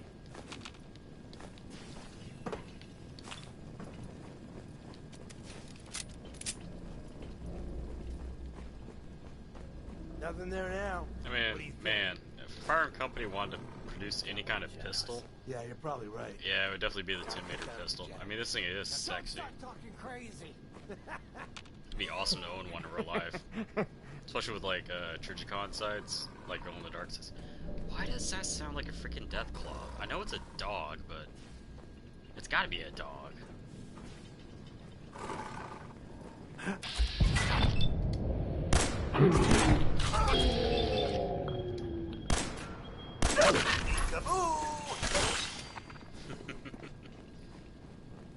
And back on up. Oh gosh, I hope she doesn't appear over here.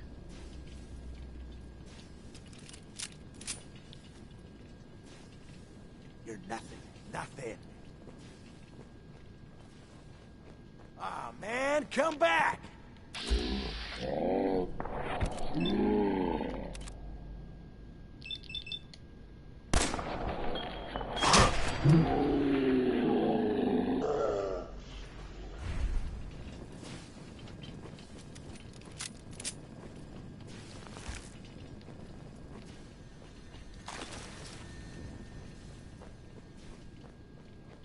Yeah, I know I'm like hiding around, like doing all this stuff, but I never upgrade sneak really. Until like very later in the game. I mainly just do this to get my initial sneak attack off, and it kills the guy in one shot. Hey, what do you know? He's dead. Oh my, the dust!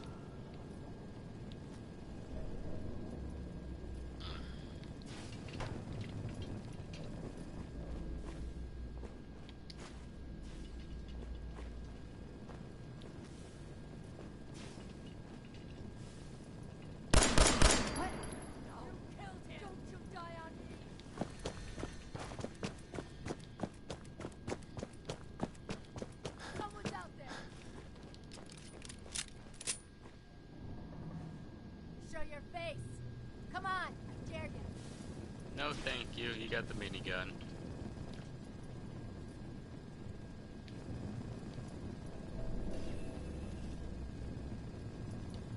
No need to hide.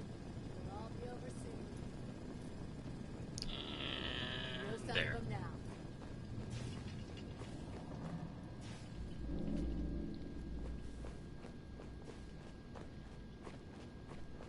I hardly ever use the cover shoot system in this.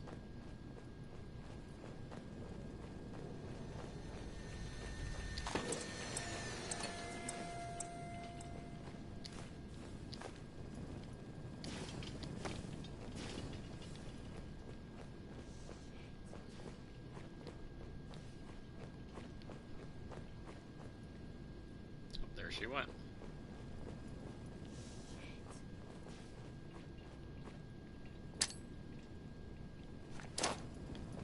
Hey, Alright, and the guy should be over here.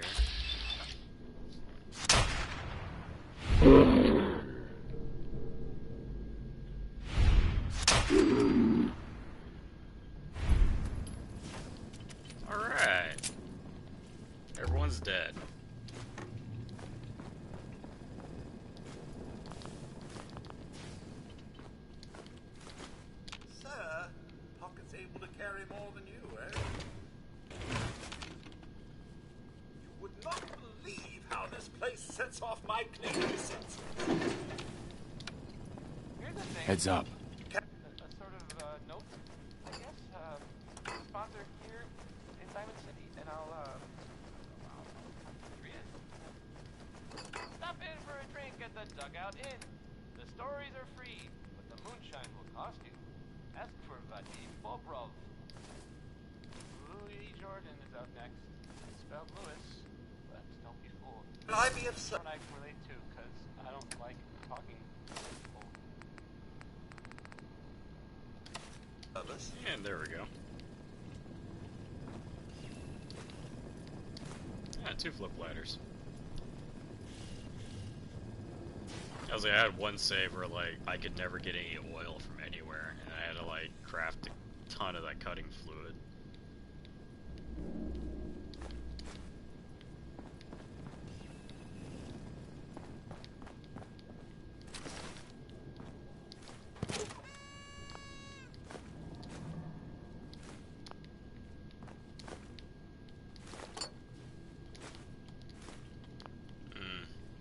I mean, the Nuka-Cola bottle looks really awesome. I kind of wish bottles kind of like had like a distinctive look like that, little flair.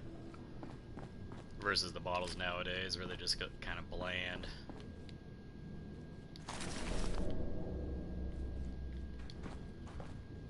Yep. Like it belongs to the Abernath family, so.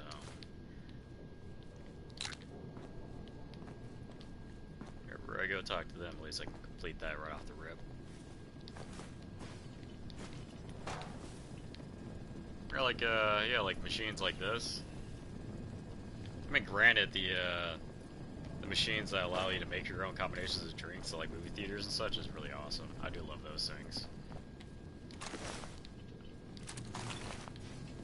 Granted, I haven't used them enough to like find my favorite combination, but I'm a lemon lime kind of guy. I love Mountain Dew. But my favorite soft drink is actually Ski. Pizza? I don't know why Ski is my favorite, but man, I don't know. It just hits just right for me.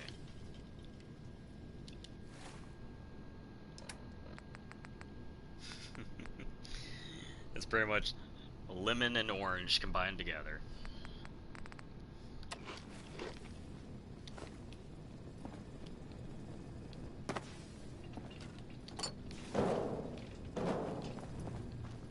Also doesn't help that the local grocery store, Kroger's, they got these deals that you can, oh man, the deal for 4 12-packs for $15, like, oh my god. Yes please. It's cheap, economical, and you can get a ton of it. I just wish on the deal they would specifically say if it was like 12 12-packs, or I mean not 12 12-packs. If it was 4 12-packs, it could be like whatever it is, like 12-pack. Nice. 12-pack amount G. But instead, I guess on the app it just only does it for whatever the one you want to buy.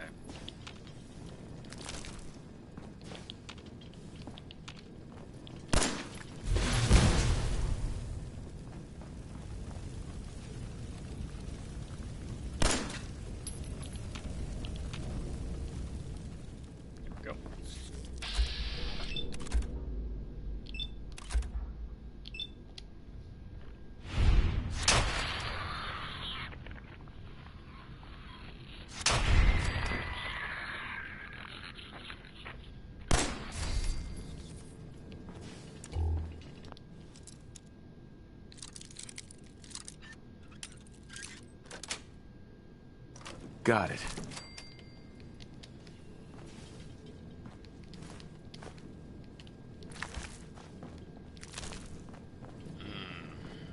The radiation there, isn't there? Yeah.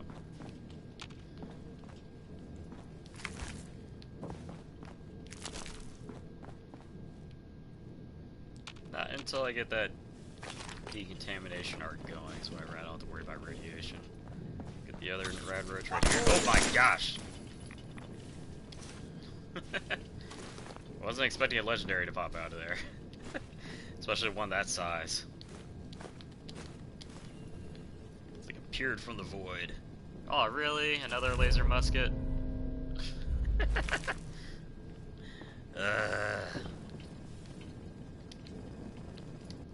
Let's see here. How much am I overweight? 5 pounds.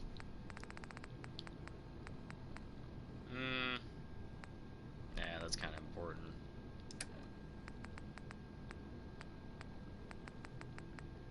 Yeah, Raider armor don't really matter to me. Alright.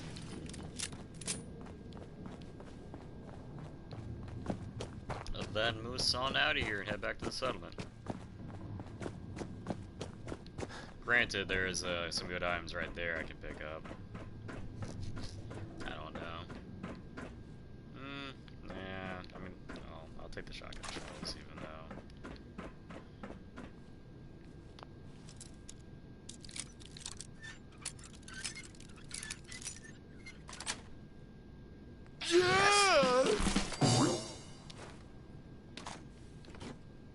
God darn.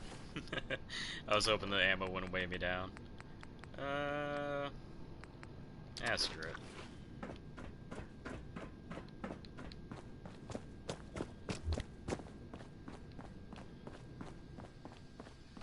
I wonder on some of these bunker locations if they actually, like, they just put the pipes in willy-nilly, just for aesthetic, or if they actually, like, legitly map things out, but I don't think so.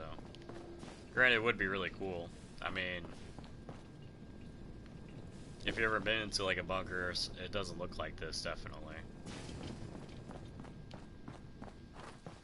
Most, like, if you have pipes and stuff like this, and you're down in a bunker, and, like, one of those pipes break, that, wherever that is gonna flood. So most of the time you have, like, pipes like these things, like in utility tunnels, so that the utility tunnel will flood instead.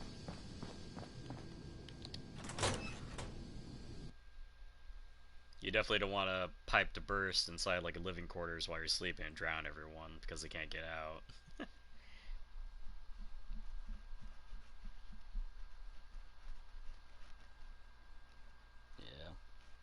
I'll say if I owned a big enough property, that would be that was one of my projects I would love to do. Is how far can I dig down?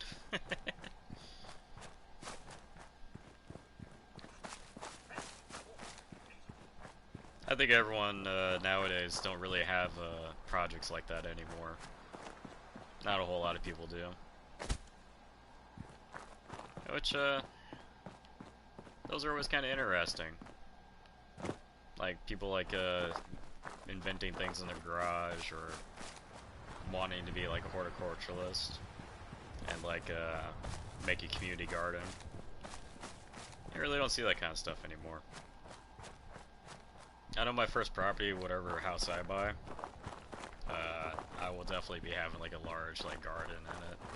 And, like, say like COVID-19 happens again, where everyone gets locked down, or like it's post-apocalyptic or whatever. You're able to, like, you know, you have something you're able to share with people or trade. And, yeah. I wouldn't mind, like, having a greenhouse and everything. Man. I mean, I can't do it now. I mean, I wish you could grow, marijuana, but I guess the government doesn't really,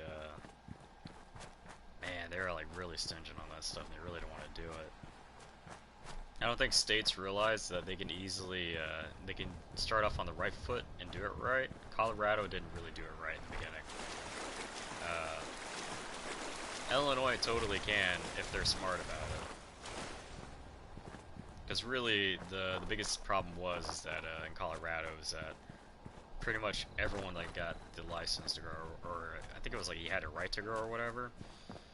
We'll say license. Let's say like you have 5 people living in a house, they're 5 separate people, and all 5 of them have licenses, so each person's able to grow 5 plants. So that'd be 25 plants growing total inside of that house. That's where the problem became into an issue for Colorado. Whereas if they set it up to where it was like 5 plants per household, then you can only, then you wouldn't have like problems with like people like having grow ops. But I mean, you can monopolize on both and still do it the right way. Yeah, I'll hold off on that. Because, like, I mean, crap, the government can make billions off of taxes with that if they did it right. It's just you can't tax the heck out of it. I think a lot of us are getting really sick of, like, how high taxes are, and, like, look alive. all the various taxes and then all the subscriptions. It just seems like companies are not taking that into mind, and yet neither is the government. And it's really sad because, like, the whole streaming service, like Netflix, Disney Plus, and all of them, if they really just came together and just made one streaming service and set it up to where, you know, we all work off this one service, and if you want Disney Plus, you just pay an extra $5, Netflix $5, and you just do it all through at one system, so you don't run into the whole Netflix having a set of shows and then Peacock having another one. Instead, you just have it all under one house, and the shows don't have to swap around. But I mean, yeah, and you can just share the revenue between all of them. Granted, that last part there is kind of questionable, but I mean, get something like that going, and you could probably build a pretty good company out while doing that. Because right now, with like as many subscriptions we have, it's pretty sad. Like PlayStation Plus, I'm fine with paying for PlayStation Plus, but if it was cheaper, and does it cost a lot? And I mean, like, sure, you are getting free games in return, but I mean, like, they're old games, pretty much games that people don't really buy anymore. It is a plus whenever you do get a game that's actually really decent that they added to the list, but yeah.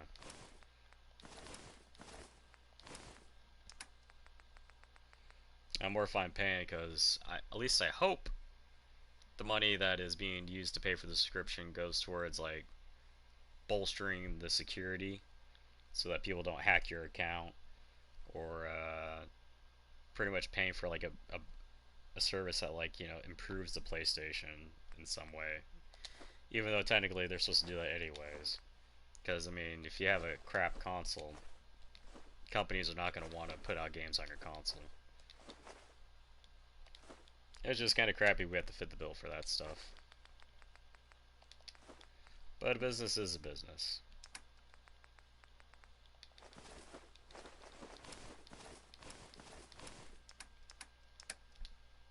Ooh, definitely don't want to do that. Oh, I almost did that.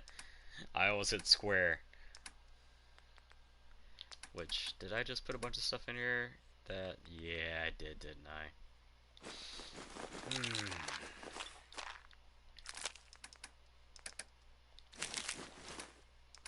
Just armor and weapons, the only two things that are supposed to be going in here.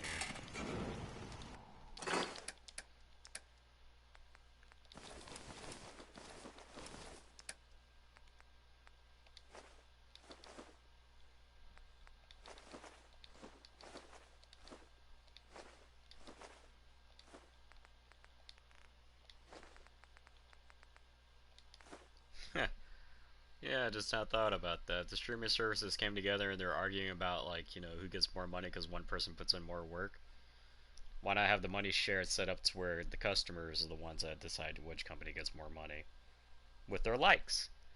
You know, if say Stranger Things come out for that month and Netflix pretty much got like all 5 stars, they would basically get the money for that. Or get a money boost, I wouldn't say all the money. Yeah. And then you would basically have a platform that tells you what the audience want and what they don't want.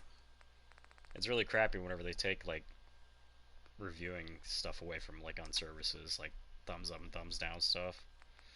Because really the thumbs down really does help out, kind of level out what, like, customers want, what they think is good and what isn't good.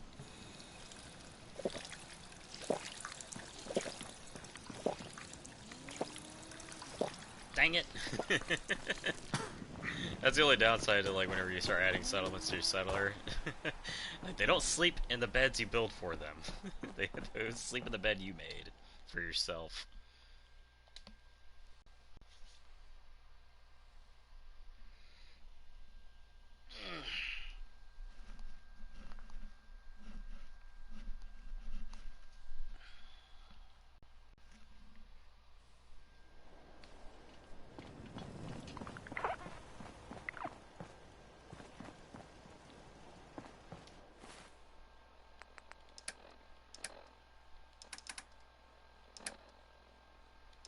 Man, thinking on Stranger Things.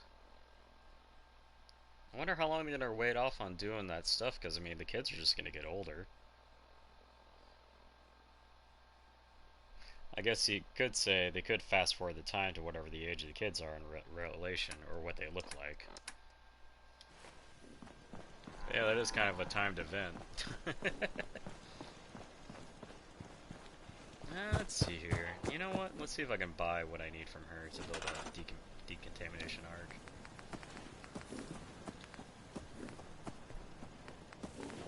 Let me scroll on over. Okay, fiber optics need 3 circuits, 1 copper, 1. I don't think she's gonna have that. Carla. Hey there. Trading? I've got a few minutes to browse. You break it, you buy it.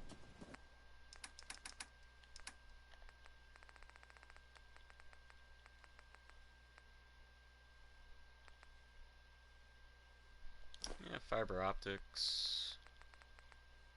Yeah, I'll pick up one of those.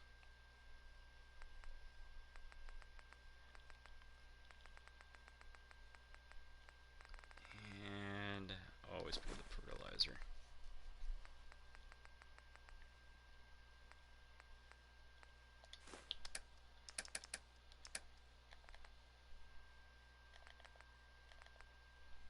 There we go.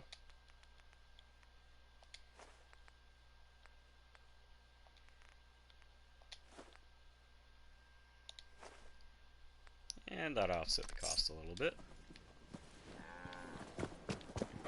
Drop this on off, and let's see here.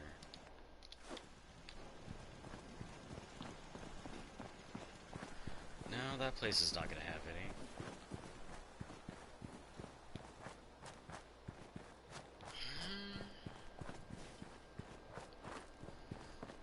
Gonna avoid Concord. I know that spot does.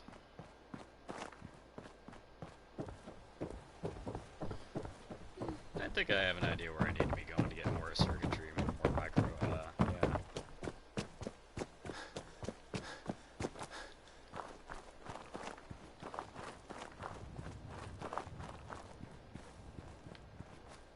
Not Concord, but where the, refining plant is.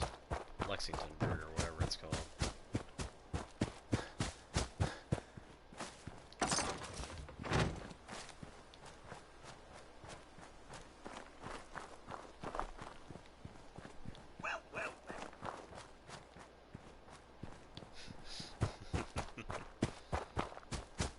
I always feel kind of sad whenever I get to the point where the mechanist activates and I have to get rid of Codsworth.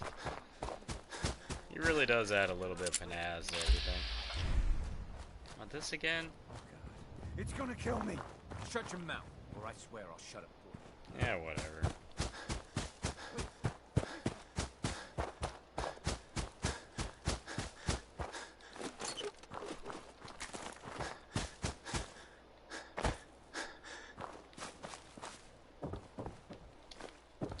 Really, the hot plate and the lantern are like are pretty good items to be able to constantly pick up for the circuitry and also the oil.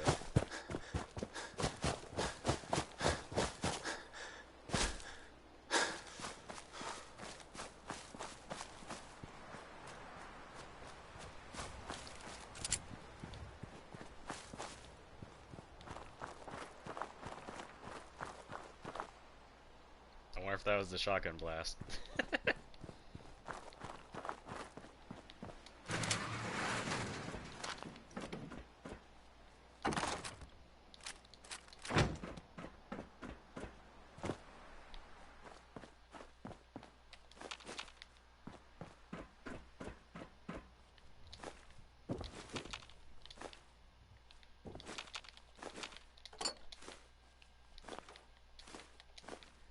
You know, I wonder if Netflix will ever add streamers to their section. Man, that'd be a terrible mistake on their part. They definitely should only stick to, like, TV shows and such. I mean, look at Spotify and podcasts. Ugh. When you really think about it, I guess you could say that's more of a money dump, but as an attractor. The only downside is whenever it doesn't attract enough, and it ends up being a money sink.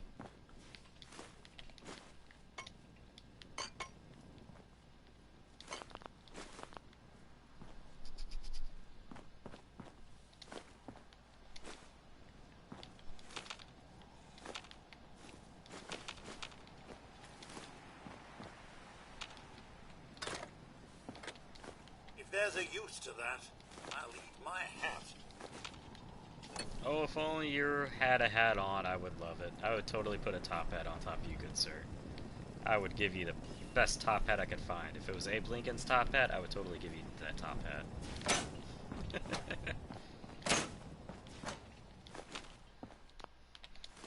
It's too bad whenever you get the Mechanist thing, you can't like install like personalities like that and do a robot, like British personality or something. I mean, I know Codsworth is supposed to be like a sort of like a British servant, but man, does he say a lot of Australian stuff.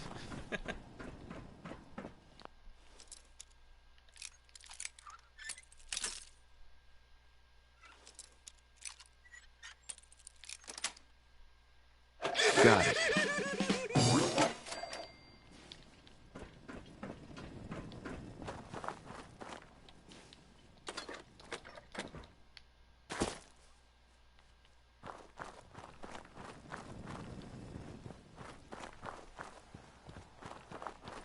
I'm pretty sure I got that cash up there. I'm not gonna bother. I was mainly stopping in there just to get the safe and the chest and a little bit of ammo.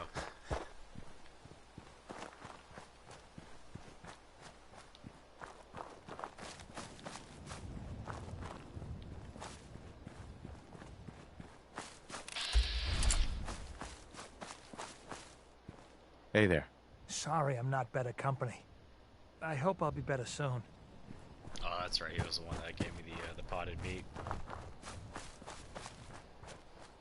Definitely don't want to go near there until I get like 10 charisma, so I can actually recruit that trader.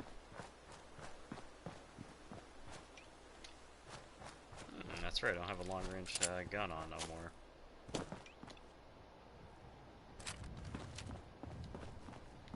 Man, that behemoth is over there by Carhenge.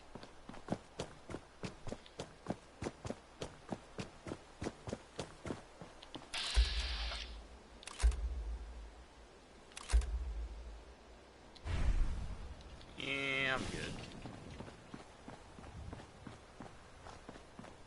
Don't feel like paying the toll. I'll go down here and fight the creatures.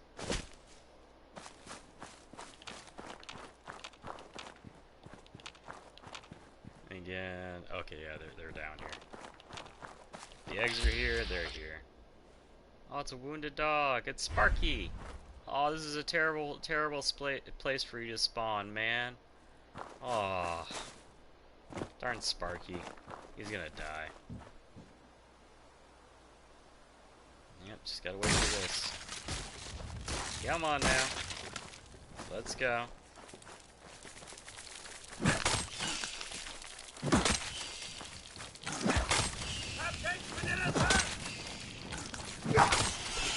Look out for my alert, sir.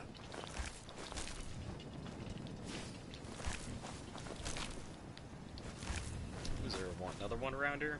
I feel like that was 1, 2, 3, 4. Yeah, there's only 5. Oh, one didn't pop over here, or... Oh, yeah, just one popped over here. Okay. There's usually 2 to 3, but I guess that one just only had 1.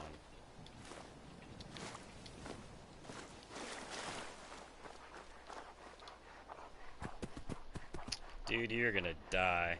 Easy there, girl. I can fix you up. Here. This'll make you feel better. You need a name. I'll call you Sparky. Butt face.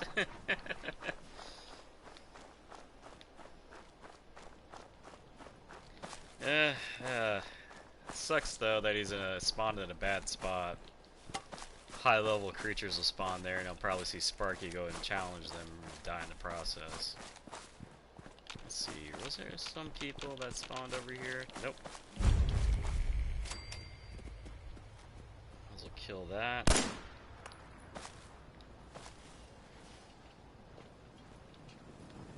Gotta look out for all the traps are in here because it's a raider area. Fortunately, Codsworth and the dog will activate them if they run over them. I know I'm supposed to be doing this pretty quickly so I can save them the pain of activating these.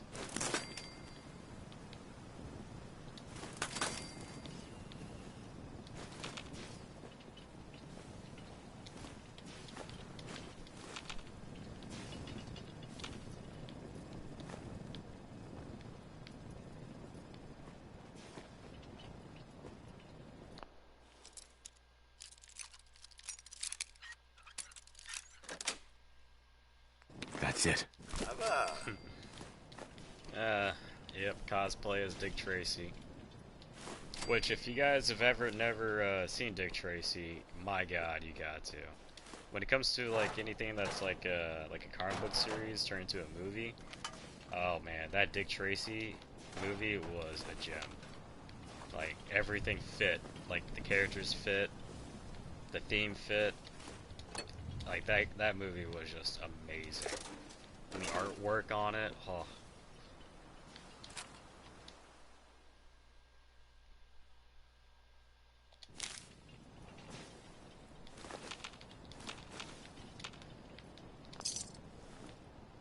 Yeah, I will say, I'm all in. like old school comic book movies, man. Like the original Batman, oh yeah. Not the one with you know, Adam West, Michael Keaton. That one, yeah. I mean, even though the Joker played by what was his name, Nicholson, Jack Nicholson. I mean, he was even a good Joker, even though it didn't really fit the comic book character. But he was a great gangster Joker. Man, if they bring him back for the Joker, oh, like that's the only way I can see like Batman like coming back inside my heart. They brought back Jack Nicholson as the father of the Jokers, and they established like a line where like Jared Leto and Heath Ledger and pretty much all the other Jokers are related, and that the Jack Nicholson Joker is the father of all of them. Yeah. Boy, that would be something else.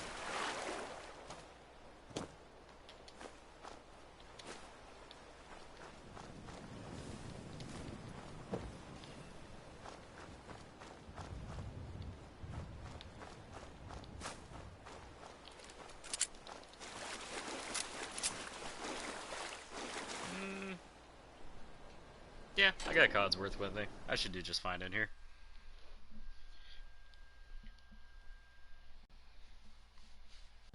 Yeah, because I really did like the Jack Nicholson's Joker, and Heath Ledger's Joker was awesome. I think Jared Leto went a little bit too far. He went the Tropic Thunder route. He went full retard. Shouldn't have done that. But it also could fit if they did the whole Jokers timeline where they had multiple Jokers, they're all related. Making the young, dumb one. Yeah.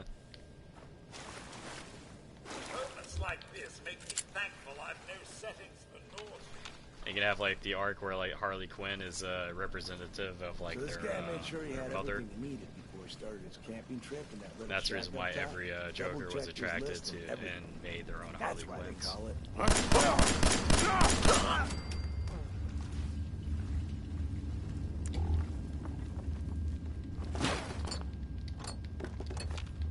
Someone went through a great deal of trouble to fortify this place. Yes. Why I sold my mother. I feel like this is Shane Kowalski that wrote that.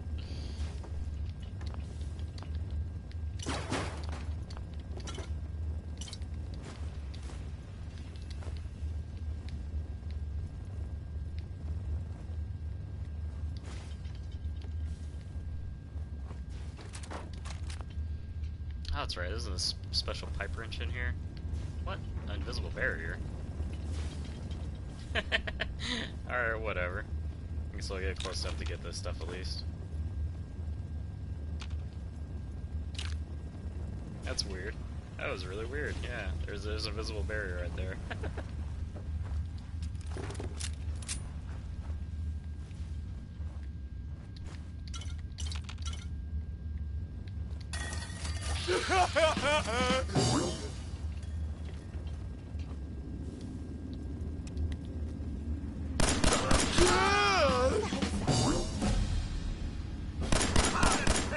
Scallywags, if you dare!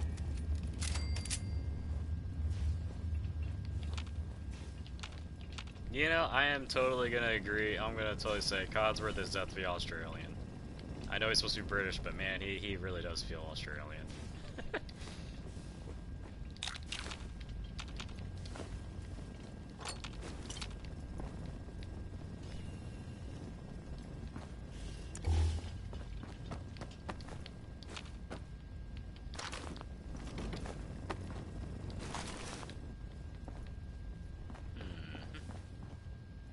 Aw, darn. Whatever. Missed some experience points right there.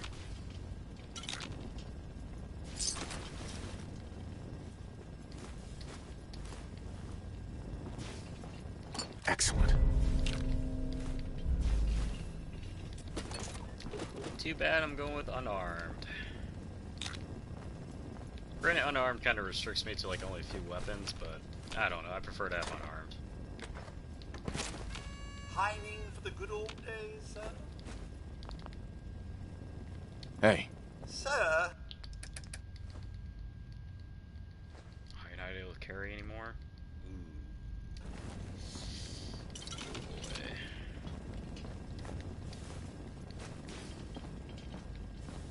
Let's see here. I did level up. Oh, it's level 13. I'm putting the gun nut, but yeah, as much as I don't want to. So this is what I'll do. I gotta eat first. Canned dog food. Grams. Good, good, good. You go out here, go back in again. Well, gotta drink water. And what I will do is grilled radstag. 3 points off. Bourbon. Hey, I didn't get addicted. Alright. That's always a plus.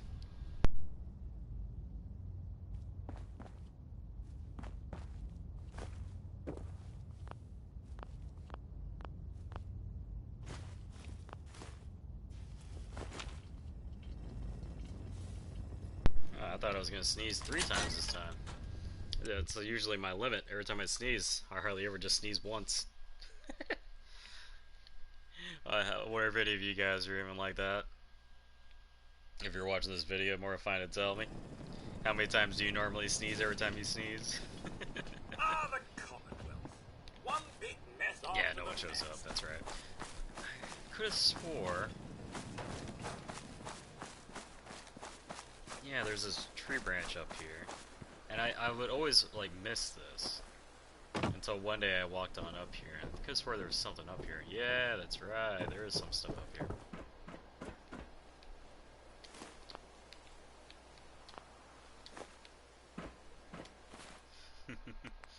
Munch down that dog food.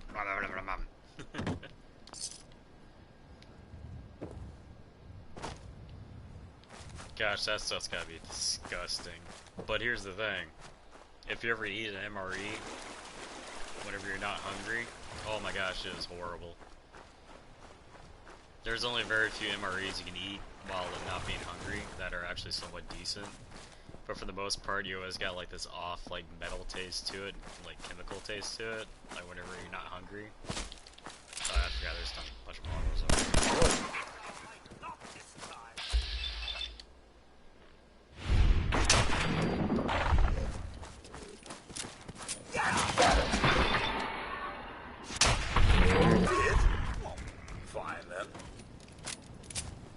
I always hate it whenever, also whenever they review, people online review MREs, and they never have, like, a bunch of the items. They only got, like, usually, like, 1 or 2 bags. Like, come on, people. You tell me you can't go to, like, a, army surplus store and buy an entire freaking box of that stuff? Okay, what am I dropping here? Yeah, screw it. Even though the leather would be really useful. I just gotta remember it's here over here. Like for me, I mean, I can go buy a full box of MREs right now for, that was like $80. Oh, but the guy does give you a massive discount if you're ex-military, so I could probably pick it up for maybe 40 bucks.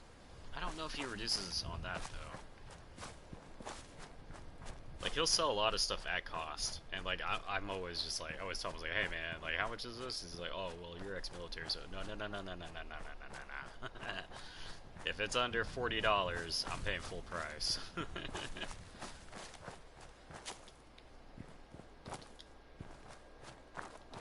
Except for when it came to my military cut. I mean, whenever he told me the price on that thing, I was just like,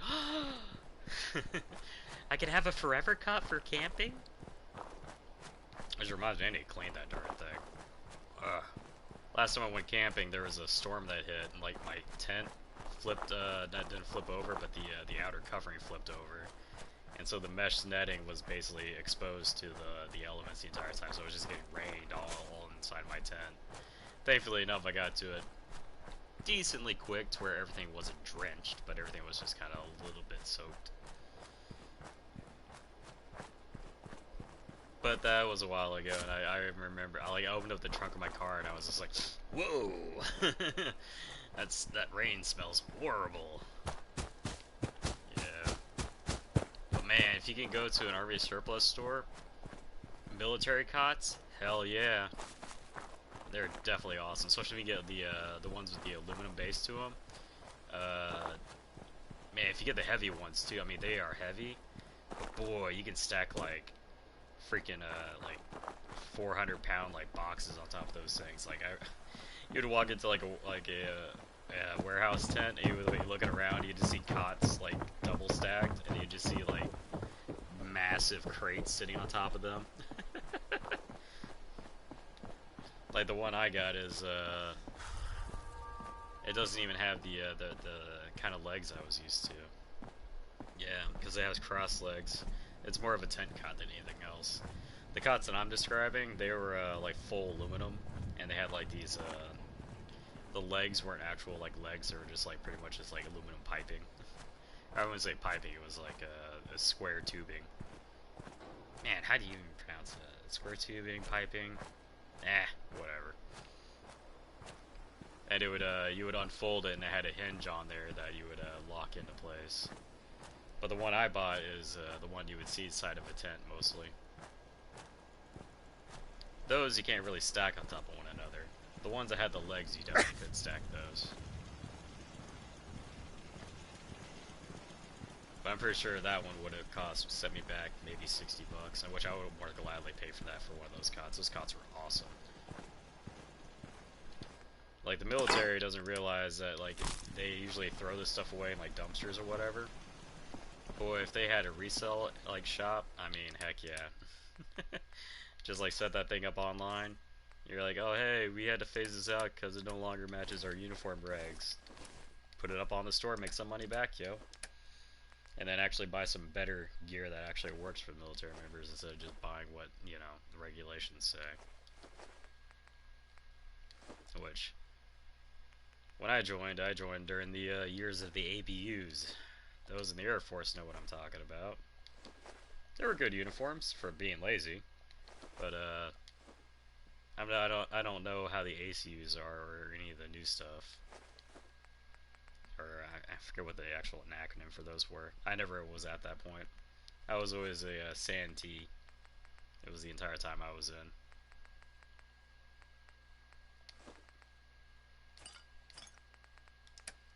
Never got to see BDUs either. I was off by, I think a month and a half? No, actually no. I was part of the first group that got issued ABUs, that's right, or TI was talking about it. And they were trashing how terrible the uniform is. Because that uniform don't blend in with nothing but like concrete and rocks. Like if you're standing on a road, yeah, good luck seeing me. But if I'm standing in the woods or anywhere else, oh, yep, I stick out like a sore, stupid thumb. But I mean, for the Air Force, it kind of works. But I mean, not all of us were sitting at the base the entire time. Hmm.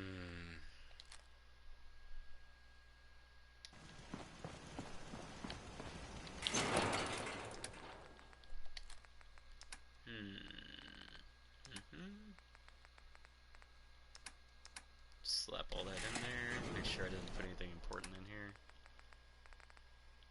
Oh yeah, the shotgun cannot go in there. Same thing with the hunting rifle. Don't care about the that stuff. Okay.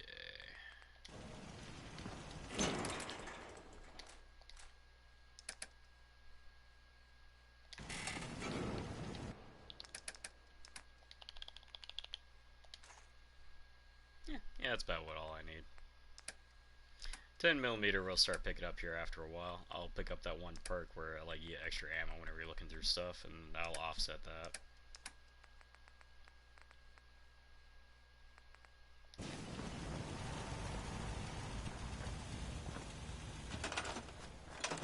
Alright, they're farming. I can actually harvest them and Seems start to be expanding growing the well. farm.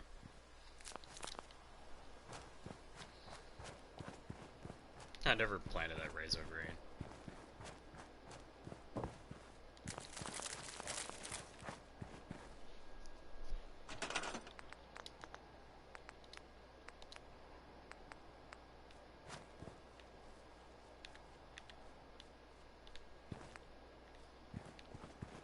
Keep forgetting which corn is the better one, because one like has a hard time being placed, while the other one is really easy to place.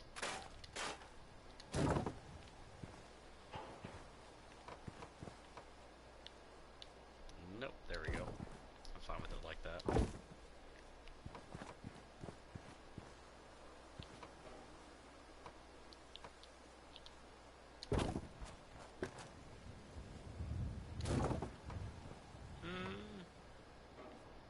I'll set that over there. Angle that a little bit.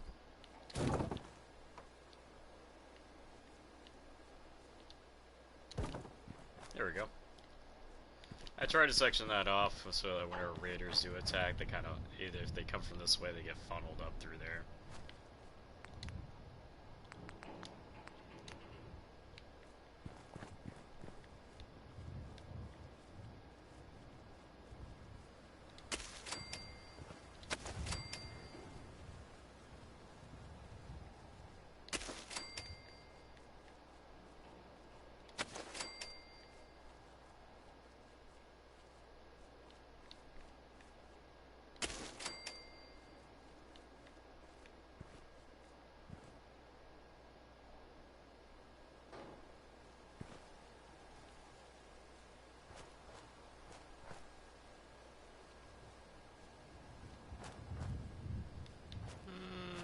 That's not gonna be easy place, is it? There's always that one problem, child.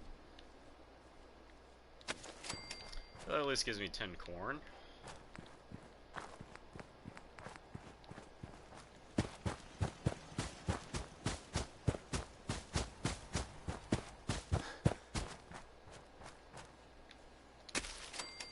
And this will slowly build.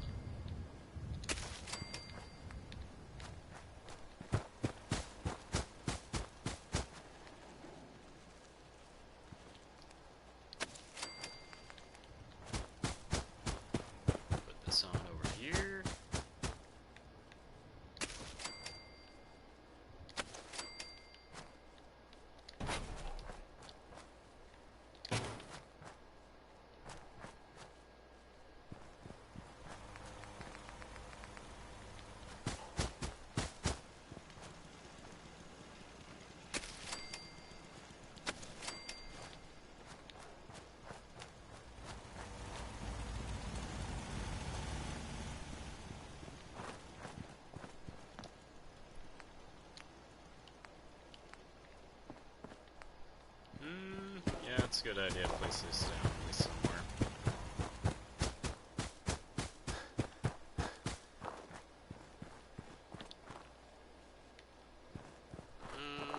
Where to put this? Where to put this? Get rid of that. I'll just store that.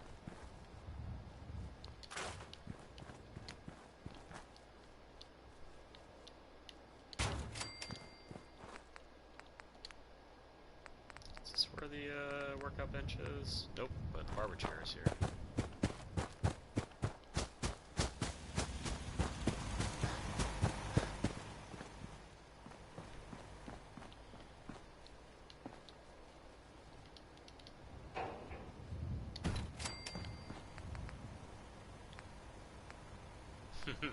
Yeah, if only that worked. Off, Brahmin feed trough. Yep, definitely gonna place that around so I don't have the cow walking around randomly. I usually place it here between the buildings. Next to this.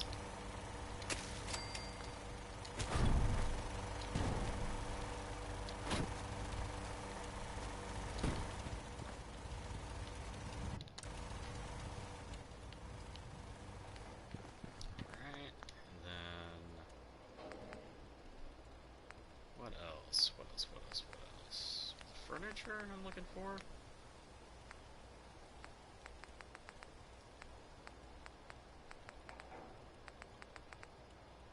Yep. Alright.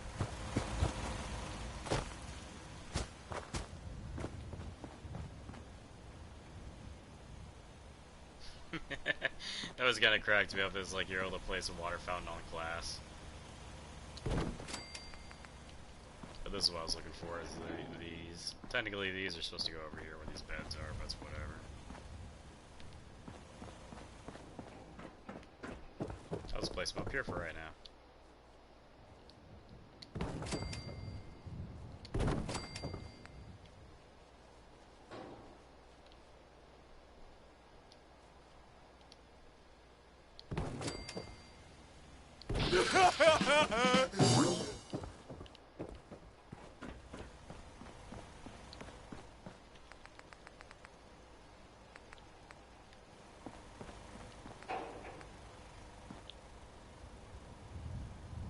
That's right, I don't think this one requires electricity. I mean, not electricity, like a direct connection. Yeah, it's just an area connection. This one requires a direct connection on the back side, if I remember correctly. Probably wrong, though. Let's see. Nope. Darn. Yeah, I'd rather have this one in here. I like the aesthetic of the round one for some reason. It just makes no sense. Because it's pretty much the same, like the screen on this one's larger. But you can tell this one probably cost a crap ton more than this one. Even though it's pretty much the exact same screen, probably they're like, this one's got surround, like stereo system, this one's got mono stereo.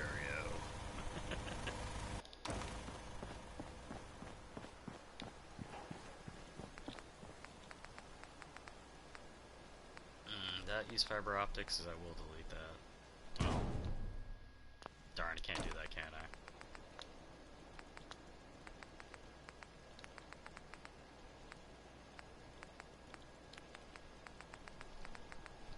So I need circuitry and one more fiber optic. Circuitry I don't really care about, just to get that from telephones. It's the fiber optics is usually the hard stuff to come by. So definitely check the inventory, make sure everything's all good and dandy. Hey. Yeah. Rubbish. Oh, la-di-da-di-da. That didn't add any, did it? Ooh. Well, I mean, gave me the circuitry, but still need one fiber optic.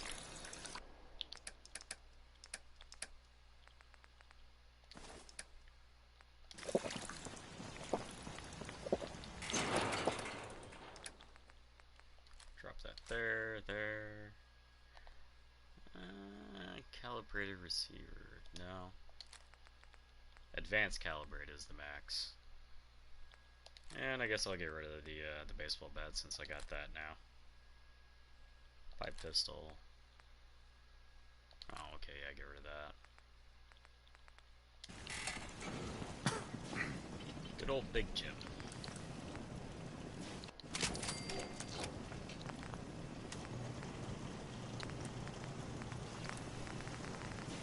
Okay, so I still get upgraded.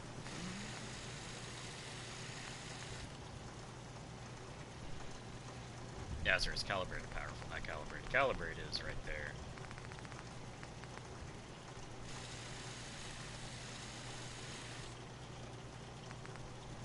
Could do that, but there's no reason to. Ain't looking for trouble, I hope.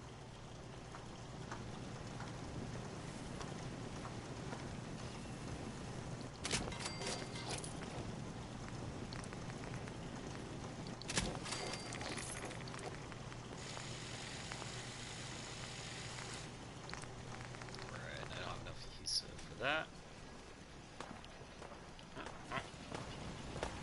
Oh, Easy living, this isn't.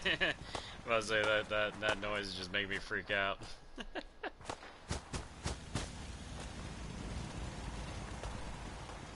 Let's see here. How many settlers do I got? Just 2. I thought it looked like I had like more than 2.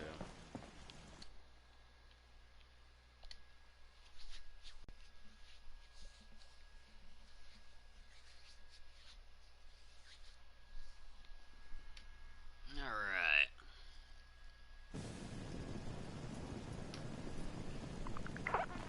See about clearing out Lexingtonburg. I think that's what that place is called.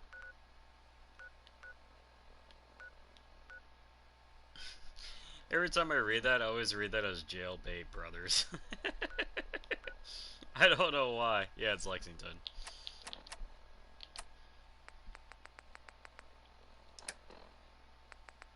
I mean, there has been a lot of talk about that stuff lately, and man, that stuff is terrifying.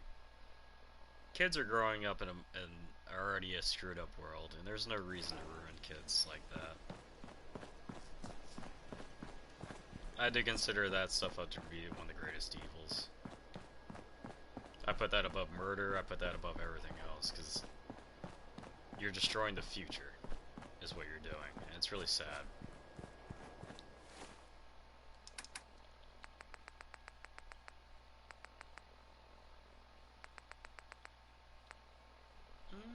Scroll on a stick, or I'll just do that, yeah.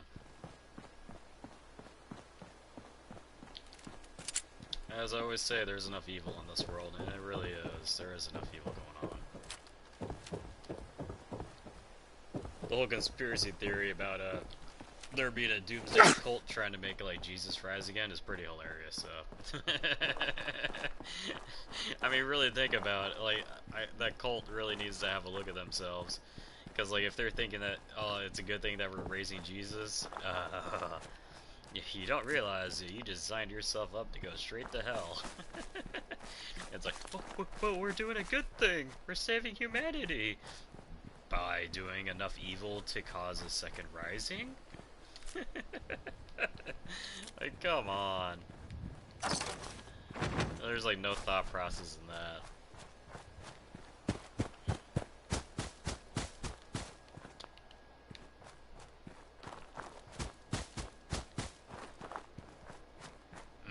Yeah.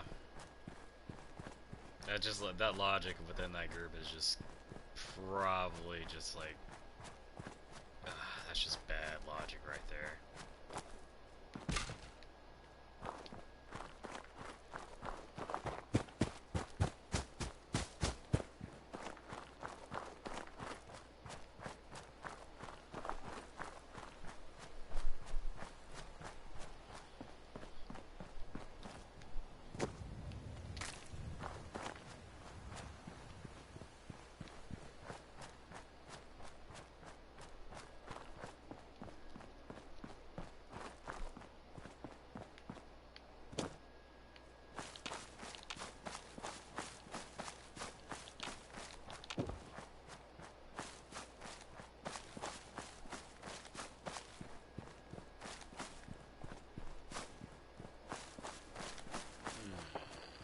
Yep, there's probably one raider.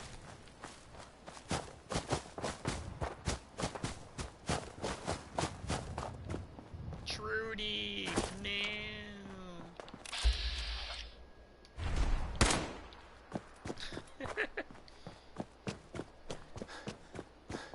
this kind of cracks me up too, because like you come up here and it's like she put all the fight up, but you know what I'm gonna do? Yeah, free money. Excuse me. I can rest easy knowing that Wolfgang is rotten in hell. I've got a few minutes to browse. A little bit of everything. Right.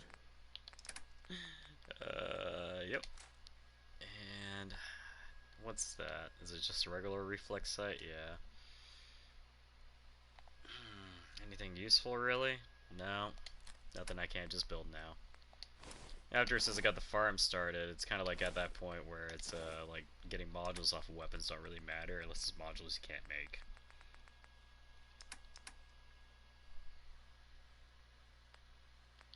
I should have dropped those off.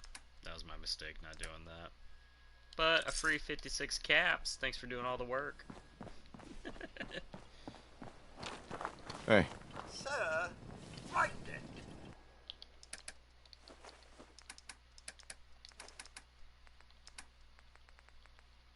Alright.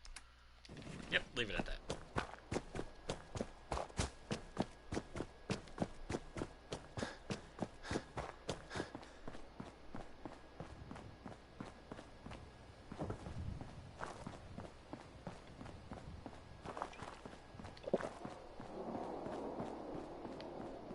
Well, good thing I'm getting that decontamination arc going. Man, when I first started playing this game, like having to use rataways and everything, like before they added in like all the illnesses. I don't know what is up with me playing the first time, but it was like it almost felt like I was having a constant battle with the stuff. Nowadays, it's more or less of an annoyance. It's like, well, fine, I'll deal with the health hit. It's whatever.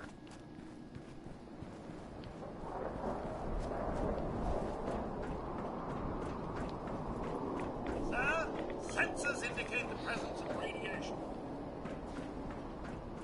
I guess I already alluded to this, maybe. I don't know.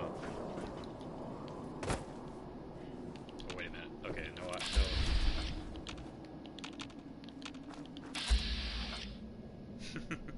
Wow, I really can shoot him right there. Nah, I'm good.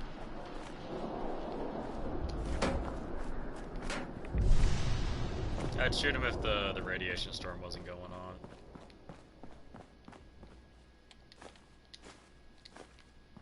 Bad idea to be attacking a ghoul in the middle of a radiation storm.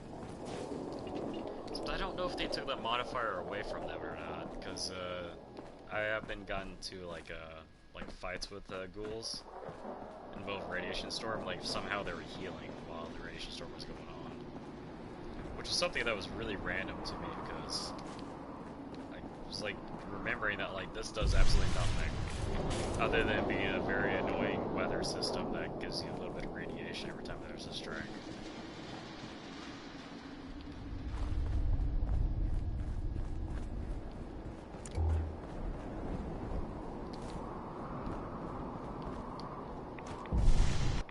Ooh, I totally forgot. I thought that was the door to the Slocum Joe's. I just clicked that right off the rip. Sir, this could be a good spot for you to relax a bit, sir. I dare say you could use it. In the laundromat.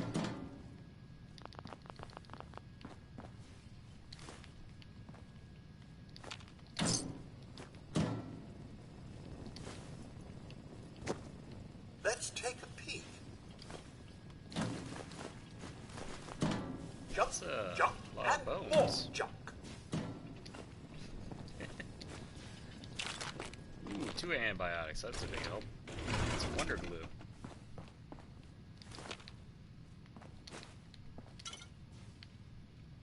Yeah, if I was at the laundromat and I could drink, I totally would. And get plastered while doing your laundry. That's not a good thing to say. Alcoholism is a struggle. It really is.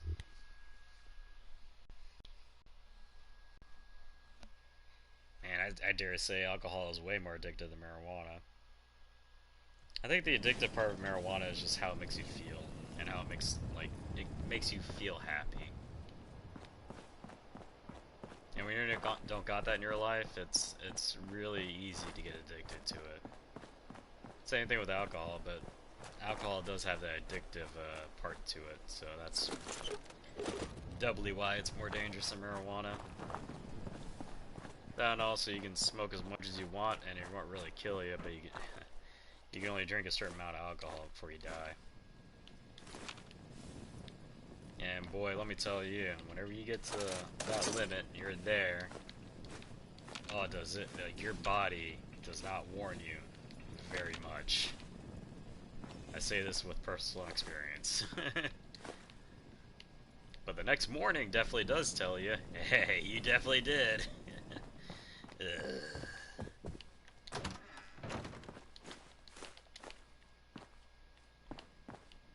also didn't help that I was in Japan while doing that, so I was drinking things like habu snake sake out the butt.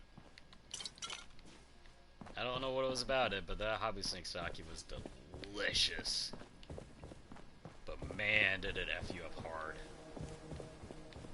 Like, everyone always talked about soju, and it's like, I'm good.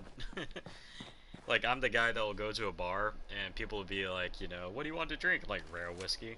Like, why do you want that trash? What? It's not trash. Whiskey's whiskey. Sure, it's a less quality than, like, you know, your uptickers, but hey, whiskey is whiskey. What's all this then?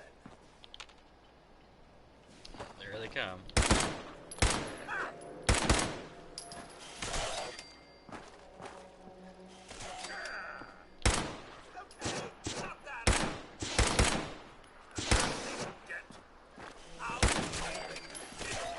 I was just getting warmed up.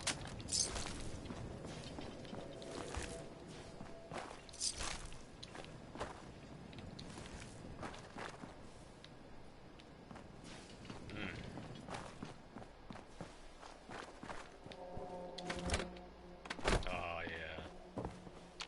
yeah. Bullet whiskey or Pioneer whiskey is really good. Now I'm just thinking about alcohol. I haven't like really drank any alcohol in a long time. Same thing with marijuana. Like I mean, if I haven't smoked it so long ago, it's I'd be peeing clean basically now. I'm taking a long break for that kind of stuff. Kind of messes up your life if you don't have control over it, and it can get out of hand too pretty easily.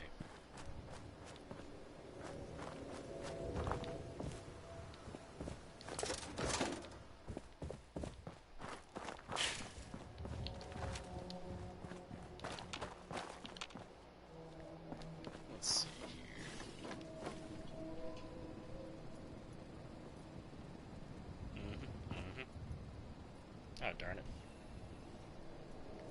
Hey there, Boris, how you doing?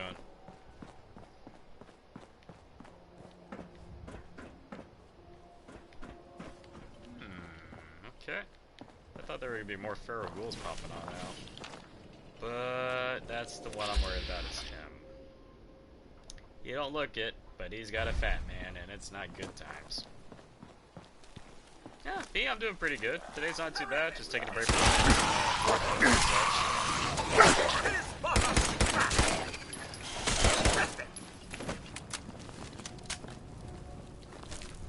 I'd say I did have fun yesterday playing Enlisted. I mean, even though all that stuff was going on I was complaining about, I was still enjoying my time. But I think I was having more fun after I realized all like the quirks and all the mess ups. Man, that shotgun was so terrible though. That mitten clipping through the shotgun. Are you finally going back to War Thunder? Alright, yeah. I mean, I get Thunder fatigue is what I call it. Whenever I get tired of playing War Thunder for a bit, I'll take like a break for a while. Play something like Fallout 4, Stellaris, or something that's like a single player game. I'll even like I did yesterday, I'll sometimes play Enlisted instead. But I haven't played Enlisted other than yesterday. I think like maybe 2 years ago, a year ago. This is all much more exciting. Because I played it whenever it first came out to see what it was all about, and then after I saw like all the screw ups and everything, I was just like, I'm good.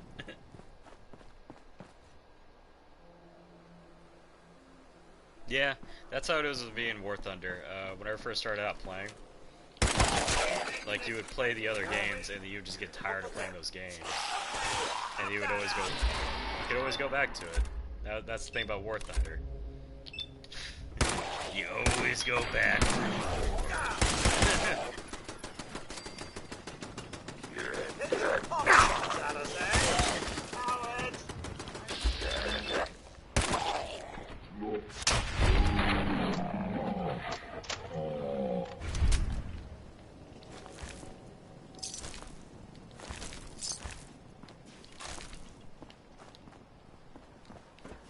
I will say that War Thunder has a pretty good, I mean, it's a really good game. Like, that's the only reason why I keep going back to it, because, like, out of everything that has came out, War Thunder has been the only thing that's actually, like, held on to my attention. What you got left in you? Oh, that, and No Man's Sky, and Fallout 4, basically, are, like, my three favorites. I do play a lot of Stellaris and, Bannerlord 2, or Mount Blade 2 Bannerlord. Come on, Codsworth, why'd you do that? That's where I'm gonna pop up here. Oh gosh. I'm gonna pop up here and that dude's gonna launch a mini nuke to my face, I swear. Better switch to a gun that actually can put out damage.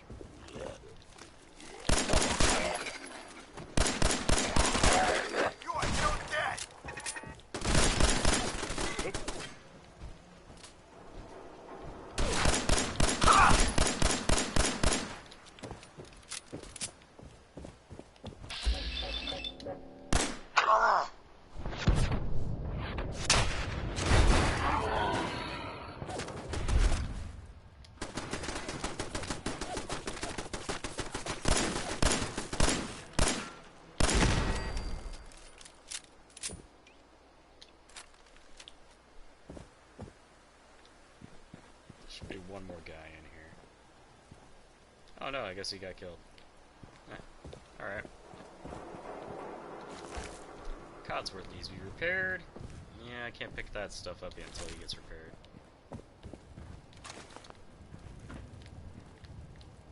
Hop down here, hop down there. Sir, Stabby stab. might be worth poking our beaks in some of these buildings. Yeah, Attic Thunder, yeah.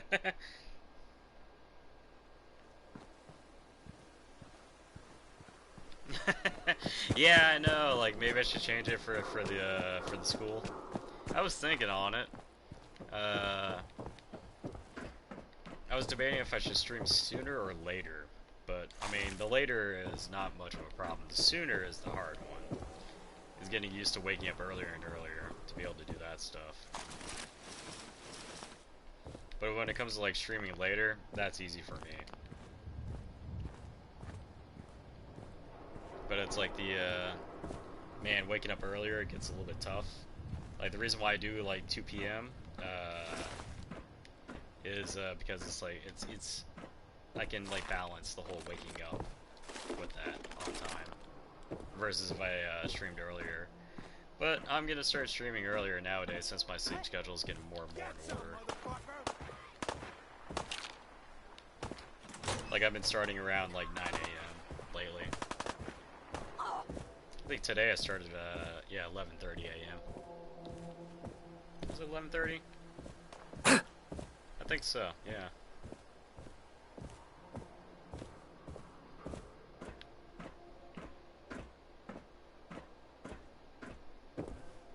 Oh yeah, well, like I said, I can stream longer.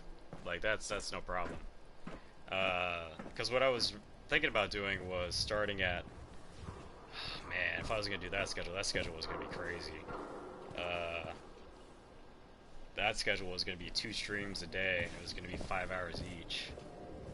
It was basically, I was going to wake up at like 6 in the morning, stream to noon time, which is 12 p.m., and then I was going to stream from 2 to 7. Yeah. I was going to give myself an hour break in between to, like, fix myself a lunch or, like, a meal or something before I start streaming. But an hour's worth of time to fix a meal is not enough time to make a good meal. If anything else, that's like put a hot pocket in the microwave. I'd rather be able to, like, you know, make an actual lunch. Get some fruit, get some veggies in me, instead of, like, you know, hot pockets. Or pizza rolls.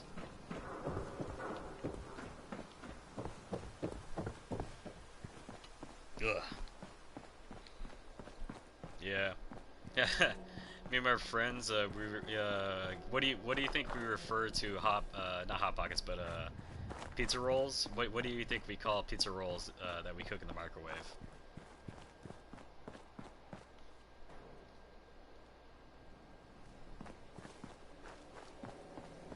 Oh, okay. Well, I'm already starting at 9 a.m. every day, almost. Oh, we call them Britney Spears. They start out beautiful and then they end up being ugh.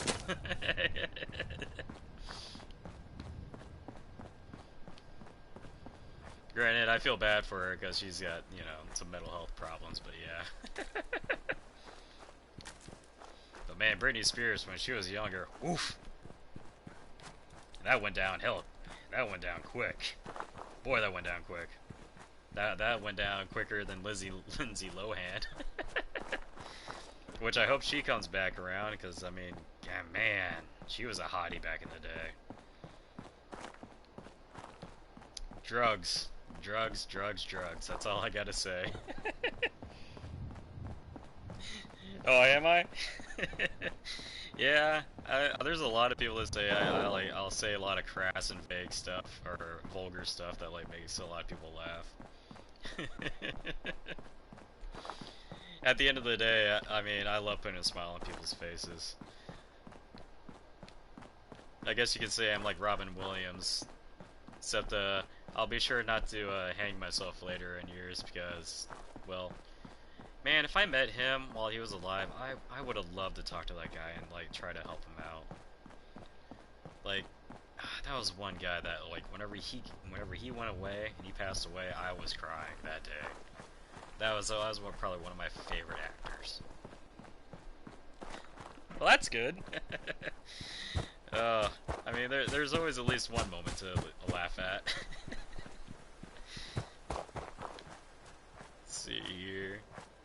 Man, I wish the sky looked like this all the time. This clear. Granted, I kind of wish, man, it would be crazy whenever video games get, like, crazy weather systems.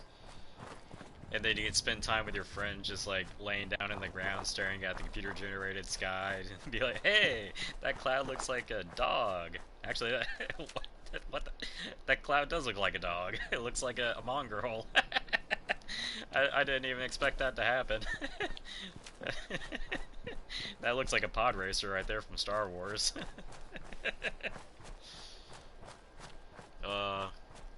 Like, I can't wait for the day for, like, AR and, like, VR and stuff, like, where it actually takes off and they actually go up the crazy do stuff. Oh, yeah. 37,000 RP is not that far away. Especially if, like, you average out 5,000 RP per match. Oh.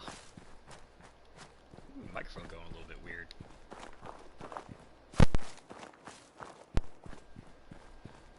Yeah, like, oh man, if you, well, I don't know, if you wanted to buy a premium, like buying a premium plane, yeah, that definitely would speed it up. But I mean, Tech Tree, I mean, people complain about the RP grind and everything else, but what they don't realize is that if you play the Tech Tree vehicles, it takes you longer and you learn more, versus, like, hurrying up and getting to that end point. Yeah, that's not too bad. 1,000 to 2,000, that's decent. Because it means you're actually doing something. I mean, crap, you've probably seen some of the matches where it's like I spawn in and, like, I'm flying around like, I'm gonna go after this guy. Dude gets killed. Okay. I guess I'll go after this guy. Oh, dude gets killed.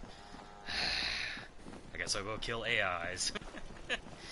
And next thing you know, I'm only getting, like, maybe 400 RP at the end of the match. Ugh. The pain. The suffering. The thundering. Let's see here. Put that there. Ooh, I wonder if I have enough stuff to amass some more drugs. Drugs.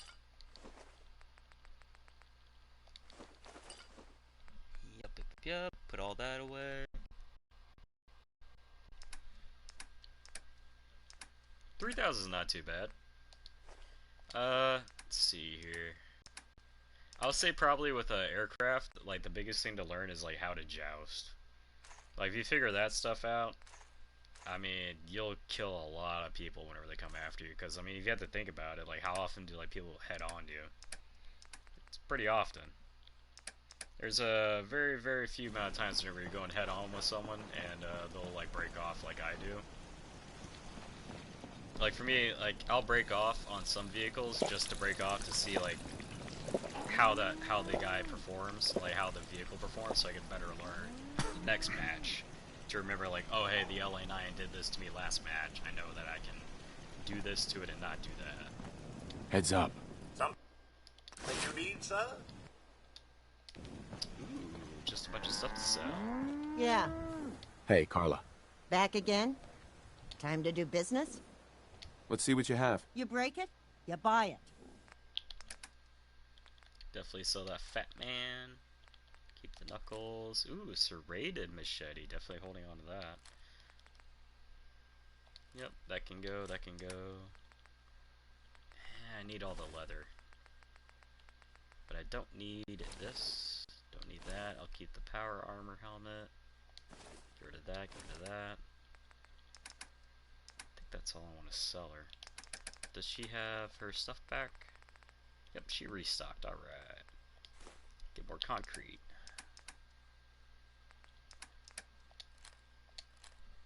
Put that there. And what else do I want to sell her? I'll give her one of those. Alright.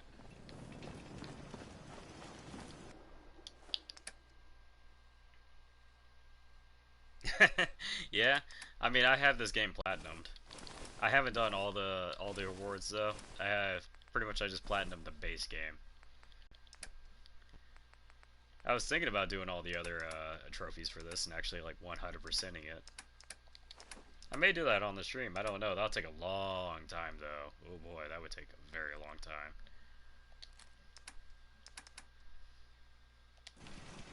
But yeah, I mean, geez, No Man's Sky didn't even take me that long to platinum. I think the thing that took the longest on No Man's Sky to platinum was the amount of time spent on extreme planets. That one took way too long to what it should have. I'm all ears. Ooh, yeah, that's working by fiber optic. Wait, no. Do I already have enough for it? Nope, I just need one. Alright. Huh? Carla. Back again? Time to do business? Let's see what you have. Always happy to make a sale. Let's see. Oh, does she not got one on her? No, what? Carla, come on.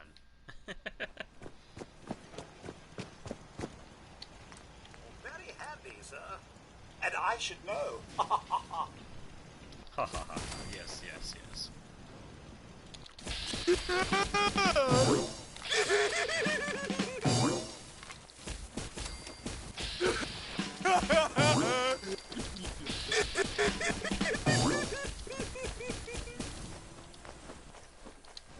Did that level me up? Oh, really? Just right there. Oh, so close. That's a sneeze worth right there. Oh, let's see here. Yep. All right. I'm gonna go sell all this and go get that fiber optic. And then radiation shall be no problem for me.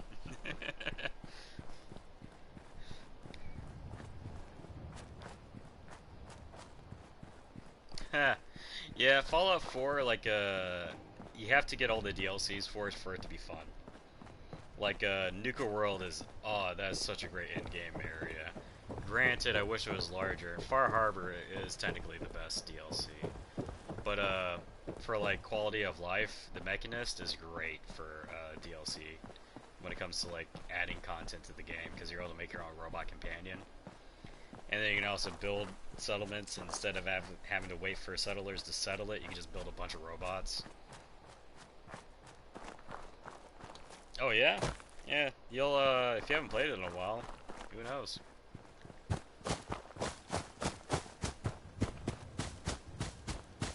I'll say for the story is crap, but the gameplay is what I enjoy the most. Oh, have you ever played Wasteland 3?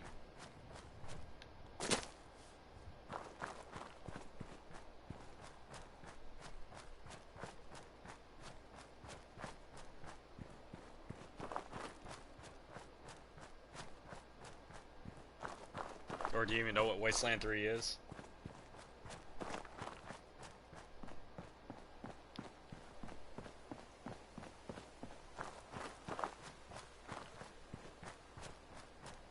Ah, yeah, it depends on what you're into for video games wise. If you don't like isometric or turn-based stuff, it's not, Wasteland 3 is not isometric.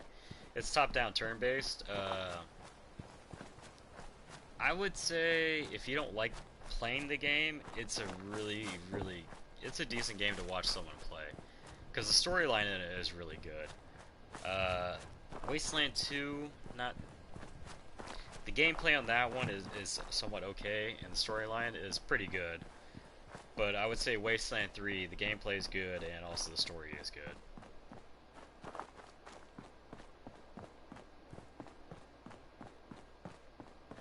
Ah, okay, I see now. Yeah, for me it's, I definitely do like playing those games because I grew up with playing those kinds of games. Man, like Baldur's Gate. Ugh. Yeah. A lot of good memories playing those games. Oh, CODs? Let's see. The last Call of Duty, let's see here. My line of Call of Duties ended at... Yes, well, isn't this all very was it Black Ops exciting? 2, I think? The last Call of Duty I played was... the one where the Collector's Edition had the drone.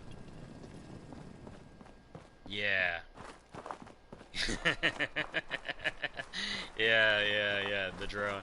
I'm laughing because I'm thinking about the other Black Ops Collector's Edition, the one that gave you the IED RC car. Oh, I got that while I was in Iraq. I terrified everyone with it. Oh my god, my sergeant saw it after I like my supervisor saw it. And he's like, "Can I borrow this? Just for like 20 minutes? Can I borrow this?" And sure enough, there is another sergeant that he wanted to screw with, and he was waiting for him to come out of the showers, and like he came out, and all he sees is this little RC IED car rolling, and he just beefed it hard in the opposite direction, and like he was giggling like a little schoolgirl whenever he did this, and I was just like, all I saw was the aftermath. I just saw him running, and I just saw the little ID card chasing him, and I was like, oh, I know what he's doing. And then I got in trouble and told I had to keep it inside my combat housing unit and never bring it out again.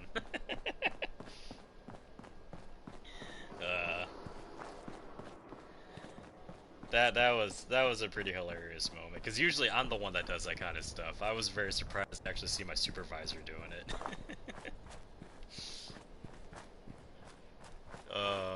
Like whenever I got that, I took that thing out of the box and I was like looking at it, and I did not realize what I got, and I was just like, oh no.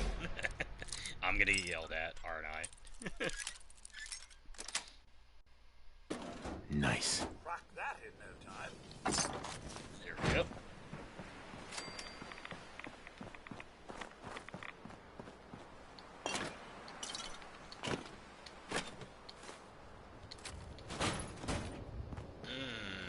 Nope, I don't want to go in there until I get the radiation dearcer.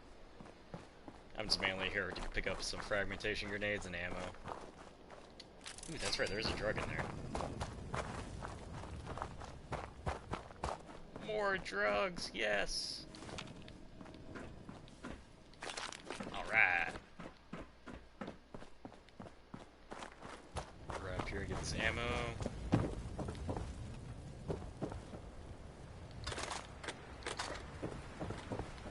Let's hear about what kind of games are you into there, Boris, if you're not into something like that.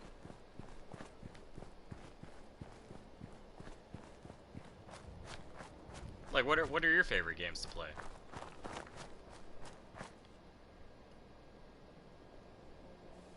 Ah, okay. Oh yeah, I play Skyrim. I just haven't streamed it yet. Every time I play Skyrim, oh man, I wish there was more unarmed because I just run around and punch people all day long for fun.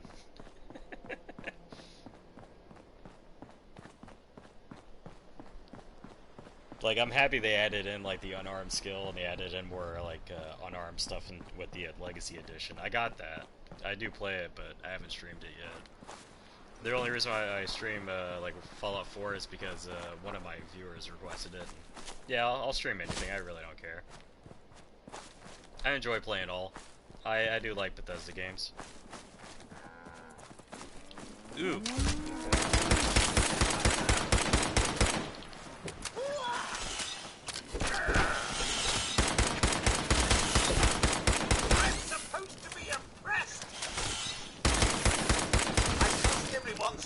Yeah, I would say for Call of Duty kind of games, I'm more of a Battlefield guy. But man, Battlefield 2042. Like, Battlefield 5 and Battlefield 2042, I am like inflated on both of those. My gosh. Like, Battlefield 5 just went downhill quickly, and 2042 was just a buggy mess. But now it's actually somewhat decent. I was thinking about getting back into it and actually like streaming it on like Fridays or Saturdays or something. Like Battlefield Friends Fridays kind of type deal. Oh, dude, I'm all about turning people into ice. Just so I can whack them with the sledgehammer. Or in other words, the two-handed axe.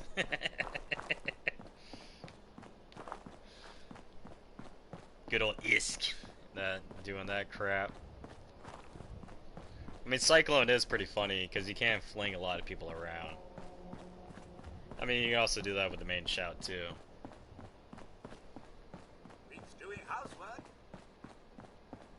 Ah, okay. The Medal of Honor series was really, really good. Man, growing up playing the Medal of Honor series was like something else.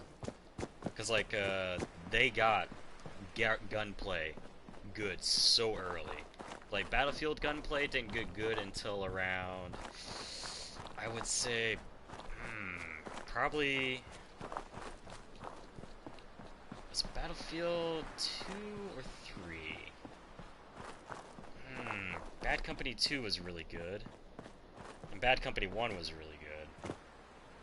Yeah, I would say that Battlefield kind of got it around there perfectly just right. But when it came to Call of Duty, the Medal of Honor series, yeah, they got gunplay early. Oh my gosh, Trudy.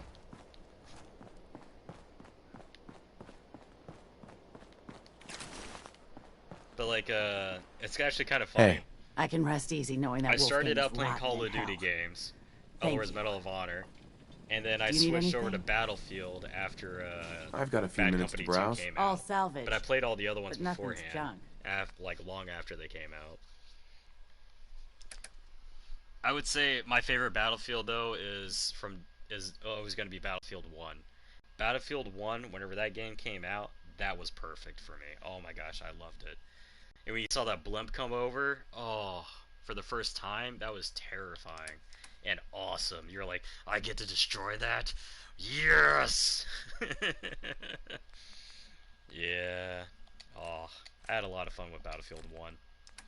And I also loved bayonet charging people. I enjoyed that a lot. COD Ghost was pretty good, yeah.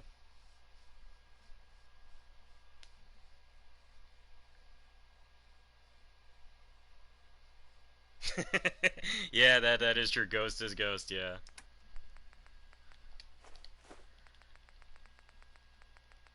Let's see here.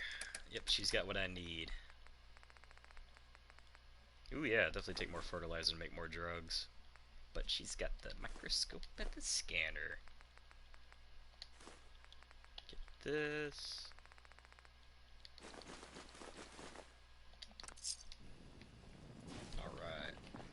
I'll say, man, that drone that you got in that collector's edition for, like, Black Ops 2 was it Black Ops 2 or Black Ops 3? I'm not sure.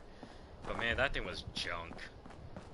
That RC car though, that collector's edition RC car was awesome. Oh man, it even had a camera on it, and you could drive around, and it had a microphone on it, so you could hear what the little RC car was hearing. And then you got the drone, and the drone was just like this foam gimmicky bullcrap that would like break if you weren't careful. Yeah, that would be nice.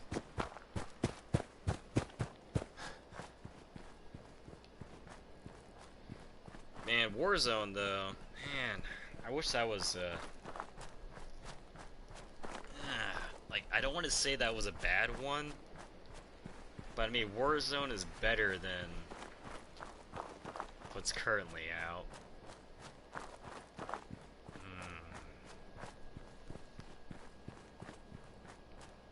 Yeah, World at War, that was a really good one. Oh man, if you never played World at War, you gotta play that single player campaign, bro. You gotta play that thing. Oh boy. Like, there's some COD games you gotta play that you haven't played, and that is definitely one of them. Man, if only they kept servers for things like that up and running.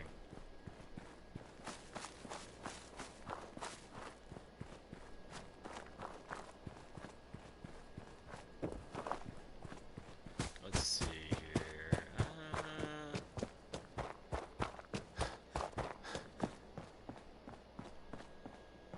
Let's see, I get the decontamination arc, then.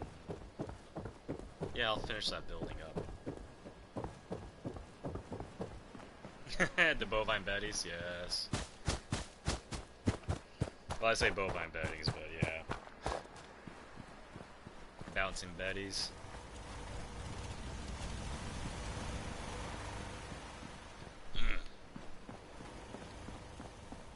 I tell you the truth, when it comes to World at War, I would say play all of them.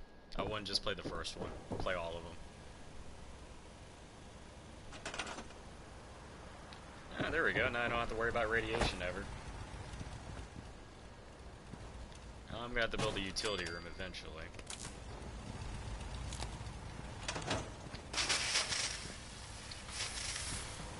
There we go. Now my first step of survival has been completed. Now the second step of survival is getting leveled up and getting heavy armor. And the third step is upgrading my damage resistance. Look alive. Sir? Can I be of service? Doesn't have anything on him, that's good, good, good. Drop all that crap off.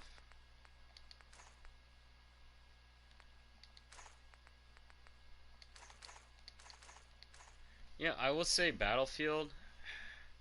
They did 2042, but if you guys ever like played the old school Battlefields whenever there was just PC only, I don't remember what the full name of it was, but it was the futuristic one. Like I forget what it was, like 1042 or something. Like that futuristic one was freaking banger. Like you would get on the battlefield and you would see like the low flying cruisers flying over. And then you'd be able to like walk around in mechs and shoot one another. Oh man. And then they released 2042 and that crap.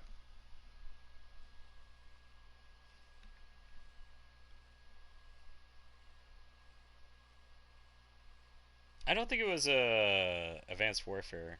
Oh, Red Dead Redemption? Yeah, I've played all of them. I don't play Red Dead 2 online at all anymore. Because man, I hate that system so much. Oh, it makes me so mad thinking about it. They should have made the reputation system set up to where you could not pay to have your reputation fixed. If you become an outlaw, you should stay an outlaw. And if you want to become a marshal, you should have to work towards becoming a marshal. Not just have to pay $10 or $5. So you just go around murdering people left and right, then swap down $5 and still be fine to go into towns. I hated that. But yeah, Red Dead Redemption 1, oh yeah, especially whenever we got the zombie DLC. Ooh, that was a great DLC. Oh man, that I didn't even know I had that DLC downloaded. and then Halloween came around, and it just automatically came out, and I was like, what the heck is going on? Why are people eating one another? Like, I was not expecting that to happen on that game. And then you got the Hell Horse. My favorite horse was the one with the flames, the War Horse. Oh, and of course the Plague Horse wasn't too bad either. But man, the War Horse, where you just ride around, just light people on fire in towns. You just like ride through towns, leave a giant trail of flames behind you, lighting everyone on fire. Oh, yes.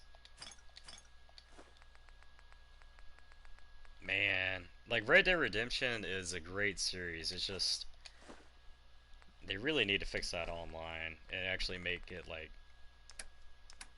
somewhat fair. It's not really fair doing it the way they did.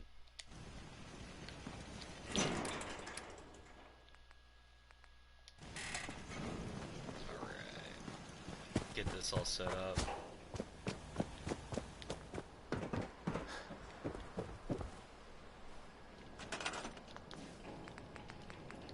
Structures, warehouse. Oh yeah, speaking of war games, do you play a whole lot of PC games? Is that mostly what you play on, or do you play console?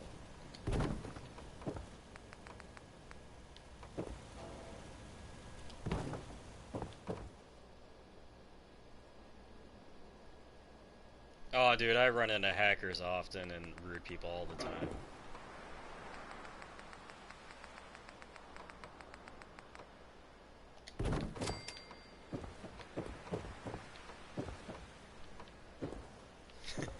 I mean, it's like how many times, how often do I run into racist people on War Thunder?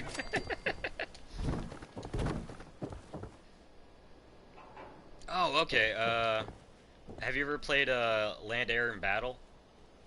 From, what was it? Focus Interactive?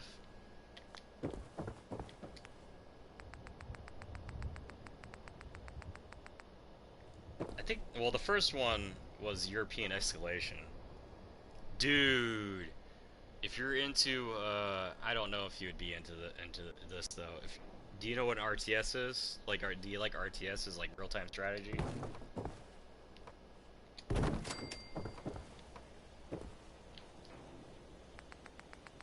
You know, I'm just gonna put glass windows all around this.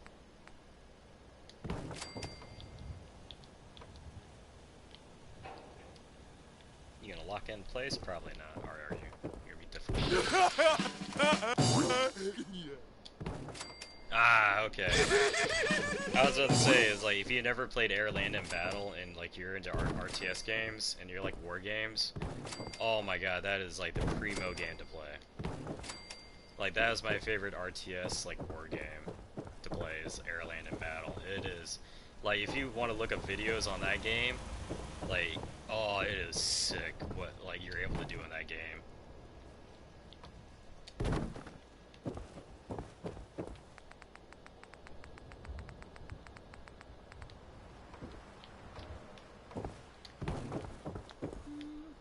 Yeah, I'll make this 3 stories. Oh, actually, I can make this 4 stories. Yeah, let's go all the way to the top and see. I forget how tall I can make buildings. Put that there. Oh, I want that on the other side. There we go. Let's see here. Attach it. Attach a floor. Pretty sure this is the maximum height.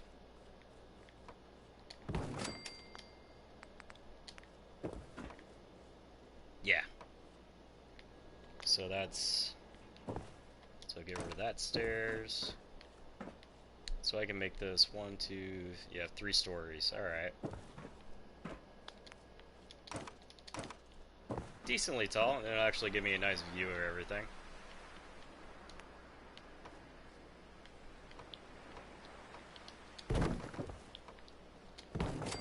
But man, I wish they would like remaster Battlefield 1.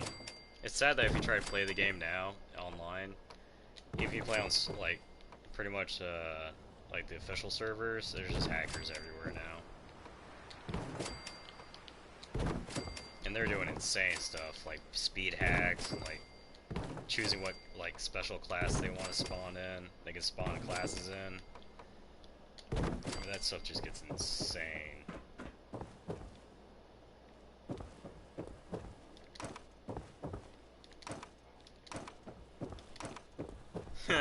But at least I can say I've never been DDoS attacked, and I've never been, what was the other one I would always get? No, just basically DDoS attacks, yeah. War Thunder is the only game where I've gotten DDoS attacked multiple times. Like, you would never, like, man, whenever you get your first DDoS attack, it's like, it's so confusing what's going on. I've been DDoS attacked so many times, it's like I can almost recognize it right off the rip, but it still kind of catches me by surprise whenever it happens. It still cracks me up that it even happens, even to begin with. It's like, you still mad that I'm killing you, man? That you're gonna DDoS attack me? Come on. And I always say, like, oh, it's a Chinese player, but really a lot of those DDoS attacks do come from other Americans. It's just, unfortunately, when it comes from another American, if, whenever I call up the internet company, they track that it's someone in America, they can get charged with, I forget what it's called, like internet terrorism or whatever. I've already had 2 people charged with it, unfortunately. I didn't even expect them to get charged. Like, I just called up the internet company, I was like, hey, why is my internet's acting a little funky. Is there something wrong, or are you guys doing an update? And next thing I know, the dude's like, I don't know, I'll check it out. Hangs up the phone, and like I get a phone call like 2 weeks later, and like they're explaining to me like, hey, we charge this guy for internet terrorism. And I'm like, what? Hold on here. I don't want any more anger coming my way, man. Come on.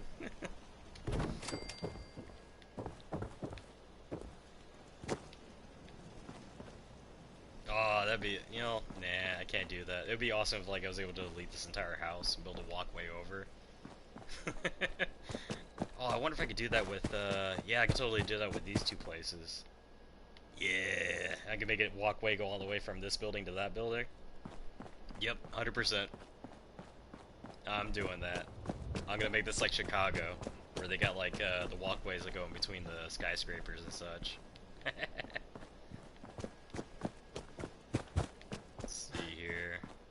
I don't know if that's where I want the factory, if I'm gonna build a factory. I mean, I usually turn this one into a fortress, where all the guards sleep and everything else, because this is where all the water collection I usually build at.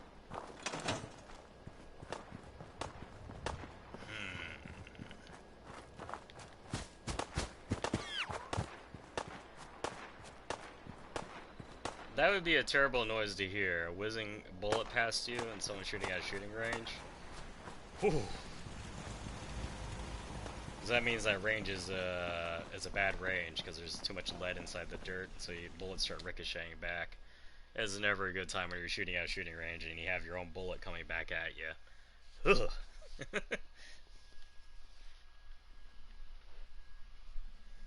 I only had that happen once, and that was not a good day. Like, I immediately, like, packed all my firearms up. Like, I left that range and never went back to it. It was a public range, too, and I told the guy at the range about it, and he was like, oh, okay. And they actually had to shut the range down, and they had to get, like, an excavator out there to excavate, like, the giant mound of dirt. And they had to sift through it to get all the metal and lead out of it. Everyone there was giving me dirty looks after that. It's not my fault. They're like, you're cutting into my shooting time there, Yankee. Yeah, that threw me through a loop. A lot of Southerners calling me a Northerner. Even though it's like, dude, have you ever been to Southern Illinois? It's like, it's just as country as it is down here. If not more in some places. You live in corn territory. I always cracks me up when people say like I live near the cornfields, Because the thing is about Illinois, their #1 export is pumpkins. It is considered the corn state, but it's really the pumpkin state, because that is our #1 commodity here. We do produce the most amount of pumpkins out of any other state.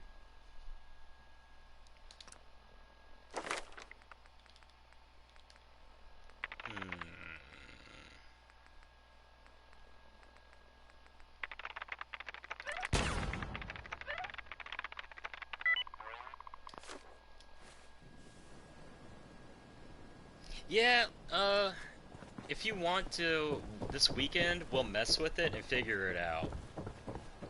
Because like I said, that one PC guy I was playing with, he was able to do it.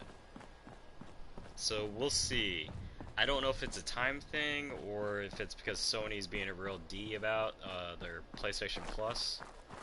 And they like want people to pay for it to be able to join parties and talk to one another. But I'm pretty sure we can get it worked out to where you don't have to pay any money and just do it for free. Because I always feel bad if anyone spends any money for me for like something. Like British paid for that video editing software. It was like $40 or whatever, and I feel bad that we never posted the video that he made. I was very happy that I found my laptop, so I'd be able to download the video off it and actually post it this weekend.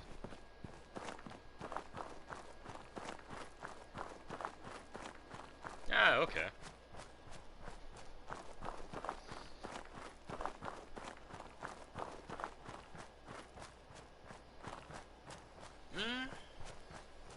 You could use the app on the phone, though. Mother Nature never ceases to amaze. Through all the post-war devastation, the sunrise is still quite impressive. Alright, so you need to eat something and drink something.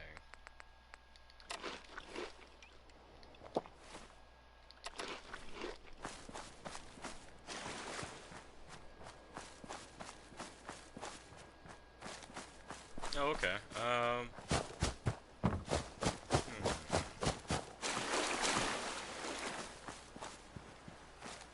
I'll look it up tonight and I'll research it, and I'll definitely let you know tomorrow. Because, like, I'll download it on my computer and I'll mess with it and see if I can get it to work for me. There also might be a setting that they don't have, like, they have clipped off that really messes with stuff.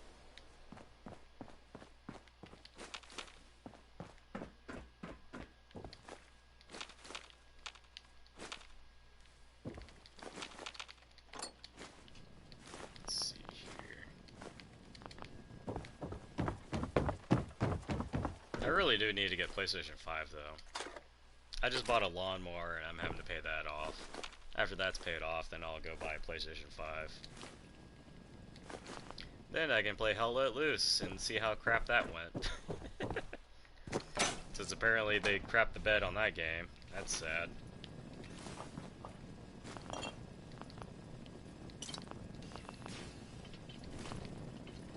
I was kind of hopeful Hell Let Loose was going to be like an extremely good game. But I mean, if you look at Unlisted and the roadmap they're going down a very, very good roadmap. And it's they're going to basically set it up to where it's going to be like War Thunder, where you select the nation you want to play and you can play all maps. And you can use your own, that one squad instead of like, you know, you switch to another campaign, and then next thing you know, you have an entire different squad you have to like put all the stuff in. They're going to make it universal across the board, which is what they should have done in the beginning. Because the model that War Thunder has is probably the best model when it comes to MMOs in that sense, in that genre. It's just Gaijin doesn't really like it because it's very hard for them to monetize it as much as it is currently. Because man, the monetization in Listed is just sickening. Facial reconstructive surgery. Why settle for less than perfection? Here's Roy Brown, and he's singing Mighty Mighty Man. Sweet. Might that have been locked for a reason?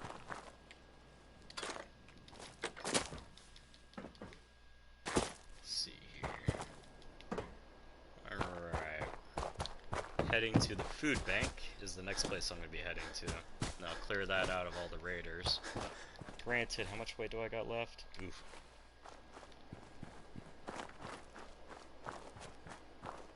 pretty sure Codsworth I haven't put anything on him, so at least I got him in his full inventory.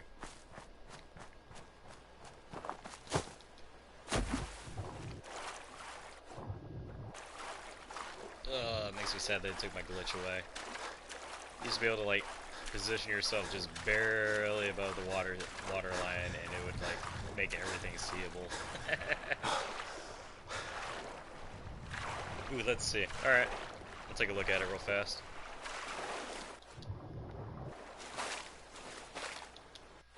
Whoops. Darn fence line. All right, let's take a look. See here.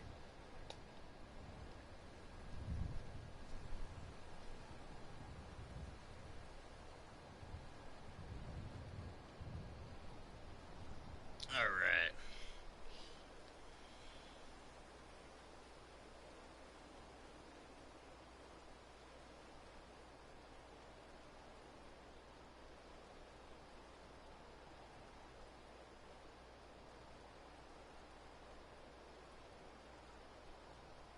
Ah, okay. I see what it is. Yeah, you gotta sign into a PS4 or PlayStation 5 probably.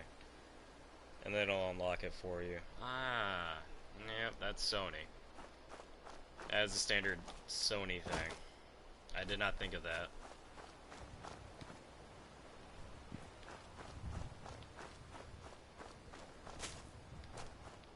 Because I know I can double join parties if I use my cell phone. And that might explain why I'm able to do that.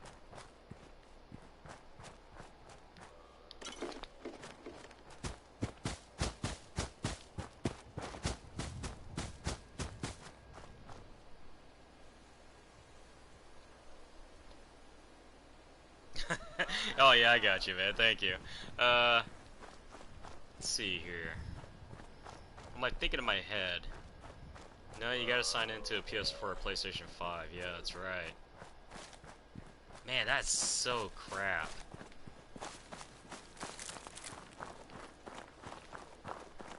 Well, I am, the next paycheck for next month, I am gonna buy an audio splitter.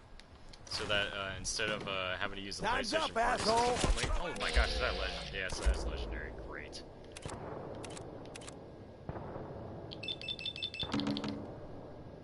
Yep, that won't kill him. I'll just pump that maybe into him. And then run away.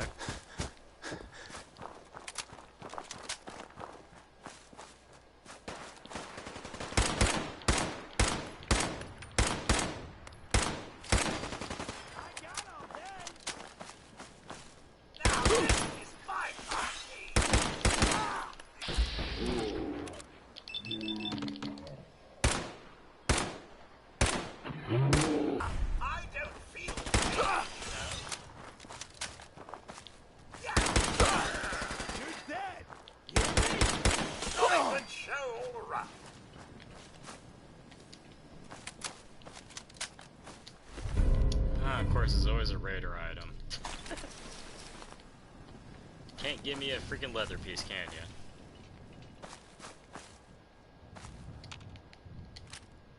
Let's see here. Where's that guy body go? There it is.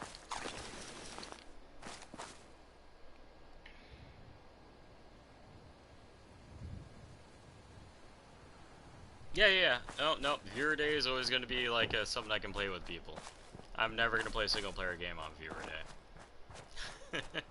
The only time I would ever play a single player game on Viewer Day is whenever the entire viewership would say, hey, we want you to play this game. And it has to be played on Viewer Day. That's the only time I would ever do that, which I already know that would never happen. But on Viewer Day, I am beholden to only play games where I'm able to play with you guys. That's 100%. Yeah.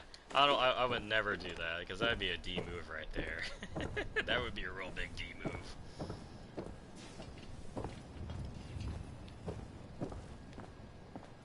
Yeah, and then, I don't know, the schedule may change to where I play on the weekends also now. Sir?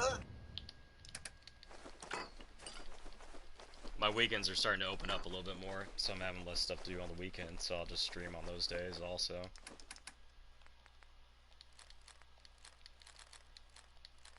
I don't know if I'll be playing War Thunder though. Yeah. What am I saying? I don't know what games I'll be playing on those days. I'll be playing like War Thunder, obviously sometimes, but you know, who knows? Maybe I'll be playing a single-player game on Saturday. But I'm gonna try to play like multiplayer games on days where everyone wants to join in. I'm trying to reserve single-player games to like Monday through Wednesday. Basically the weekdays.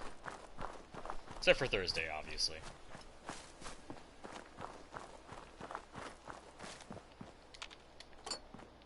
And if I do move viewer day, it won't be like one of those where like I'll just randomly do it and not say anything. But if I do move it, it'll be like on Saturday or Sunday if I do that. I don't think I'll move the viewer day ever to Friday. I mainly chose Thursday, Monday through Thursday for my streaming schedule is because a lot of my friends, they didn't work on Friday, Saturday, or Sunday. So that's the reason why I reserved those days for like IRL stuff.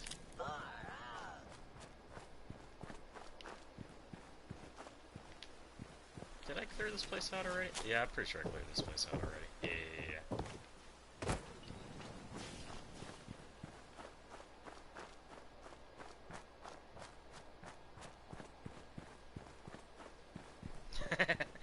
Oh yeah, so I was thinking about doing votes on it, like for you guys, like vote on what days I stream on and what I do and whatever. I was thinking about putting like a section of the, actually I think there is a section of the Discord to actually do that kind of stuff. But like set up a system where like you guys can vote on what games to play on what days.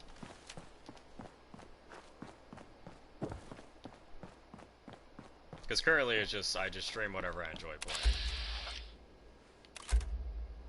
Really? Doing that again? I'm not gonna bother.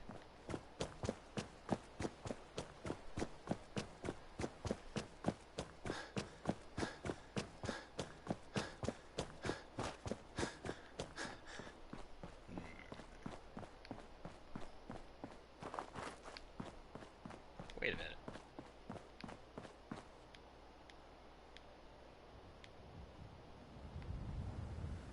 Why is there a traffic light right here and not at...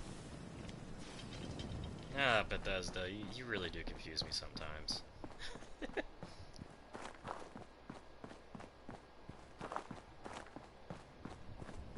I mean, that wouldn't be too bad. I don't know on Saturday, though. Saturday and Friday are like the two hardest days for me to stream on. Like, Sunday is easy for me. But Saturday would be good for, like, viewership-wise, I will admit that. Because it would be kind of crappy for me to stream on Sunday, then everyone have to go bed early for them to have to go to school the next day. Because I really don't have a whole lot of viewers outside the age range of... I think the oldest that watch me is, I think, 16, 17. And the youngest that watch me is 6 or 8 years old. Yeah.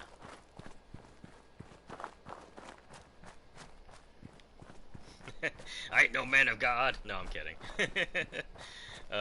Yeah, that is true. It would be people going to church. But hey, it could give you something to watch while you're going to church. Other than Sunday night football. Oh man, I remember going to church as a kid, and you would see the guy. You would totally know if someone was into football because they'd be sitting there with their radios with the earpiece in.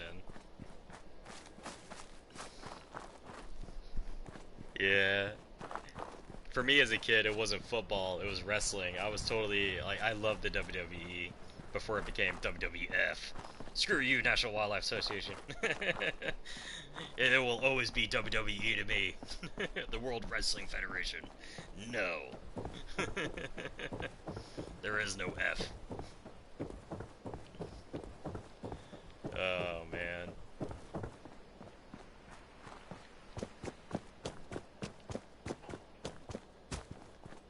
Man, there were such good matches I watched too. Man, whenever Hart fell from the rafters, oh, that was so crazy. Oh, I was so young seeing that too, and basically watching the dude fall from the freaking top of a dome to his death. Ooh. And watching that cage match between Mankind and Undertaker and Kane. Oh, the Kane one was the best. Oh my gosh.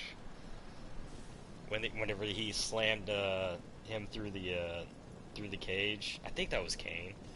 Like, this is so long ago. Like, my brain is like semi like remembers and doesn't remember because there's a lot of stuff I blocked out. I don't think we've met yet. We heard your radio beacon, so we thought we'd come give it a try. Anyway, I just wanted to say thanks for the opportunity. Anything specific you want me to do? I'm willing to pitch in any way you need. Yeah, let me show you. I'll just get it over with.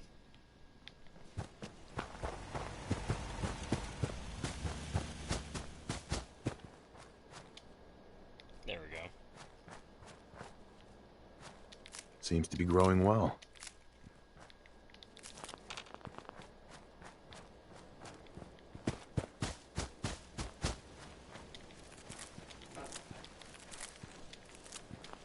I will say the wrestling though back in the day was like actually entertaining. I can't even watch modern wrestling now. And then like seeing Hulk Hogan actually wrestle, oh, that was something else too. I mean, heck, whenever Goldberg got onto the scene, that was awesome. Same thing with Steve Stone Cold Austin. Heck yeah. Those were the great days of wrestling. Like John Cena, I'll admit he did try carrying it, but I don't know. I don't think John Cena carried it that much. Yeah! And I don't care saying that. I think John Cena's more of a meme wrestler than anything else. He's very good at marketing. I will say that.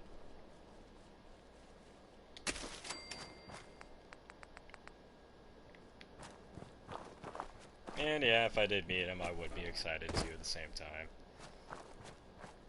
I want to say I was working security at the NASCAR event where the lady was walking around and like pushed him away, pushed him to the side to go interview a NASCAR driver.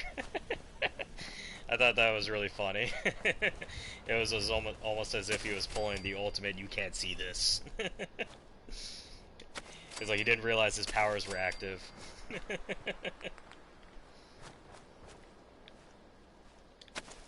Man, I'll say it again, never do security for a NASCAR event unless you're willing to put up with it. Because boy, that was hell. Motor Speedway, I mean, it's a cool like NASCAR track to go watch NASCAR at. I'll admit it's one of the cooler NASCAR tracks to go to, but boy, does it suck with it. I can see why everything costs a lot over there, because yeah, you're pretty much paying the workers for the pain of dealing with you. I saw a lot of crazy stuff too. Like we were driving to the from the Motor Speedway, I think is what it was, or we might have been driving to or from. And I guess someone missed their turnoff, and they were like in a 4x4 truck. Instead of just driving down, turning back around, they just said screw it, and they just immediately took a right hand turn, off-roaded it up the hill and everything. It was crazy. Like that like we were all laughing at that because we were like, holy crap, like that's crazy. And you just see this truck like ramping over the hill onto the highway.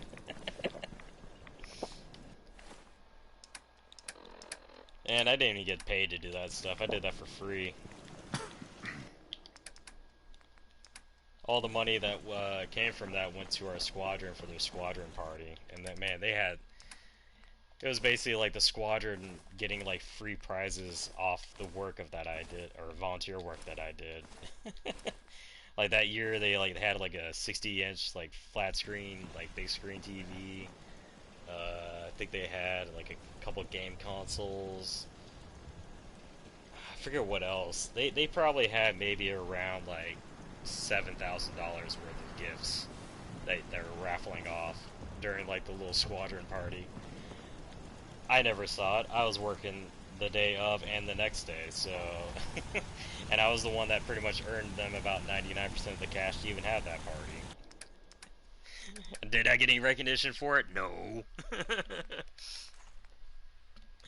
And the only reason why I did it was just because I was something to do on my days off, and it was another volunteer opportunity that no one said anything piped up.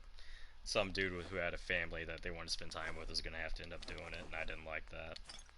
I never liked that stuff. I always feel kind of bad for soldiers whenever their like work is too much and they can't like have a normal family time. Like I was talking with one of my sergeants and I was like, so how much time do you spend with your kids? And the dude's like, well, when I work days, I get like maybe 2 hours out of the day with my kids every day while we're working. And then on days off, he's like, I get like, if it's the 3-day weekend, the middle day I get 8 hours unless we have training. And if we have 2 days off, basically on the first day off, I get to spend about 5 hours with my kids. I was like, so how many hours are you spending with your kids weekly? And this dude was like, maybe like 15 hours. Hey. Yeah, less than an entire 24 hours spending time with his kids. And I felt like whenever I heard that from that dude, anytime like a volunteer opportunity pops up, I was just like, I would see his hand start to go up, and I would make sure my hand would go up before his, and I would slap his hand down. Like, you spend time with your kids. Don't be a neglectful father. Yeah. Man, my heart still hurts even thinking about that.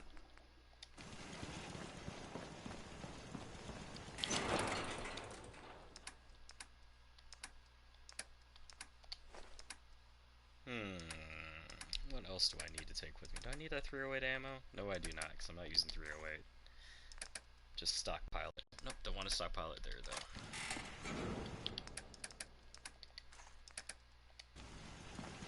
Yeah, I'm pretty sure he said 15 hours. I'm pretty sure that's what it was.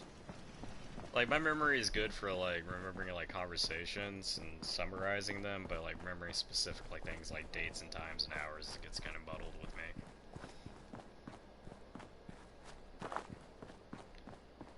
That's why anytime I ever did police work, I always wrote down the time and date 100%, anytime that happened. So it'll be like, so this happened last week? I'm like, what? I'm not sure. I mean, what day was it on? Actually, no, the way I should put it is that they'll say, like, this happened on September 7th. And then my mind will go, what was that, last week? What is today? Today the 10th? Yeah, that was last week. Like, that's how my mind works. It doesn't work, like, in a numerical sense. Like, I even have dyslexia when it comes to, like, months. Like, I don't know what's up with me. Like, for some reason, I can't remember the months in order. But, of course, I'm able to remember, like, my birthday's in March. Obviously, that's the 3rd month. And then April's 4th, May 5th. And that's how I kind of, like, work on the months.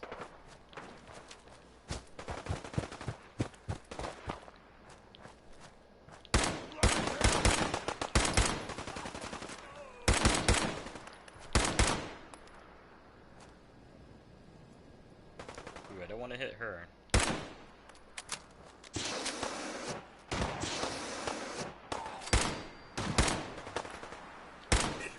There we go. I was just getting warmed up. Don't even care about the items they got.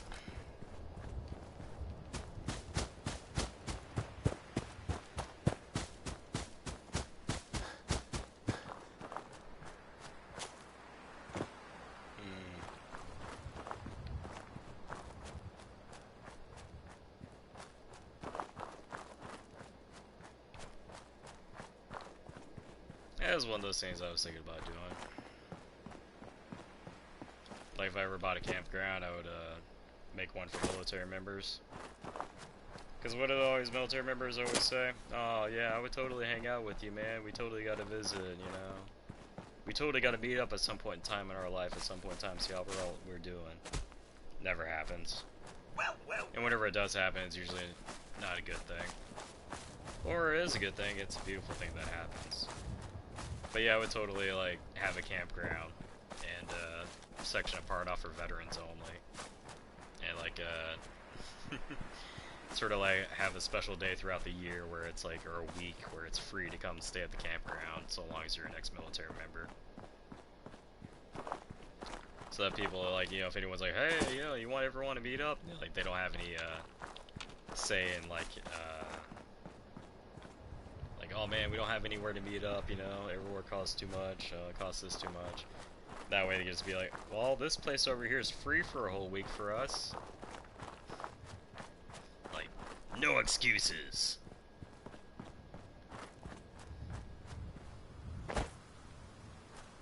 That's really hard to do in your life, is actually to have the least amount of excuses in your life.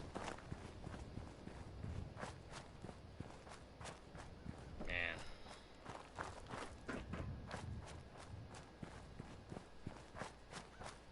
I would say with a lot of suicides with veterans is they usually just feel very alone.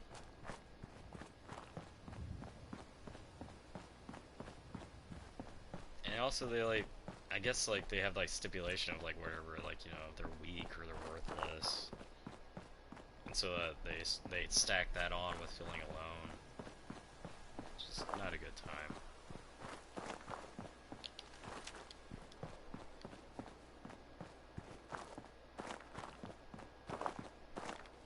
Hey, the fuel came back. Alright, that's a decent amount of oil right there. Alright, time to go kill these ghouls. Yes, I am hoarding.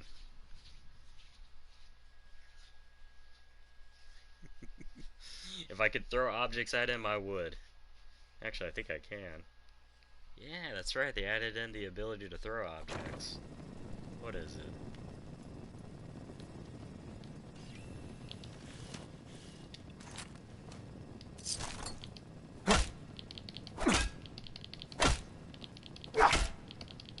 Is it not gonna break off? There we go.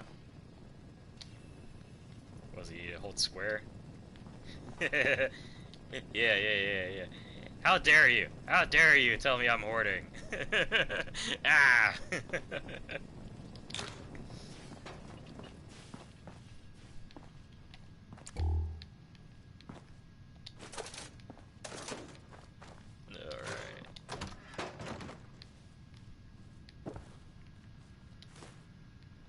Oh man, if I had VR, I would totally drag around a ghoul's head everywhere. Give him a name and call him my buddy. Yes.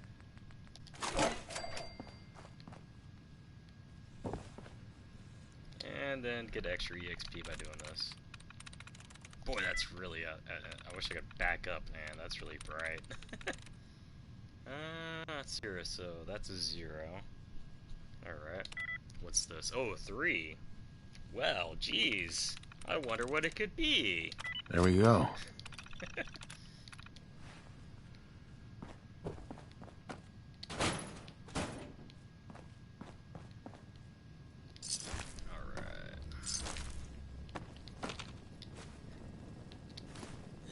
I want to avoid going over there because that's pretty much where all the ghouls are. At least until I finish. Fancy a bit of pistol? What's all this then? The others different.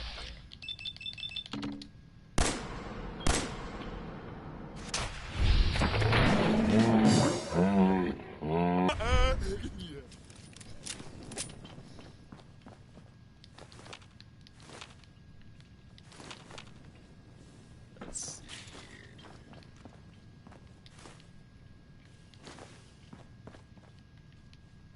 I wonder what brought the roof down on this one.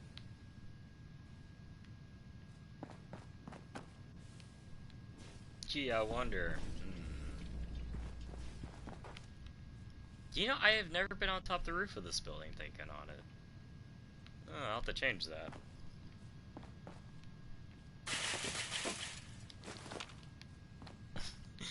Fallout like makes these so easy to look like you can push these around, but in real life, yeah.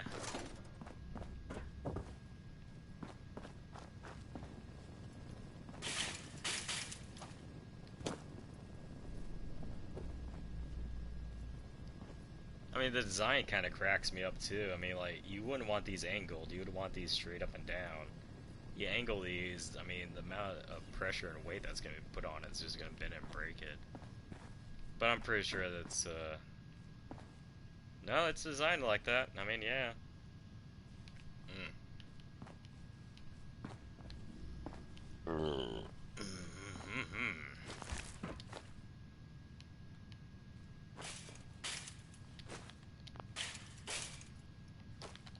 beer bottle. Give me my beer bottle. Come on. There we go. Oop. Wait for his buddy to come around the corner. If he does. No? Alright, that's fine by me.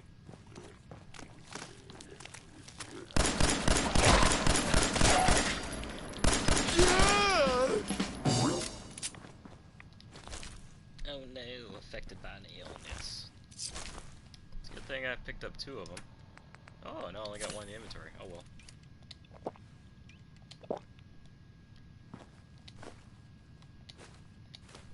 Ooh, well, I probably should have looked at that and held on to it just in case. Because there are more ghouls, and I definitely will be taking hits, so, yeah. That's gonna suck if I get sick again.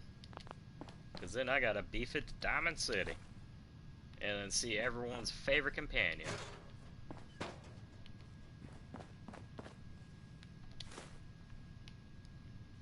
I'm pretty sure Preston Garvey is everyone's favorite companion.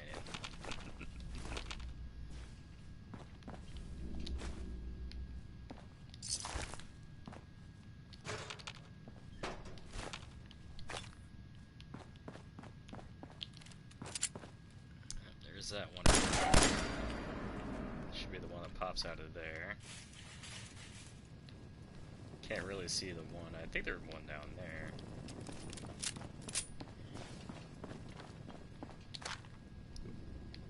Oop, I saw you moving. You gonna come on out?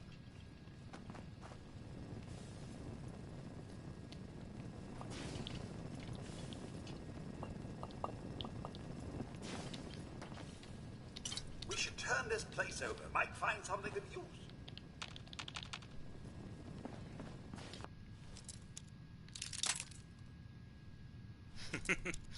Yeah, I haven't broken a bobby pin in a while. Sweet. We won't be stopped by a little thing like a guy that pops down here. Gotta wait for him to go in a little bit. Is there another one that pops out of here? No? Alright. Ah, of course, a crap ton of missiles. Yay.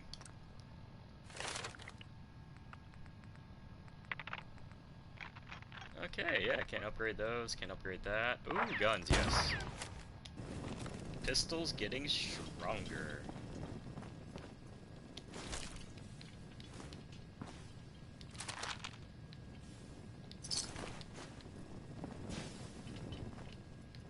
Alright. Medics, Mentats. Anything else?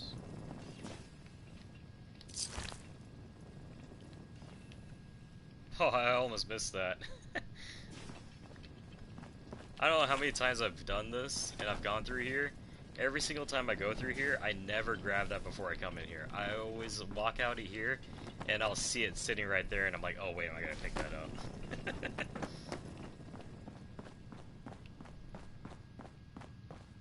Hell yeah. Alright. Prices are just dropping. Ooh, a little toasty in here. How hot is it? 73. Change that right now. Considering the sun's gone down. I'm about to get off here. I wasn't even realize what time it was. Oh yeah, I have my phone set up to let me know what time to go to bed, not what time to, or what time to get ready for bed, not what time to quit streaming. I think with Fallout 4, I could stream this game for hours and hours and hours.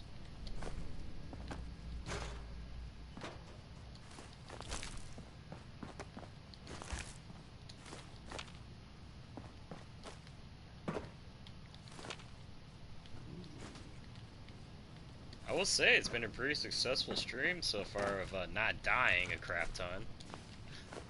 Only died, what, twice, 3 times this stream? So yeah, not too bad. Gone up and started out with level 7 at level 15. Would you get your freaking butt over here? Hey, over here. Of course, sir. I hate it whenever you got full inventory and they're just like slowly inching away from you. Hold position. Yes, sir. Ooh, what did I just do? Heads up. Right, sir. Yep.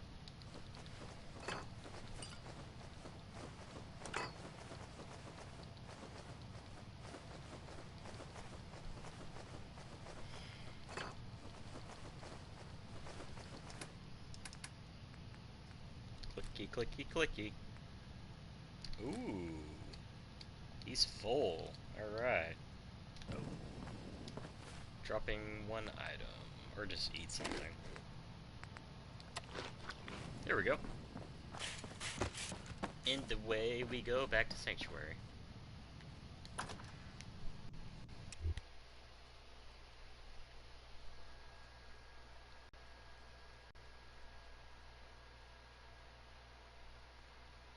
Darn, that means I'm not gonna be able to cook a... yeah. Sounds like ramen noodles or hot dogs. Probably both.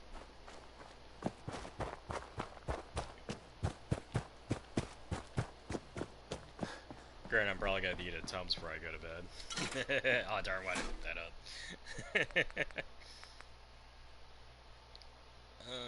up? Yeah, who cares? I gotta go to... yeah. Ah, the Mechanist started, alright. That's right, level 15 is when it kicks off.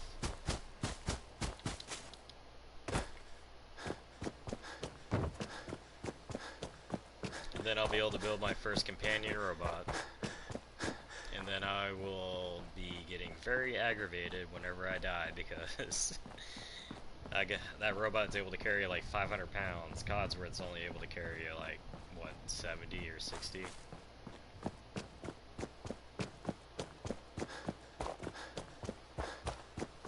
I feel he's able to carry at least 180. I don't know.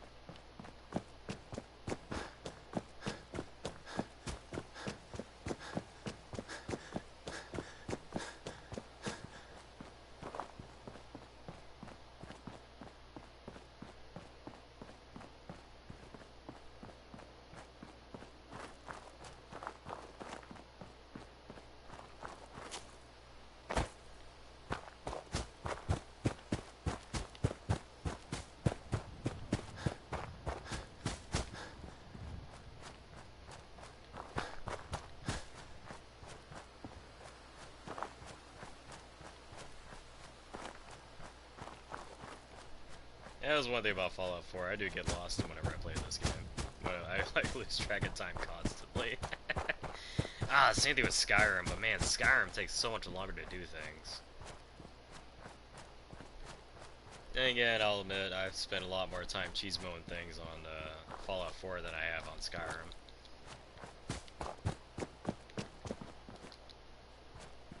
Yeah, whenever I do play Skyrim, I'll have to, yeah, use the enchantment station more. After I figured that system out, I was like, oh man, wow, you can really make some terrible things in this. I think I'll hold off from messing around with this, just so I don't feel like I'm cheating the game. I don't know, it's not that I don't like cheating, and I prefer playing fairly, I don't know, I find it kind of immersion breaking, whenever you do certain things. I mean, my immersion on Fallout 4 is already broken enough as is. In Skyrim, it gets even worse. Especially whenever you forge a weapon that has like 1 million flame damage on it.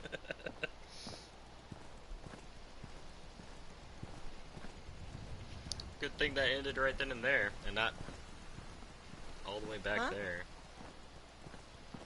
Wait a minute, what the heck? Oh yeah, hello. Carla. You again. Here to trade? Let's see what you have. Just came out of the dark a little corner bit of somewhere. everything. Glow-sided hair trigger. Nothing special there.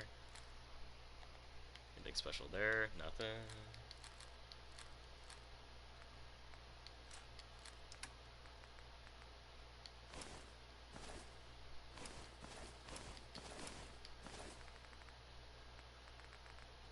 I'm not gonna like using that, but I definitely will because there's reduced damage by humans. And beginning of the game, that's who you're fighting a lot of.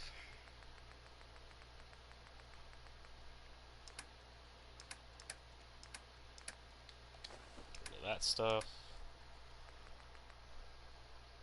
Really? I mean, 63 caps ain't too bad. Since those are the first missiles, I will hold on to them. Ooh, she already replenished though. Ask her.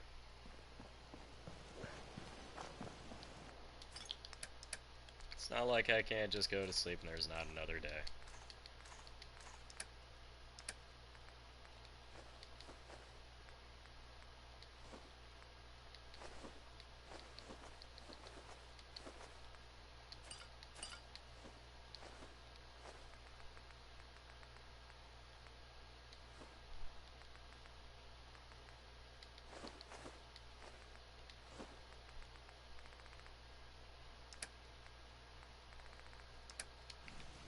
Question is, where did Codsworth disappear to?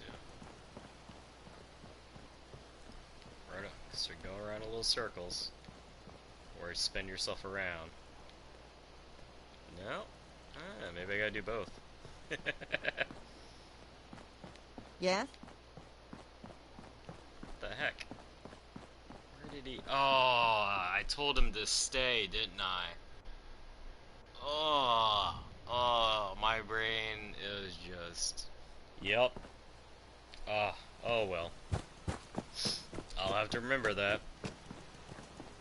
Yeah, I'm definitely gonna sleep and then save the game and get off here. I have to go get something to eat. I can tell my brain power is zapping really nicely.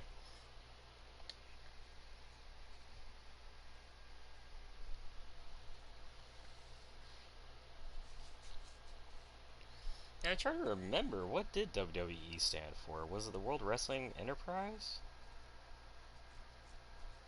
Because, I mean, we always did call it the World Wrestling Federation.